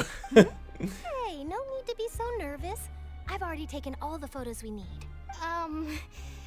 Miss Charlotte, do these pictures really need to be published on the cover of the Steambird? It would seem that Miss Lorvine doesn't want her face to appear beside that of Mr. Jurier, hmm? Sir, please don't say things like that. But it looks like dear Mr. Jurier denies it. Might this interview be very important to you then? No, I just... This is my first time being interviewed, and I'm very thankful to the Steambird for... Now, I might not look it, but I actually did meet Mr. Edwin once. And I'll be honest, I enjoyed chatting with you more. You've definitely got more of that genius vibe going on. Oh boy. You brought about a miracle, the Ark that saved the people. Why, you recreated a myth back there, like an emissary of legend. Still, if I might ask, where's that flying ship now? Yeah, where is it? Looks like Charlotte's trying to get herself another exclusive scoop. I have to apologize, but that ship is presently in the bowels of our factory. Okay, I'm they afraid did dock it it. won't be easy for you to get a shot of it. Really? Well, then in that case, Could I have an interview with you to make up for that loss? She just she really does know how to squeeze opportunities for all they're worth. You already know my answer, I'm afraid. Best you interview our head nurse instead. Or perhaps you'd like to take another photo of this couple of researchers? Did you really have to use the word couple? Yes. Well, then, 2 solo photos will do. Is my hair messed up? Please, someone help me have a look. Things sure are getting pretty lively here. Oh, Oops. seems like everyone's here. Would any of you like to try this new drink I came up with? Yes. Ah, Sigeween. Hey, Miss Charlotte. Why don't you, take some pretty photos of our head nurse? Sure. Come on, Miss Sigeween. Over this way. Let's find a brighter spot. Sure. Do I have to smile? Yes. So, how have things been at the fortress? Same old, as you can see. Fontaine's undergone some changes, but this place is still more or less the same. Other than that flying ship, it got a tad too much attention, I think. That's why I decided to let the interview go through. We should direct more public opinions toward the behind-the-scenes heroes. Am I right, Mr. Jurrier? Miss Lurvine? You're too kind, sir. I believe that you too should have your day in the sun. Not that you would want that, which is a pity. I'll just leave the spotlight to you two. You walk with Rightsley for a while and share so... Okay. I see. Lots of things happened that day, huh? Oh, Anyway, yeah. regarding that Harbinger, I'm not sure you remember, but his 3 young followers are still waiting for his return. He sure did win them over, huh? I'll tell them that there's good news and bad news. The good being that their boss seems fine, and the bad being that they must face extended sentences for abetting his escape. Oh, actually, what about you? Are things gonna change for you too? What change can there be? The fortress will keep chugging along, and so will my duties. As to what Miss Farina's departure will mean for the nation, and if our laws and governance will be transformed, we'll leave those to the folks in the overworld. Hey everyone, the photo shoot's done. Is Sigeween still alive? Good. Did you In survive that the case, photo let's shoot? call it a day here. Thanks for your cooperation. Come on, traveler, let's go. Till next time, everyone. There'll be a next time? Yes. Maybe. Who knows? I might write a story about the underwater factory next time. Until then. Oh, You're not getting away from her. the docks. Oh, you know, I'd love to see you in one of Charlotte's photo shoots one day. Is that really necessary? Our line of work doesn't really require much photographing. It's precisely because we don't need the picture that they'll have value as keepsakes. You don't really look all that opposed to the idea, you know. Maybe I'm just happy that I managed to once again avoid the spotlight. I think this interview went well either way. Yes, you successfully kept prying eyes away by using Mr. Jurrier and Miss Lurvine as shields. Very good. You should be happy for them. They have a bright future ahead of them.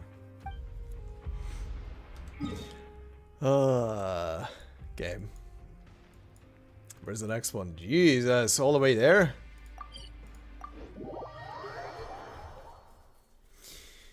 Alright, let's wrap this up. We're going all the way down? Yep. I'm going the quicker way. Whee! Yes.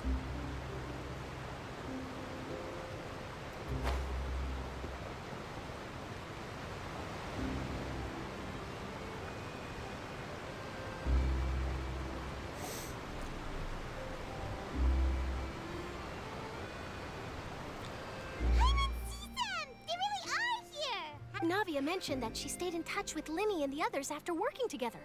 Apparently, they've been at the docks distributing these strange pockets the whole time since. Traveler, Paimon. Ah, and Miss Charlotte, too. Would you like a magic pocket? What sort of gadget is it? It's a wondrous bag that can be used to carry many things. The water level has returned to normal, but if you see any of your things floating around, you can use this to carry them. Or you could trick a friend into doing it for you. Trick a friend? I wonder which of my friends would fall for that. Don't look at us. You could just make a friend like Fremine here. Isn't that right, Fremine? Is this what you meant by, I'll help you make some more friends? To be honest, that sounds pretty sweet. Could I have your contact, please? Sure. Please, write down my address. You sure are working hard to help Fremine socialize. Yup. He was the one who proposed doing this. He even wants to assist in our magic shows. Ooh. Yes, I was planning to first introduce Pear as an assistant, and later Fremine himself. In the future, I think we can leave underwater escape magic to him too. That said, would anyone want to see a diver escape underwater? Sure, why not? Oh, it'll work out. Every journey begins with the first step. He'll become a part of our show eventually. Lynette, could you come over? Miss Charlotte says she wants to take a picture of us. Got it. My, that Charlotte is rather perceptive. She got rid of everyone the moment she realized I had something to say to you. So, how have things been, Traveler? I'm alright. Father says that you did a great deal during the latest events. She's very grateful for your contributions to Fontaine. That's alright. We were more than happy to help. So, what's she doing now? Conniving. Oh, I guess you haven't heard. Well, after Lady Farina left, Father and Monsieur Neuvillette opened negotiations, during which he gave Fontaine's gnosis to her as a diplomatic gift. After Lady Farina left, Father and Monsieur Neuvillette opened negotiations, during which he gave Fontaine's gnosis to her. God, they really are just getting gnosises. Okay. Yep. Yes. I was I have quite so many at this point. Myself. But when I thought it over, there were actually a number of things going for it. Jesus Christ, they have so it many. Could be done as an apology for the incident with Lord Child, or as thanks for his help in tying the all-devouring narwhal down. Furthermore, Father did also lend significant aid to Fontaine and Poisson. Yeah. That's true, but this is a gnosis we're talking about. Doesn't this seem a bit irresponsible? Nah, it's gonna be fine. They're gonna collect all the goddamn gnosises by the end of this, and when we get to Schniznaya, it's just gonna be some uber fucking diesel boss that we're gonna have to fight. I would agree, but I've also heard that it seems that Monsieur Neuvillette has had a significant change of heart regarding the matter. So there's some reason for this that only Neuvillette knows about? I suspect you'll have to ask him about that yourself. Oh, I have questions for him. Speaking of which, I did see him strolling around the entrance to the Fortress of Meripede a while back. Isn't he real busy and stuff? Paimon didn't think he'd have the time for that. Oh, we're going there. Paimon. This is the one. This is where we have the talk. What about Child? They say that he's returned to Snezhnaya to recover from his wounds. Yeah, he's back home. I hear that the recent disaster really did a number on his health. You could say that. Well, I guess I can now call him one of my 4 buddies. That's true. When you think about it, we've had loads of run-ins with the Fatui. To think we'd be allied with them this time. So shocked by such a simple switching of sides? Oh, hi. Who do you think? Father. It's Dad. Well, what do you know? Come to the docks to see how my children are doing and meet the Traveler by chance. Please do not pay my accomplishments in Fontaine too much mind. I would have done them regardless. Are you going to take the Gnosis back to Snezhnaya? That is our duty as Harbingers, yes. Don't be too preoccupied with sides. The goal of the Fatui concerns not a single place or person, but the entire world. With such a grand goal in mind, it is inevitable that we must wear many masks. Switching my masks is something I've always done. Will you keep to your position? Well, that depends on many things. No one truly knows what the future holds. What good is honesty if you can't rely on it forever? As for you, I very much look forward to our next collaboration. Good things cannot be achieved alone. And you've proved yourselves to be great partners. Alright, you're definitely 100% playable at some point. Oh! Actually, I just remembered something. Please help us deliver this. A vision? Alright. I'll remember to return it. Thank you for keeping it safe for him this entire time. I honestly forgot it. Honestly forgot that we had that. Alright then. Uh-oh. That's a wrap for me. Oh. Huh? You're... Greetings, Miss Journalist. Uh-oh. Hello. Oh shit, If she's I'm not actually nervous mistaken, for there are once. diplomatic channels I'll need to report to take a photo of you. The diplomatic channels. That is correct. So forgive me, but I will not be able to serve as a subject in your article.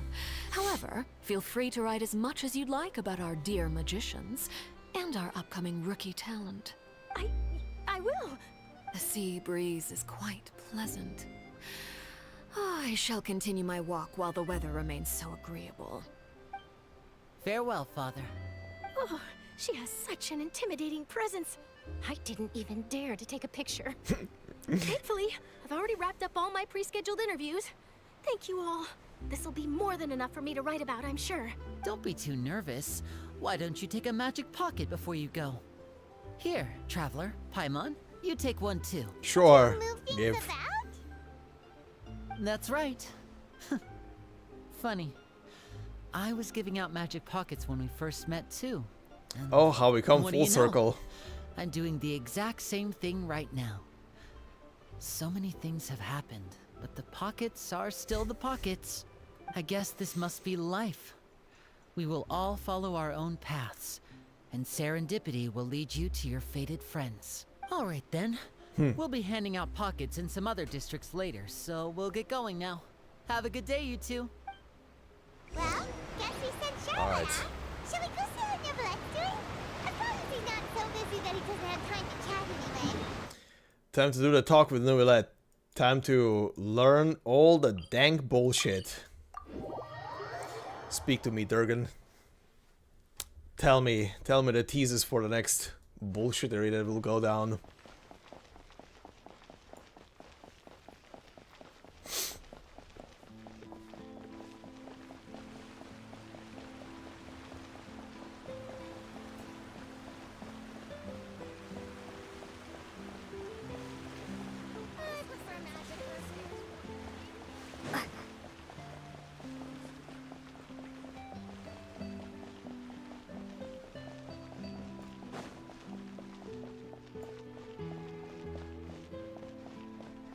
The entrance to the fortress! Ooh, he really is there!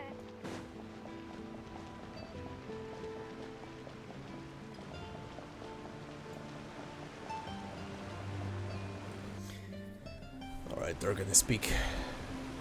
Tell me the dank secrets. So, you really are here, Neverlet! Paimon didn't think you were going to have free time this hour of the day. Really? Oh, I suppose you must have met Mr. Linney. He took the time to greet me earlier when he passed this way. In any case, you came at a good time. I was just considering reaching out to you to set up a meeting, so I may explain some things that I haven't had the time to before. Yep. Give me the 20 speech bubbles now. Remembered. Thank you for keeping us on your mind, what with you being busy and all. Alright, let's have it then. How was Fontaine actually saved? The whole business is still quite the mystery to us. It is strange how words can often leave a bitter taste in the mouth when it finally comes time to say them out loud. Says something before telling you the truth considering what he saw that day. Okay. Full stars deceive the heavenly principles and use Farina's endless performance. Yeah. So that's what happened? I only saw Farina's part myself. Fusillor destroyed the divine throne of the Hydro Archon and restored your power to you, transforming you into a fully fledged elemental dragon sovereign. Yep. But Paimon still doesn't quite get what you did to save the Fontainians from dissolving. For me, the authority of the ancient dragons refers to absolute control over the hydro element. Fontainians were incomplete humans born of Egeria's use of the power of the primordial sea, with constitutions similar to that of mimics. But so long as those primordial energies remain within them, I could use the ancient dragon's authority to grant them true blood, after the fashion in which life was first brought into being on this planet. In other words, when I gave my verdict, Fontainians became true humans, and thus would naturally no longer be dissolved by water from the primordial sea.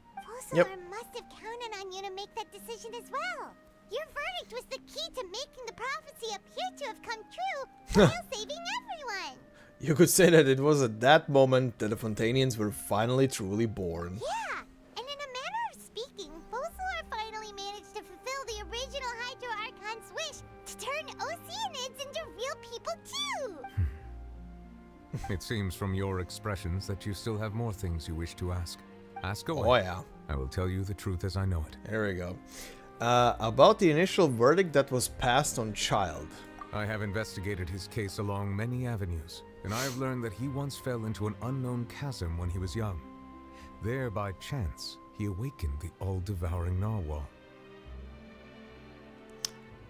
Huh. I have learned that he once fell into an unknown chasm when he was young.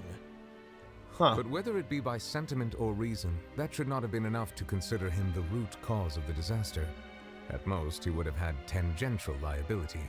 As for the judgment passed by the oratrice during the trial, whether it was due to that liability by association or Focalor deliberately using him to buy time for us on the assumption that he would be able to hold the creature off, I'll go with the latter. I cannot say. I'll go with the latter. Guess Focalor had Fontainians in mind the whole time. In the end, it was thanks to her that they finally became real humans. Hang on a second. Paimon suddenly got another question. Back when Fontainians hadn't yet become real humans, were the children they had also transformed Oceanids? Life has always flowed like water. Do you recall how Fontainians would often come to the Fountain of Lucine to pray for children? Yeah, Lynette said the fountain is where all the waters in Fontaine converge. In truth, even those couples did not know that such prayers were no mere custom, but instead a form of ritual. Those Oceanids who were blessed within the spring water would later descend as new humans in the coming months. Wow. Paimon sorta gets it now. Either way, seems like this ritual won't be of any further use, but it'll probably live on as a local custom. Probably. Ask away. I will tell you the truth as I know it. Okay, about Fontaine's future. Yeah, about that. Risley said Farina has already left. What's that all about? Ah, Lady Farina. The people are only aware that her death sentence has not been carried out.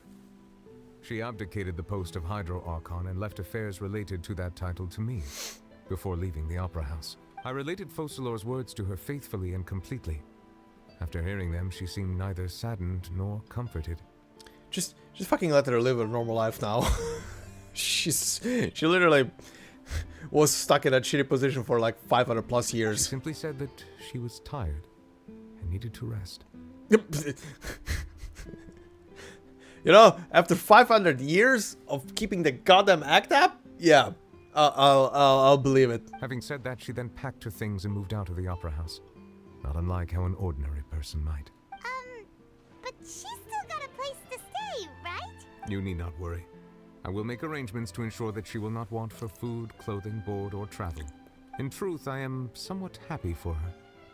The wear and tear on her spirit will, of course, take time to heal. But now that she no longer has to play the role of Focalor the Hydro Archon, she can finally lay down her burdens and lead a normal life.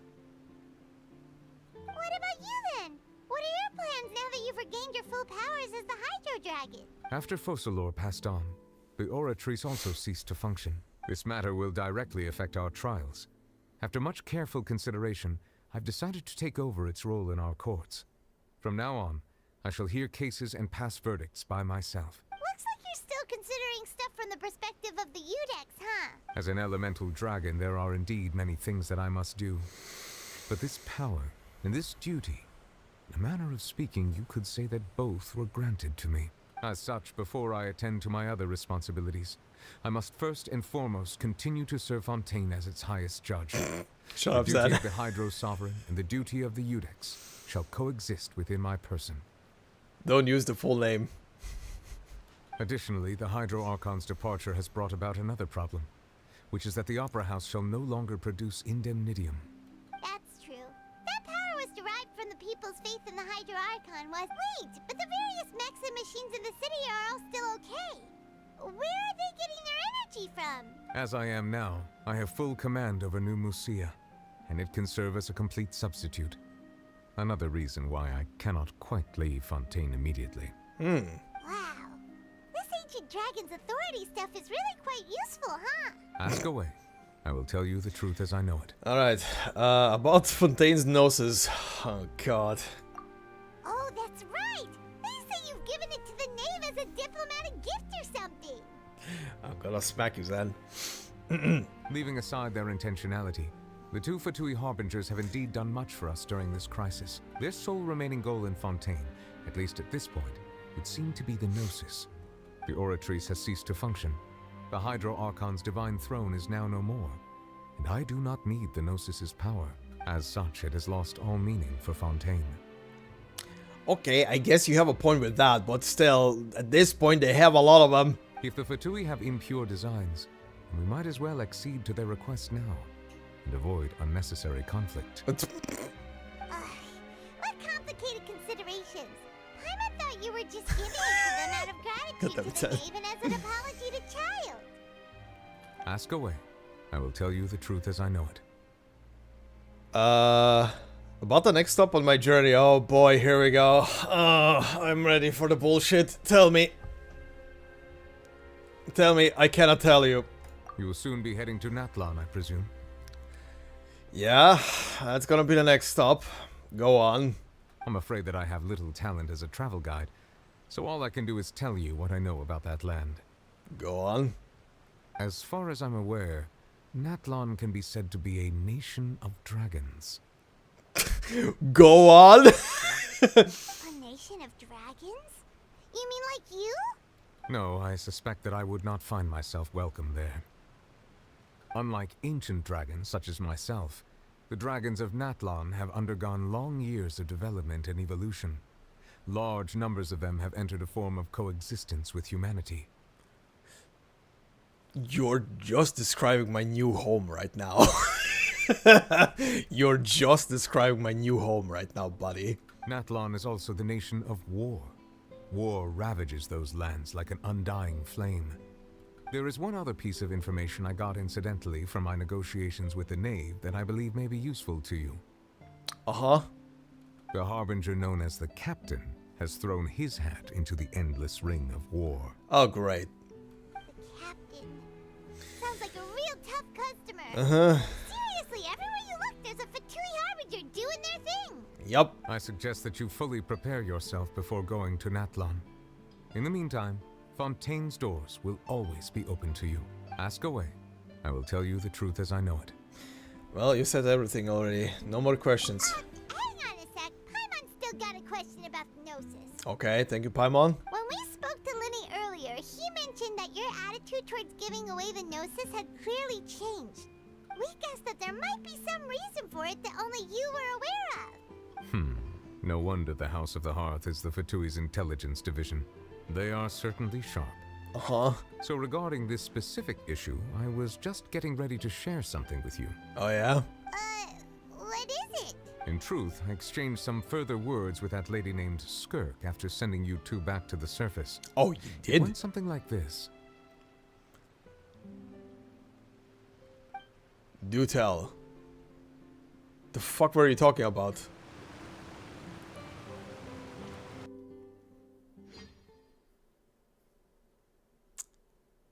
Uh-huh. Well, we're going to head topside to see what's going on. You hurry over soon as well, all right, Nervalet? What next? The all-devouring narwhal isn't here, so I'm no longer getting any interference. Okay. I can finally catch the scent of your power, what it's made of. It is the authority of the planet's primordial dragons, but with something very similar to a god's curse mixed in. It's quite a novel blend. Okay. I'm sure I've encountered something like this before. What was it again? Mm-hmm. I do not know what you speak of. Of course. How could I forget? You should have the remains of the third descender on your person, yes?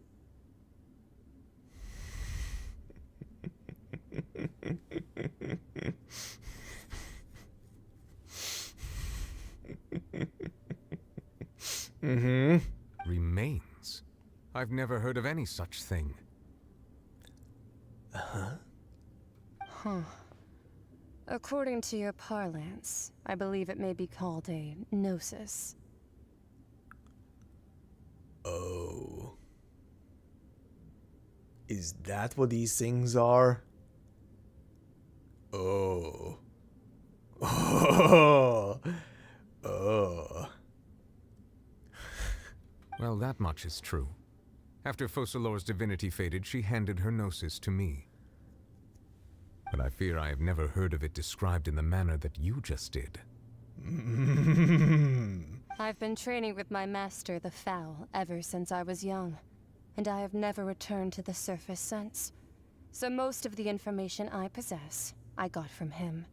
It is only natural for those who are greater than humanity to possess a different sort of common sense, which is why there are so many problems in our attempts to communicate with humans. Regardless, you should probably get rid of objects of misfortune to prevent any disasters from befalling you. To live in itself is a blessing. But once a person dies, the bonds he once had with this world shall all turn to curses.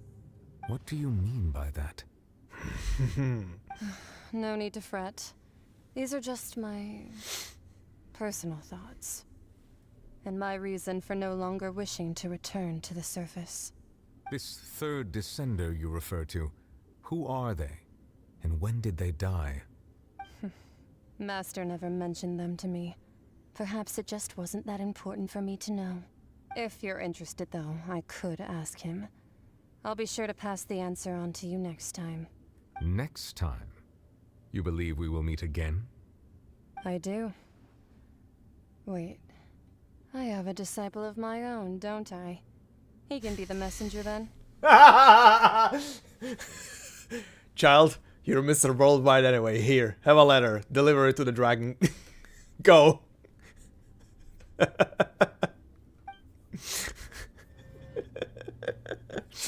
Well, that's a legit reason it is to send that boy around.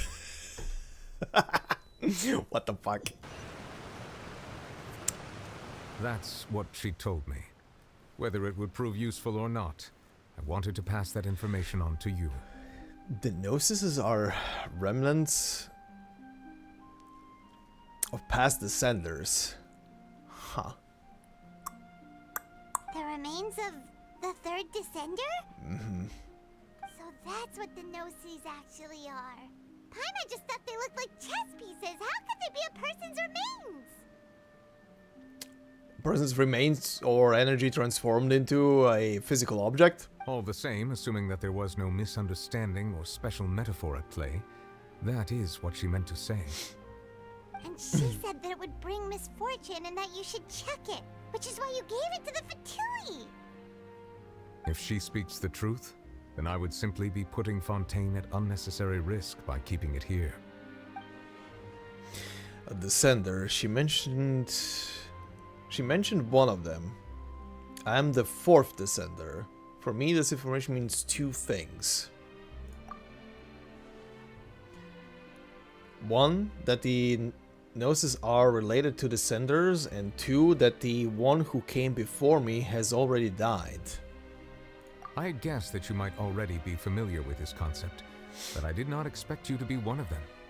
That means that the Gnosis, which are exceedingly element compatible and can even enhance elemental abilities, do indeed come from the third descender. I wonder, does your body also possess similar properties? Oh, I mean, at some point we have shown gold and capable of wielding multiple different attunements? Sure. Like being able to use elemental powers without a vision. Mm-hmm. That does sort of count as special compatibility, right? No, let's not think about No. Let's think about this stuff right now. Shut up, Paimon. Go sleep. Let me talk to the dragon. Traveler to the dead third descender and all? Don't worry, I won't die so easily. That's what you say, but this topic still feels like bad luck. Bad juju. Once child recovers, let's get some more answers out of him. Or go look for his master and get the answers that way. Oh god. I too believe it unwise to make too many blind guesses when information is lacking. The same is true of being at court. Alright. Whatever the case, it seems like the crisis here in Fontaine's over for now. What's that which the adults are talking? Hey. Paimon showed brain cells during the Fontaine arc. Lots of brain cells. Yes. All of Focalor's efforts were for this moment as well. But she sacrificed herself in the end as a god, and she suffered through all those years as a human. Was that really what she wanted? I suppose that would be the mystery of a god's will. Can you understand the will of the gods? I suspect not. But once in a while, I too would guess that if wishes were like the clouds in the sky, they will one day return to the earth as raindrops. Balancing out years of failure. Life flows like water, and rain is the final answer. The water levels may sometimes tilt one way or another, but the rain falls fairly upon all. And what ultimately is the difference between the rains that fall upon all of us?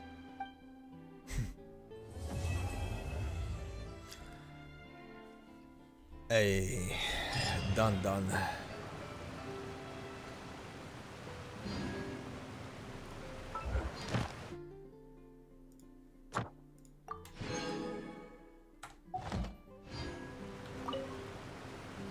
It seems from your expressions that you still have more things you wish. Ask away. I will tell you the truth as I know. I suggest that you fully prepare yourself. I suggest that you fully prepare yourself before you go to Natalan. I know, it's gonna be 10 months approximately from now on.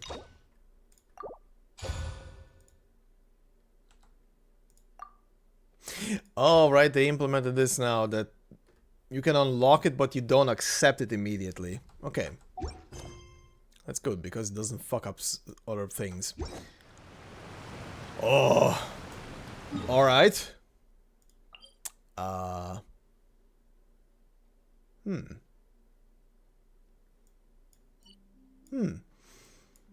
thought...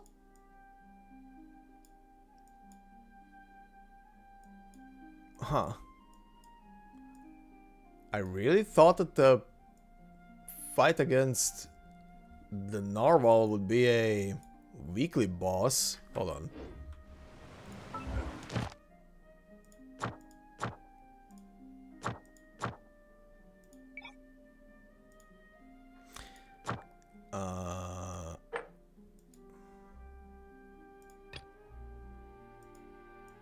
No. There it is. Where are you? Oh, there it is. Okay. Hold on. I want to do this again. I want to do the proper fight. The story one was kind of short.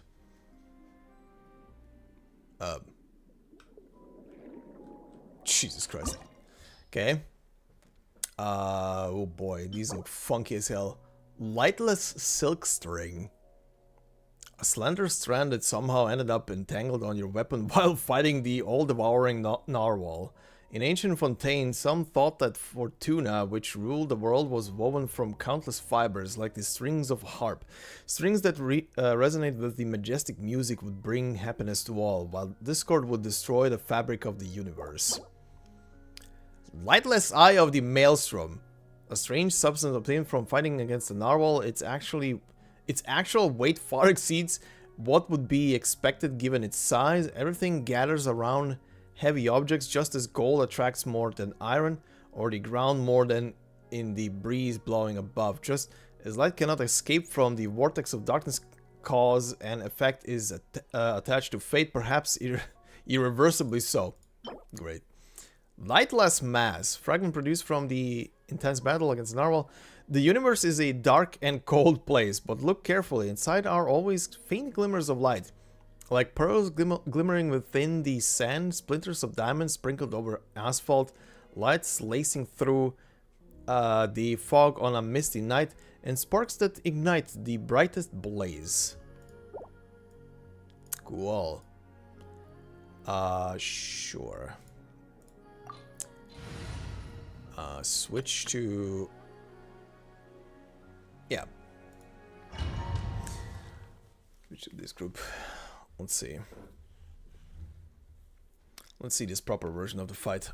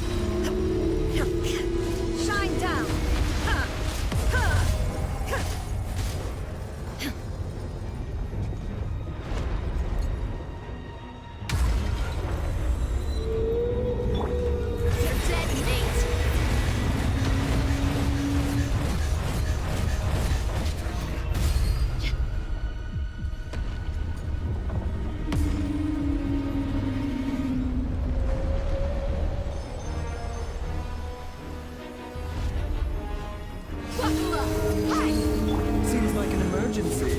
A bit of... There is no escape. Inazuma shines eternal.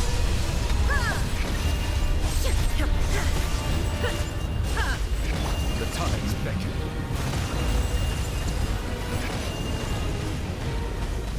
Bow your head. Here he comes.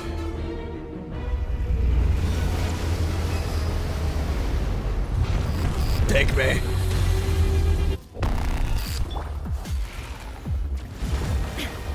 Shine down. Let's get it on.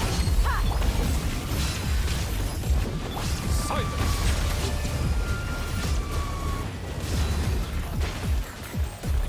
Remember, health comes first. Mind the side effects. There is no escape. Now you shall perish.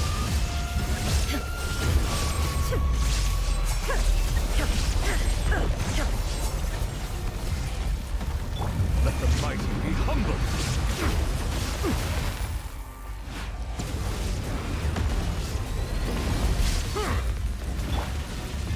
Gloves off.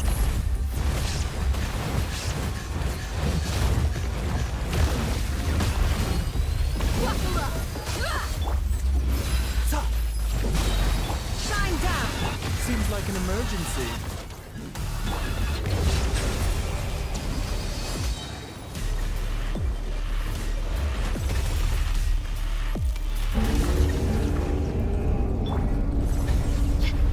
You're dead meat.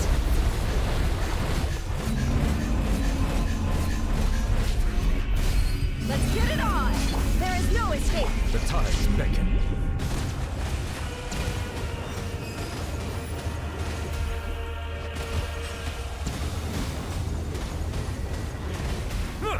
Taking a turn for the better.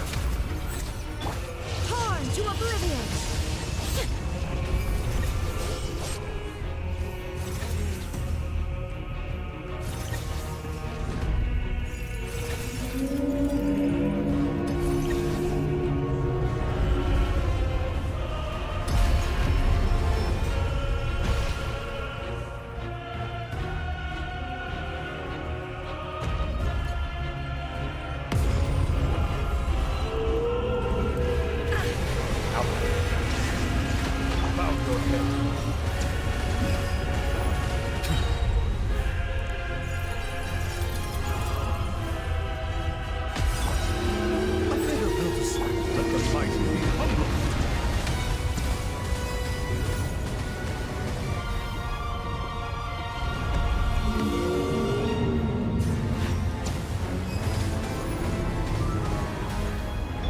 Illusion shattered. Quackula. Hi. Settle down.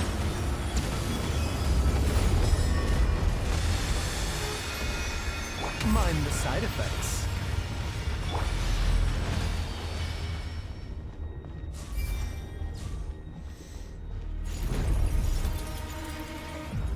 Remember, health comes first. There is no escape. Bow your head.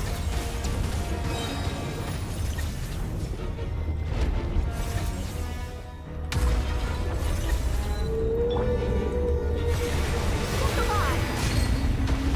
Shine down.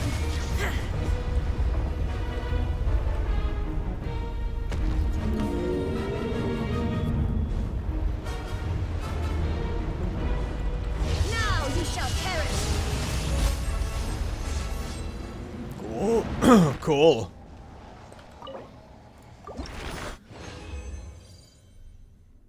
Nice. Bullshit.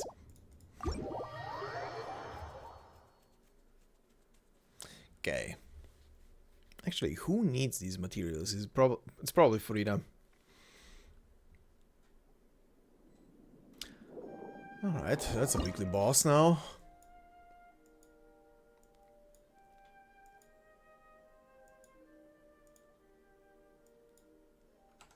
Okay. Alright, teleport somewhere to safety. This is enough for today. Just want to finish off the quest in one go, so I don't have to do like an hour-long stream tomorrow for the final little step. Yeah. Alright then. Alright, but anyway, this is done. Oh boy. And now we wait for next year. At least when it comes to streaming for this game. Oh, until the next area gets released. Anyway, I am happy I was right with a lot of things again. Once again. A lot of the bullshit was predicted for a long time. Anyway, this has gone on for long enough for today. I need rest. And I have a lot. Are beautiful creatures. They are the pride of Fontaine. Thank you, Nubilet. Befriend them and cause them no harm. Sure. Thank you, Nubilet. Anyway, thanks for watching. This has been interesting, and as per usual, now we hang for the next 10 months until the story continues properly. With many events in between. Anyway, good night.